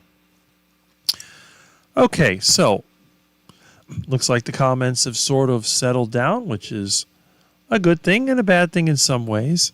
And we have an LOL from talking about Liz's comment. Well, there you go. I have to admit, I look forward to this every single week. As strange as it may seem, I always look forward to getting together with my carnivore YouTube friends, and not always because we're all YouTube creators, whatever you call it. I was referred to as a content creator by AI, which I thought was really interesting. I think that's the first time AI ever referred to me as a content creator, even though I've been on YouTube for decades. You realize this July, it'll be 19 years since I started on YouTube, which I think is pretty good. Although I did take a 10-year break. We know somebody else who took a 10-year break, and that is Butter Bob. So we know that Butter Bob is another longtime YouTuber, and Butter Bob invented the carnivore keto space. He precedes everybody, even the much-loved Dr. Barry, who is probably, is he at Meatstock? I don't know. It might be. Seems to be the popular. That's the popular crowd. The Rick, we're not the popular crowd. We're like the elite crowd. But it's like anything else. When you have a very high-end research institution, the people that are leaders in the field tend to be a little on the odd side. So the odd people will definitely go to my channel. Rick makes duck sounds because he has a sinus condition. Yes, and I'm probably partially duck myself. Will there be any future cooking videos? Absolutely, absolutely. I may do another. I want to do a pacemaker pizza video. I want to do a complete heart attack cook and eat video. That's coming. Maybe sooner than later. Like I said, I'm thinking about driving to Gordon Foods. I got to go. A friend of mine wants to give me some deer meat. So we'll see. But Yeah, there will be some future cooking videos. Absolutely. Good morning. Just got my interview. Oh, off my interview with Coach Steven. Okay, so you were the one that was interviewing. I heard that our troll friend dropped into that interview. That's why you didn't see me around earlier. Well, I'm glad that you are here. My life is so long, I can catch everybody as they come and go. Rick, why do you think people pepper on extra years onto how long they've been carnivore? Well, think about it. It's really, you want to make people think that you're unique. So what you want to do is try to tell people you've been carnivore for a much longer time than you are, and that way you can get notoriety. The problem is, once people like me and the Maggie lady popped into the carnivore space, there's no advantage. How are you going to go more than 42 or 60-something years? So, but what I've noticed, a lot of the people that brag about how long they've been carnivore, they tend to drop out of it. Next thing you know, you're going to see them over there at the fruit stand, or even worse, at the bakery. If you see somebody at the bakery that was carnivore, you know that that person was either lying to you or they really had a mental breakdown, because while us long-term carnivores, we may eat fruit from time to time. Don't be surprised if you see me eat an orange or mango at times. That doesn't break the carnivore diet. But anyone that would lower themselves to eat bread, which is basically a prisoner and slave food, that tells me that you were never a carnivore. But again, if you're starving, you might have to eat bread. But to choose to eat bread, that's something that I mean, bread is disgusting to me. A true carnivore finds the duck food disgusting. And again, if you don't know what duck food is, any food that is made from seeds and stems and roots, that's duck food. That's all duck food. That includes rice, corn, wheat, potatoes, all that. That's all duck food. Fruits are not duck food. Grass is not duck food, believe it or not, because grass is a leaf, and cats eat grass. Lions eat grass, but you don't see them eating seeds. Seeds are not food for carnivores. Sometimes carnivores will eat grass. There's even something, I think a scripture in the Bible, that the lion will eat straw just like the bull, or something like that. Lions do eat grass from time to time. Why they do it, I don't know. Cats will eat grass. It usually makes them throw up. So maybe they do it to clear their system. But they do eat it. But you'll never see a cat eating corn, rice. Have you ever seen a cat eat rice? I haven't. Maybe if you put meat on it, they might eat it. And to think they put rice in some cat food. Terrible. Absolutely terrible. All right. So, Christy, good morning. Yes, we're glad to have you here. And by the way, I will be on Christy's channel this month, so keep an eye out for that. I still need to take some more pictures. I've used coconut oil to wash my skin. It's very cleansing. And I use lard as well as a hand cleaner. I work on engines. I use lard. My hands don't look that bad for someone who's knee-deep in grease all the time. Hi, Jonathan. Thanks for all your input this morning. Awesome. So I guess Jonathan dropped in to the live stream as well, which I know he would, which is good. And my comments are really getting popular again. I'm surprised I have this many people. I love Butter Bob. Would it be possible to share how you make your own? Yes, it will be. I got a pile of wood I got to burn through. I just haven't had the time, but I will do it one day. It's not a problem. Butter Bob, yes. All right, and Purple Coconut, awesome. I appreciate the support. And Christy's there. All right, and if you don't know, a couple of years ago, Christy made one of the first heart attack chicken videos after the ones that I had done. When watching, let's see, okay, yeah, I spelled your name wrong. Okay. When watching a Rick cooking video, I think to myself, if this guy can cook, then anybody can cook. That is correct. Who else will use an engine for cooking? Do the pizza, please. I will. I know the pizza is going to be very popular, so we'll do that. Okay. Yes, the troll was there on Steven's channel. He must have kicked the troll because I couldn't. I told you that troll's going to kick from every single channel except mine. I'm the only one that hasn't kicked the troll. I like to manage the problem. It's like insects in the garden. As soon as somebody sees insects in the garden, the first thing they do is load it with chemicals. And you know what I do? I let the insects do their thing. If they're eating a plant I don't like, I'll pick them off. I'll put them in a basket, and I'll take them over to the ducks and say, hey, guys, want something to eat? And then I lead them back to the garden, and I let them tear through it. And that's it. All right, so I watch all your bike rides. Love you have bike lines down there. I would be so banged up by the time the bike ride is over, especially carrying that long pole. I bought a bike 2 years ago. Well, I'm an oddball. I carry a lot of things on a bike, and it doesn't bother me. I never get aches or pains. Speaking of years, I just realized I started May 1, 2023. Oh, it's been a while, hasn't it? The first time I ever saw you was on Carrie Mann's first long live stream. I had never seen you before, but I'm glad that I was able to meet you because Mike over there, or Mikal, or whatever his actual name is pronounced, which I cannot remember, is one of the hardcore carnivores who is in the carnivore space to gain mass, not to lose weight.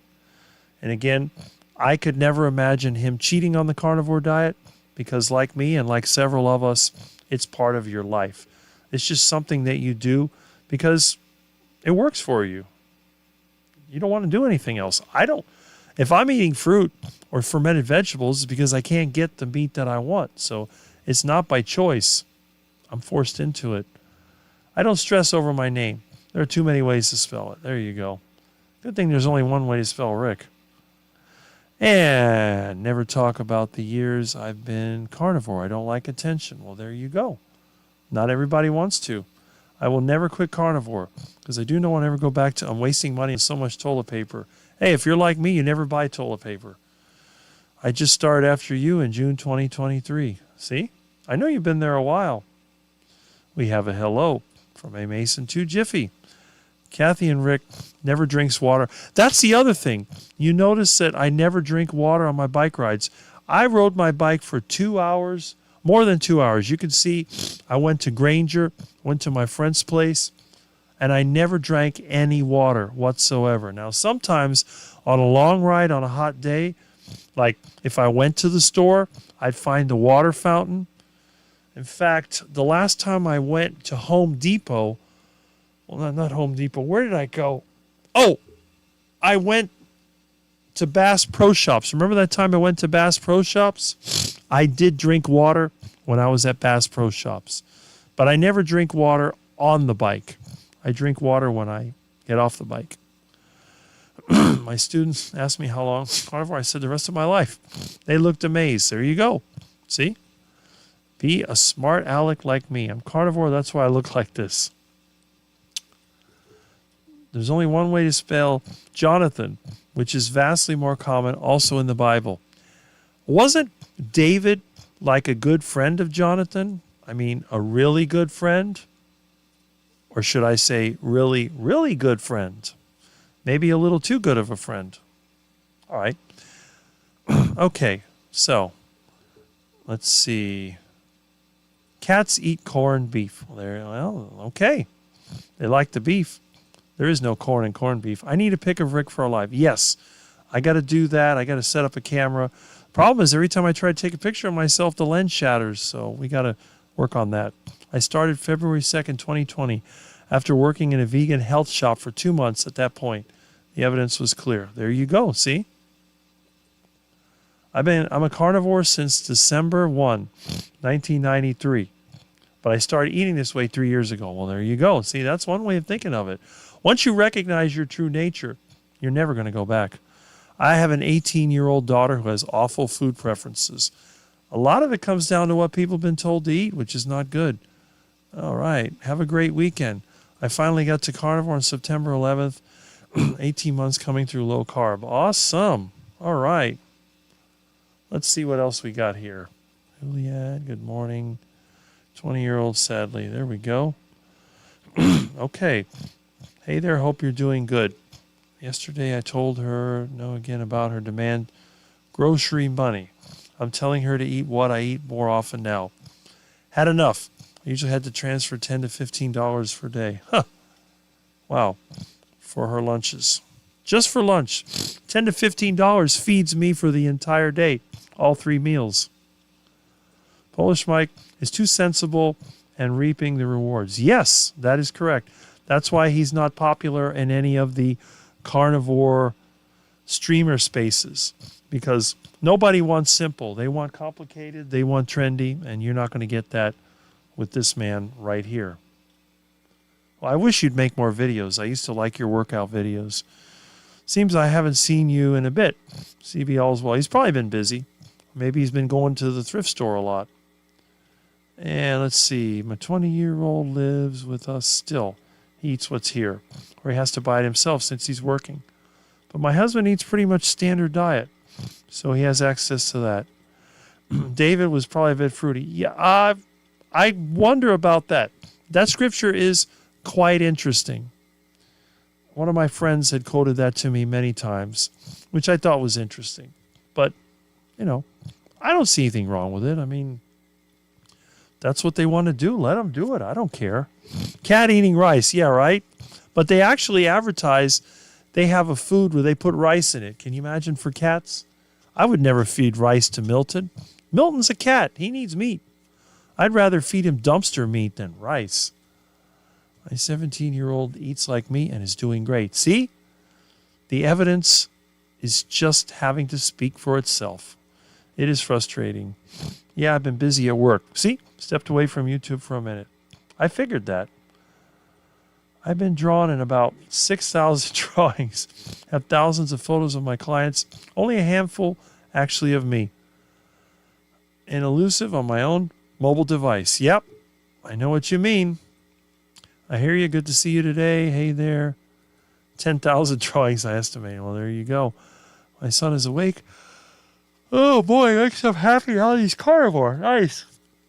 He's back in his room singing. Oh, it's funny. Carnivore really changes your attitude, doesn't it? All the problems I have, it's not so bad. I probably am. I'm the least vain bodybuilder. Yes, I agree with that. All right. You too. Thanks. I am never going away. Well, there you go.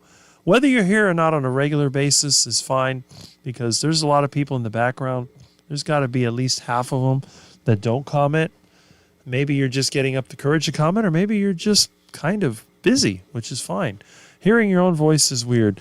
This is about the most you'll see me in one place ever. So once I finish this to go out and live my life, so that's what I'm going to do. Okay, got to run. Need to get the natural vitamin D. Well, Kathy, be here. I'm glad you were here. Agree, least vain? Yes, that is true. A lot of the bodybuilders are kind of vain. My daughter has toilet disasters. I see the evidence. She's not taking suggestions from me anymore. That's pretty bad when you have a toilet disaster. You can't feed yourself garbage and expect to do well. It's like putting garbage juice in your gas tank. Probably not a good idea. Now, if you put garbage juice in my biogas digester, then that'll produce good gas. There we go. All right. Imagine Jonathan, Dr. Baker, Richard Smith, and such like walking around, and people point at them saying they ate meat and will die from heart attack. Yes, that is very true. I'm going to go hike today. Lots of sunlight. Well, I'm glad that the cold weather is finally ending and you can get out there in the Pacific Northwest and go and enjoy yourself. Although I guess that's not really Pacific Northwest, but it's north. Anything northwest of me is north, so you're good. Right? Well, that's true. Well, the thing is, Dr.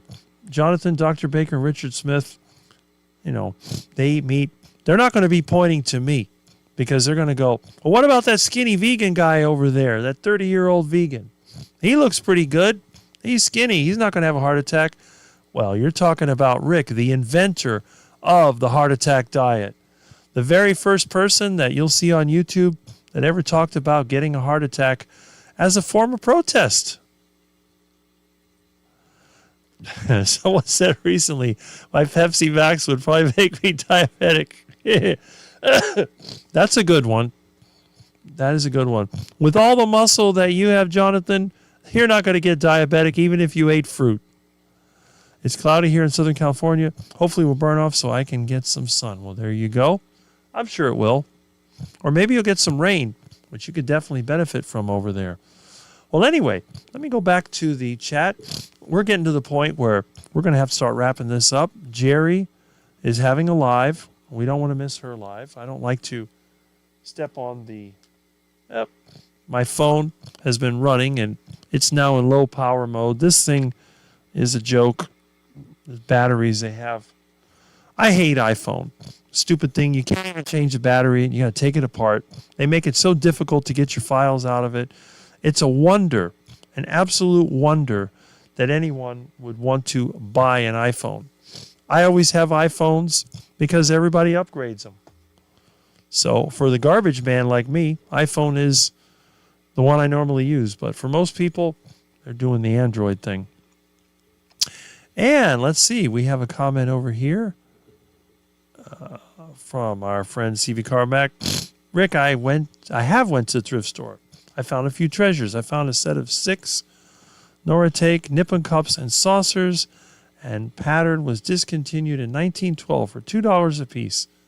See, you never know what you'll find. Around here, you won't find anything older than maybe 20 years old because everything's been thrown away or they think it's a treasure. Regarding the sad people in the house, it's frustrating to watch them eat junk. Then they feel awful, so I can't shut my pie hole and say, well, if you didn't eat all that crap, they hate that. Well, that's because you don't have a pie hole, you have a steak hole. And a steak hole is a lot better. Jonathan, LOL. CV Nice Fine. Yes.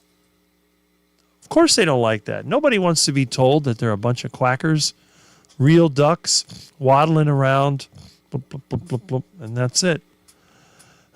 Don't use cell phones. My hand goes numb when I hold one. Well, everybody knows what kind of phone I use, right? This is my phone. Ever seen one of them? I hope so. And if you don't believe me, the real phone that I use is actually up here. I'll show it to you.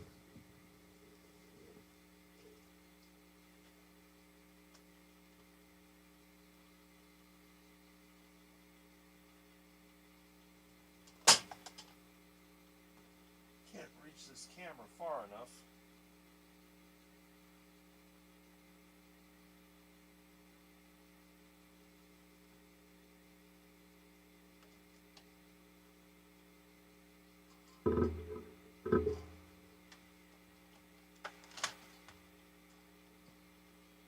There it is. Oops. So that's okay. That is the phone that I use. It is a rotary phone. I also have the touch tone version of it. Over here.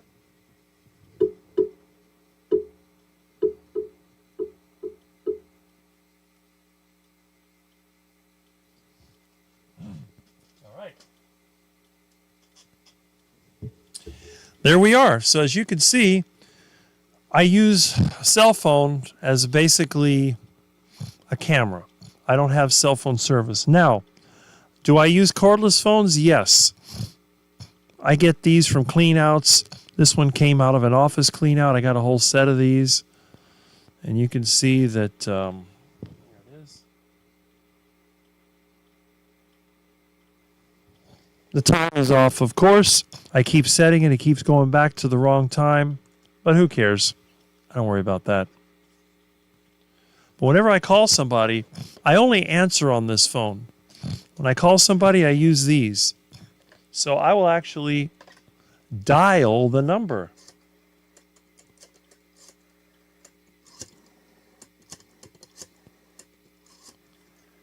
There we go. If you don't know how a rotary phone works, that's how it works.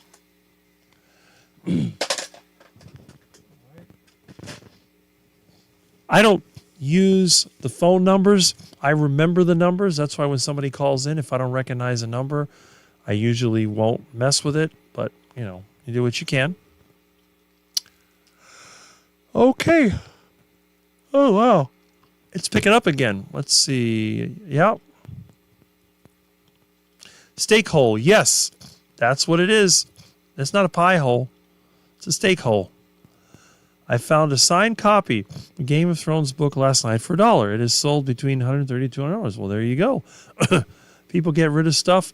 That used to be like that here, but now you won't find anything good. You go in the thrift stores over here, they're all just either Goodwill or Salvation Army. They pick out all the good stuff and they sell it online. We don't have any more independent thrift stores. The rent is too high. If you go to a small town, you can usually find them because the rent's cheap. All right. I've lost 2 close family members in the past 6 months. Ears are beginning to open in response to our way of eating. Oh, it's just a shame things have come so close to home. Well, I couldn't convince my own parents, but then again, I had no idea that this was a healthy diet. You should see the struggle I had. Sister-in-law's having her gallbladder removed next week. They told me that lard would cause my gallbladder to fail. I will said fix. Good morning, Rick and Milton. John Michael Rosales from Philippines. It's good to see you again. Good morning. I like that steak hole. That's what I call it. It's funny how in carnivore that passion just becomes a past memory. That's true.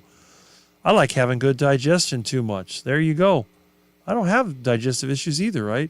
There's gold in those old cell phones. I picked them off the side of the road a lot. I've refined gold from old memory chips. It's a lot of work, but it's there. I'm less likely to lose my rag with people. Yep, red mist. Autism meltdown. Yes. Carnivore diet does help. Thankfully, I don't have to struggle with these things. The only thing I have to struggle with is quackism, because I've been around ducks too long. I may have duckitis. You never know. Lose my rag is not an American expression, but I'm guessing it means to get angry. Yep. All right. So, it's been a great, and I mean a really great live stream. Let's check and see how many people are still here. Are we under 50 now? Let me go back and let's see. Come on. Okay. Looks like 61. Okay. So I have 61 still watching. That's very impressive. And I mean very impressive.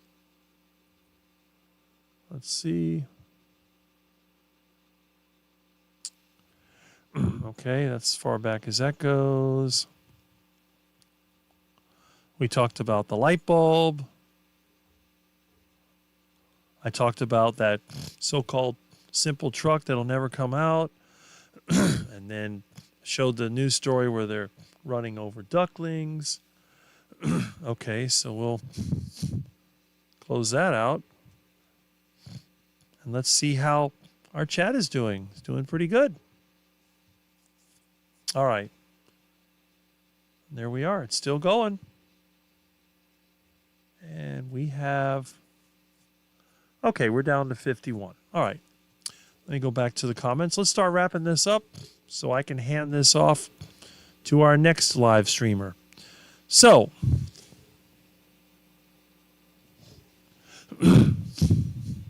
All right, let's see.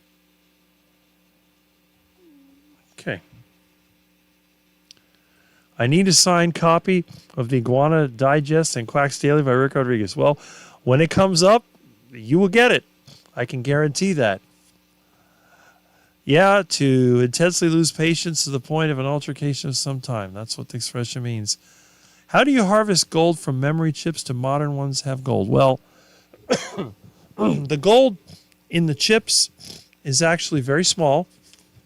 Gold is used in all integrated circuits as the connecting point from the chip to the external wires. So to get it out, you have to actually cut open the plastic, which can be a real problem.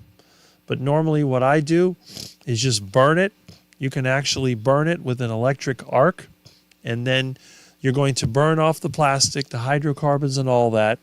It's burned inside a closed container, so you end up with a bunch of ashes. And then what you do, you use gravity, almost like a panning process, or you can use a centrifuge to separate out the material.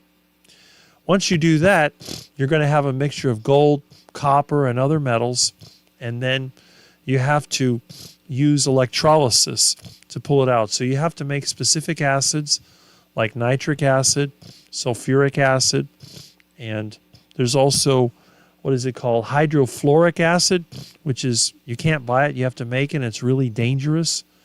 But you can do what's called aqua regia, which is basically, it's nitric acid with hydrochloric acid, and that will dissolve the gold. And then you can electroplate out your gold. That's how you get the gold out of it. It takes a lot of memory chips to make a little bit of gold. And I had a ton of them. I had probably 40 or 50 pounds of old memory chips. Some of them were DIMMs, some of them were SIMs, a lot of them were SIMs. I still have a few of them I kept for nostalgia's sake. Circuit boards, CPUs, everything. But it really comes down to, you have to build an abrasive grinder, you grind it up, then you have to separate out, or you have to use the burning method, which I use, which is, it has to be without oxygen. So you have to build an electric arc furnace. It's a vacuum furnace, so you suck all the air out of it. You burn everything inside of it, and then you end up with a combination of toxic plastic material, which I just put in the garbage. So it's probably in the landfill somewhere. I just bury it in the garbage. That's it. But it's a process. Maybe after I move. I've made videos like that before, but they got deleted. I always get into trouble. So I'm not going to make any of those until I move, and then maybe I'll do it. Who knows? But that's how you do it. It's not easy, but you can do it. My rage for George R.R. just resurfaced. He needs to get back to riding before he kicks the bucket. I'm not sure who that is, but George R.R. Laney just had a veal steak to the plate. I'm about to intensely lose my patience, so watch out. I see 49 watching. Well, there you go. I see 48 right now. I thought the same thing. He is an old butterball. I never saw him until recently. Okay, so you're talking about that person, which I don't know. That sounds nice. Everyone remember to like. Yes, we have 73 likes, which is a new record. That is awesome. Absolutely. Most people won't necessarily say it. So when they do, it's deep. If an American calls another American a CEE, see you next morning. Okay, it's very strong. In Aussie land, it's okay. There's a good YouTube channel called Scrapping, Irish, who shows how to make poor man's nitric acid. He just died, undoubtedly. He released a video saying goodbye. That's weird. It's not that hard to make nitric acid. I've made it using an old catalytic converter. But again, YouTube deleted the video saying that it was against their standards. This was years ago. This is one of the reasons why my channel got banned. I'm showing everybody how to make nitric acid using common home items. Household ammonia, catalytic converter, all those other things. Our equivalent would be beach or someone being a cow. Oh, maybe. Excuse me. Oh, wow. Have you ever met a woman named... Yeah. Mrs. Mike and the Hunt. Yes, I know it's strange. Say it fast enough, and that'll explain the characteristics of that particular female. George R.R. Martin is the author of A Game of Thrones. I have no idea even what A Game of Thrones is. Is that like, you line up thrones and then you try to blow them away with a potato cannon or something? Or you just say, well, I'm going to line them up and we're going to flatten them with a bobcat or excavator. I don't know.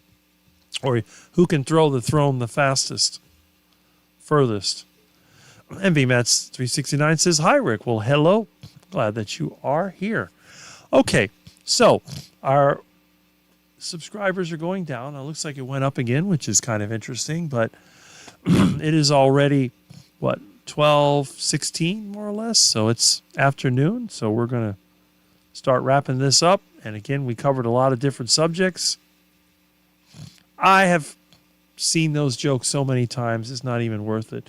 It's like the joke about, is John there? No. Then how do you go to the bathroom? All that silliness.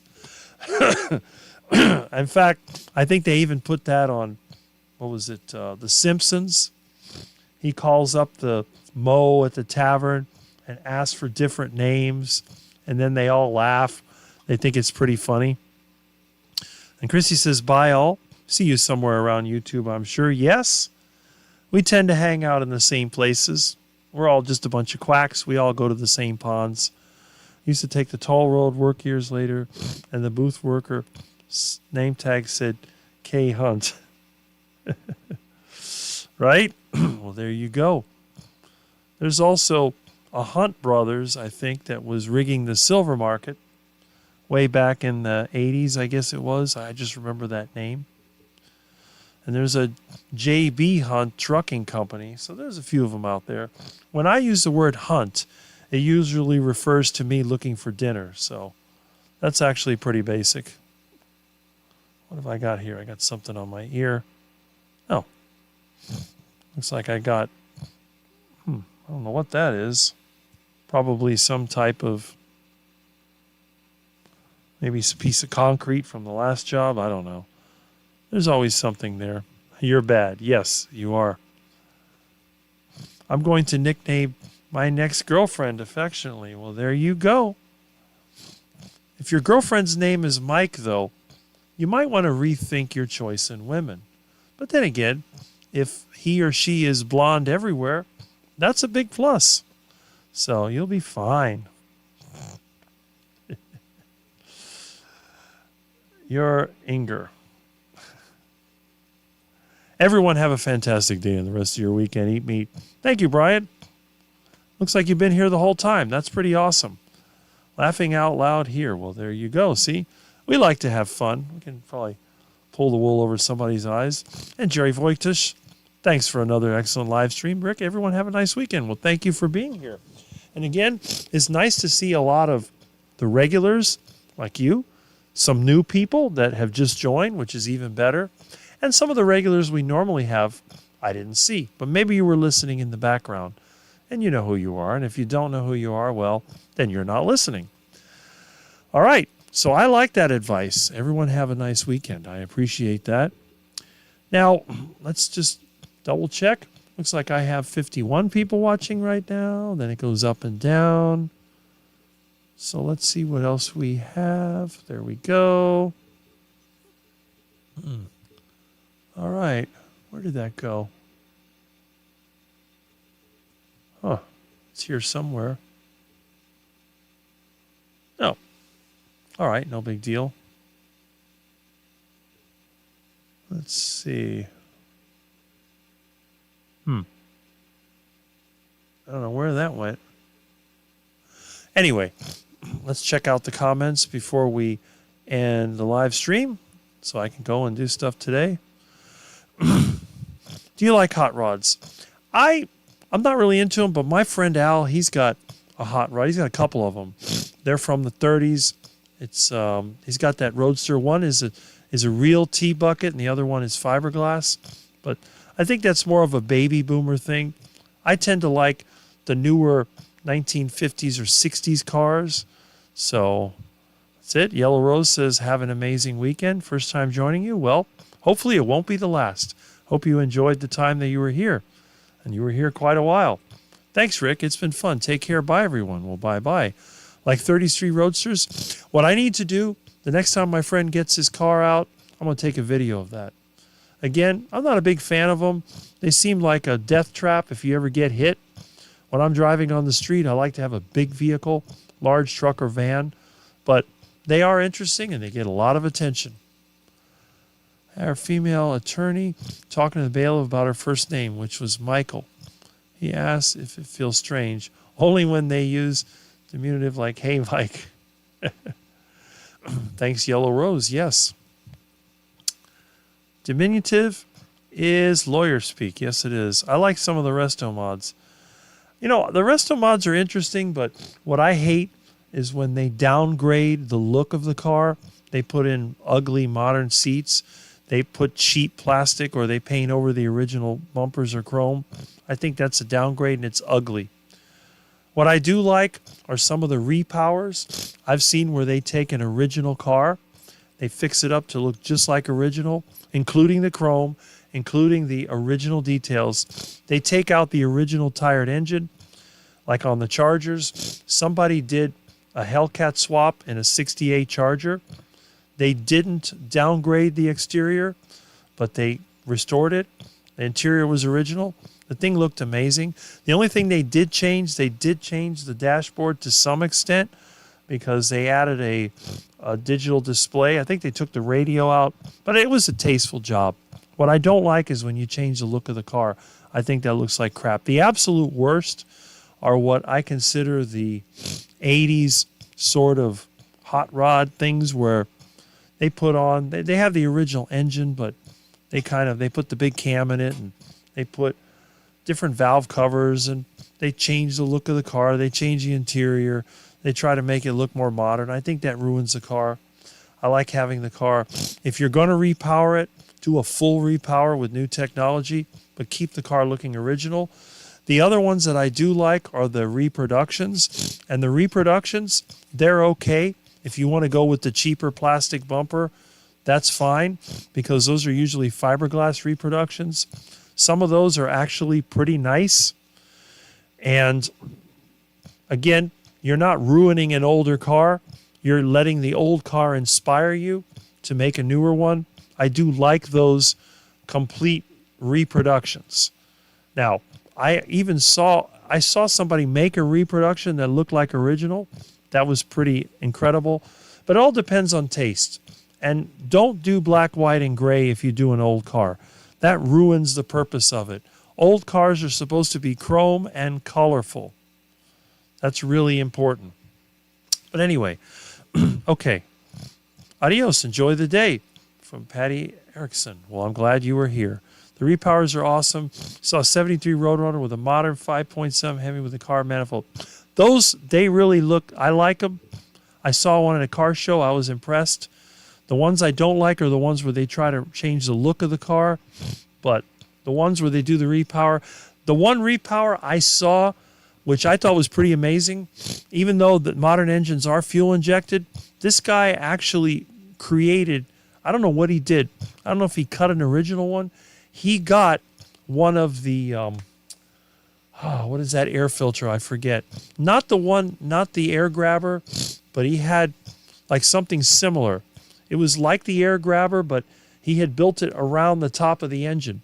So it was a Hellcat engine, but it had this sort of 60s look to it. It was in a Roadrunner, and it had I think it was called Coyote Duster. Excellent job. Excellent job. Even with that new engine. All right, so let's see here. The comments are getting interesting. Tim has a question. Does Florida have cannabis shops yet? Yes, they do, but Florida is only like a medical, so-called medical marijuana. There's one over here called Sur Terra, and then there's that other one that dominates it. What is it called? Cura Leaf or something like that. Then they have a place called Cookies. There's cannabis shops all over the place. But what Florida needs to do is stop fooling around and just legalize the stupid thing already.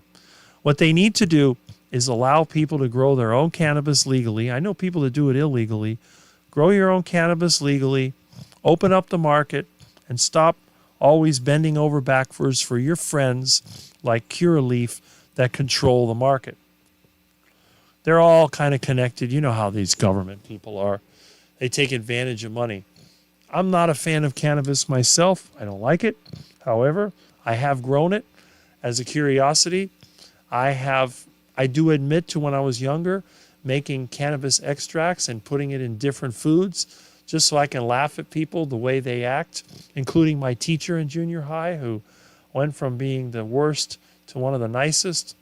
So, yeah, we do have cannabis shops, but the cannabis market here is still a closed market. We need to open that up. There are some initiatives out there to do that, and I hope it happens in my lifetime. And if it does, you can be sure that there will be cannabis growing in my yard right out in the front that everyone can pick from and take their chances with it. Probably won't be very strong, but it's something. I thought the interiors of 70, 74 Mopars were awesome, like a 72 Charger with that cool slapstick automatic. Yes, remember that? That was actually pretty interesting. And DS111 hates weed. That is correct. Tim, yes, everywhere. Yes, they are everywhere, but they're not that great. North Florida here, yes. Supercharged 283. All right. Yeah, Florida is medical marijuana. I don't know. Denver and Vegas are full of mouth breathers where cannabis is too easy to obtain. Well, again, people should have the choice. Some people benefit greatly from cannabis, and there's a lot of things out there to choose from. You could go to a pile of cow patties and you could pick some special mushrooms. And mushrooms, they've been around ever since humans have been around. So you might want to hit the cannabis, you might want to hit the mushrooms. It's not my role to judge. But they do work for some people. I know people that work daily, and they are heavy cannabis users, and they have never had a problem with it. So that's pretty good. All right, let's see. Wow, Sandy, so the whole U.S. is getting ripped. Well, Rick, do you know the Studebaker had one of the most indestructible engine in the 1950s? I didn't know it was indestructible, but I have a Studebaker engine in my flathead ready power generator that I've had for like 40 years. So that's one of my backup generators, and that is a Studebaker engine. And the thing sat forever, and I got it running, and I think it still runs to this day. It was actually pretty good. So anyway, that was super awesome. Look at all that great chats that we had. I'm really happy about that. So we can start wrapping this up. We are probably 11:30. My clock is not working since the power went off last night. Let's see what we have here. Actually, I could pick up my device here. It's 12:28. All right. So let's go ahead and let's get this thing wrapped up. And let's see. I think I've hit all the comments. What engine is it? 299 is the one. I don't know what engine. It's a 6-cylinder, but it's a straight inline 6. I'm not sure what the engine is, but it's a ready power generator from the 50s. It came out of a bank. I was working with an electrician at the time, so we removed that, and I took it home with me because they were just going to scrap it. So that's the one. It was whatever copper was worth, which at the time wasn't much, and it would have been a lot of labor to take it apart. Otherwise, it'd probably be worth 30 or 40 bucks in scrap metal, which is all it was back in the late 80s. 86, it was almost 40 years ago, because I was still in high school 40 years ago at this time. So, all right. Order gummies out of Atlanta, also Cheech and Chong. So there you go. Okay, so that's not the engine. It's a 6-cylinder. Well, I'm sure Studebaker made good stuff. Of course, they went out of business. That might be one of the reasons they went out of business. All right. So, we have 47 people watching now. I think it's time for us to shut this one down. So, let's get some music playing over here like some of our very favorite people do. We'll do that. All right. Any day now. There we go.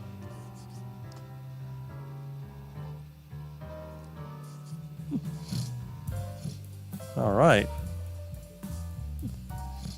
This one goes on for a while. Let's see what we have here.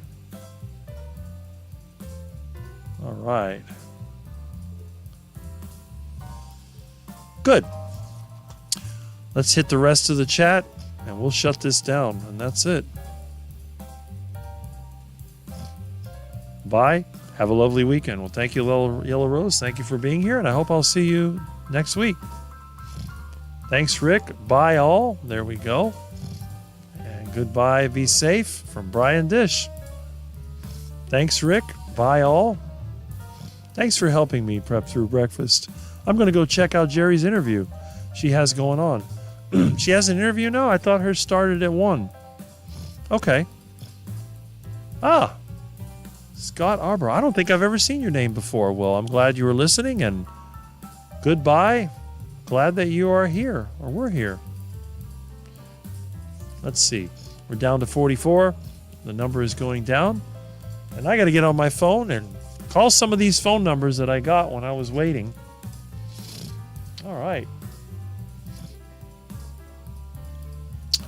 Okay, so anyway, you know what's on schedule for today's lives for all the other people, but now we need to think about what are we going to do? Well, we have a lot of day, and I see that Barbara has just dropped in as we're getting over.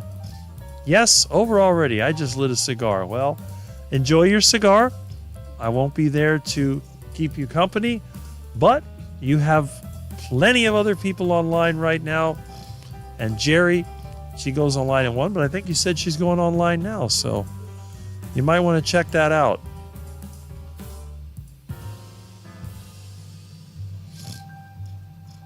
There we go. And yes, 4.5 hours. So, I'm going to make my lunch, and I'm going to go and live the rest of my day. And I hope that everyone has a great rest of your weekend. And there's North Dakota Carnivore. Have a great day. See you in the chats, Rick. Yes, and I will be seeing you tomorrow. I think you are on at 11. Because I only go online for my own live once a week. If you see me on another day, it's on somebody else's live. So, goodbye.